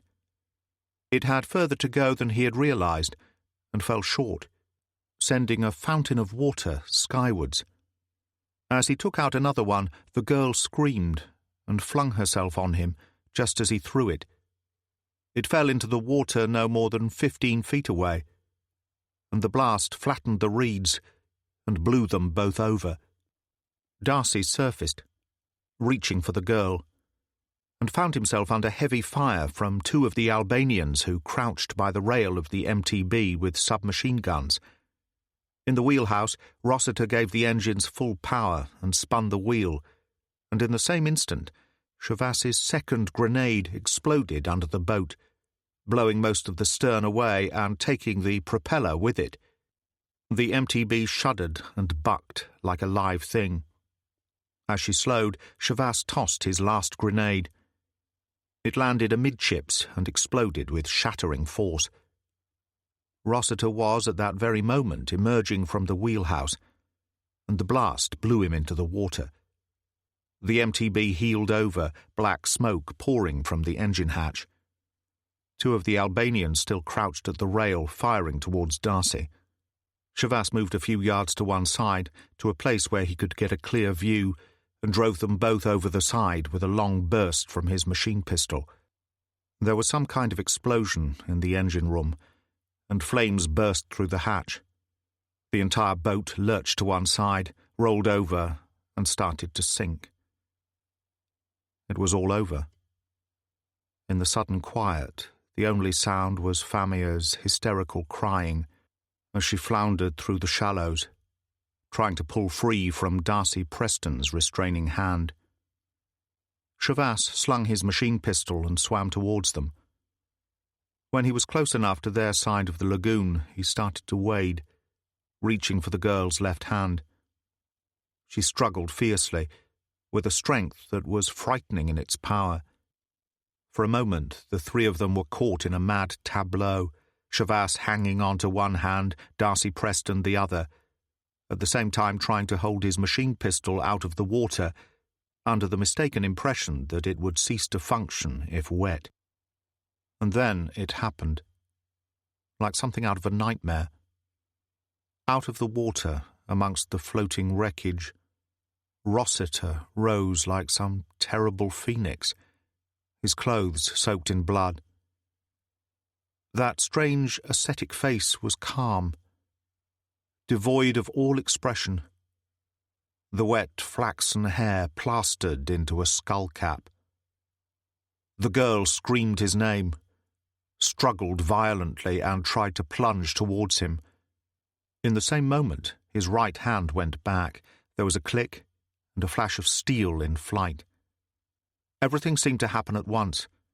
The girl, still frantically trying to tear herself free, floundered across Shavas's path, and the knife buried itself in her heart, the ivory Madonna protruding from beneath her breasts. Rossiter gave a terrible cry, reaching out towards her, and Darcy Preston emptied the machine pistol into him, driving him under the surface of the water. Shavas caught the girl as she swayed, a look of complete surprise on her face. He held her close to him and gently eased out the knife. In the same moment that it left her body, the life went out of her also. She hung for a moment on his left arm, and then he released her, and she sank from sight. He turned, and Darcy cried, "Is this what we came for, this butcher's shop?" He threw the machine pistol into the water, turned and waded through the shallows to L'Alouette. Shavas went after him, and when he scrambled over the rail, Darcy was already in the wheelhouse. The boat started to move, pushing its way through the narrow waterway, emerging a few moments later into the main channel. Beyond, through the rain, the smoke drifted up from Hellgate. Shavas knelt there by the rail, very cold, trembling slightly, drained of all emotion. And then he realized a strange thing. He was still clutching Rossiter's knife in his right hand. The channel widened as they moved through the estuary out to sea, and he stared down at the ivory Madonna. "And how many men have you killed in your career, Shavas?" The word seemed to whisper in his ear, as if Rossiter himself had spoken. In a sudden gesture of repugnance, Shavas flung the knife from him. It glinted once, then sank beneath a wave. Somewhere overhead geese called as they moved out to sea, and he rose to his feet wearily and went to join Darcy in the wheelhouse. That was A Fine Night for Dying by Jack Higgins, read by Greg Wagland, produced by White House Sound. This has been an audiobook from HarperCollins. Text copyright 1969. Production copyright 2019 by HarperCollins Publishers. All rights reserved. Jack Higgins asserts the moral right to be identified as the author of this work. Thank you for listening.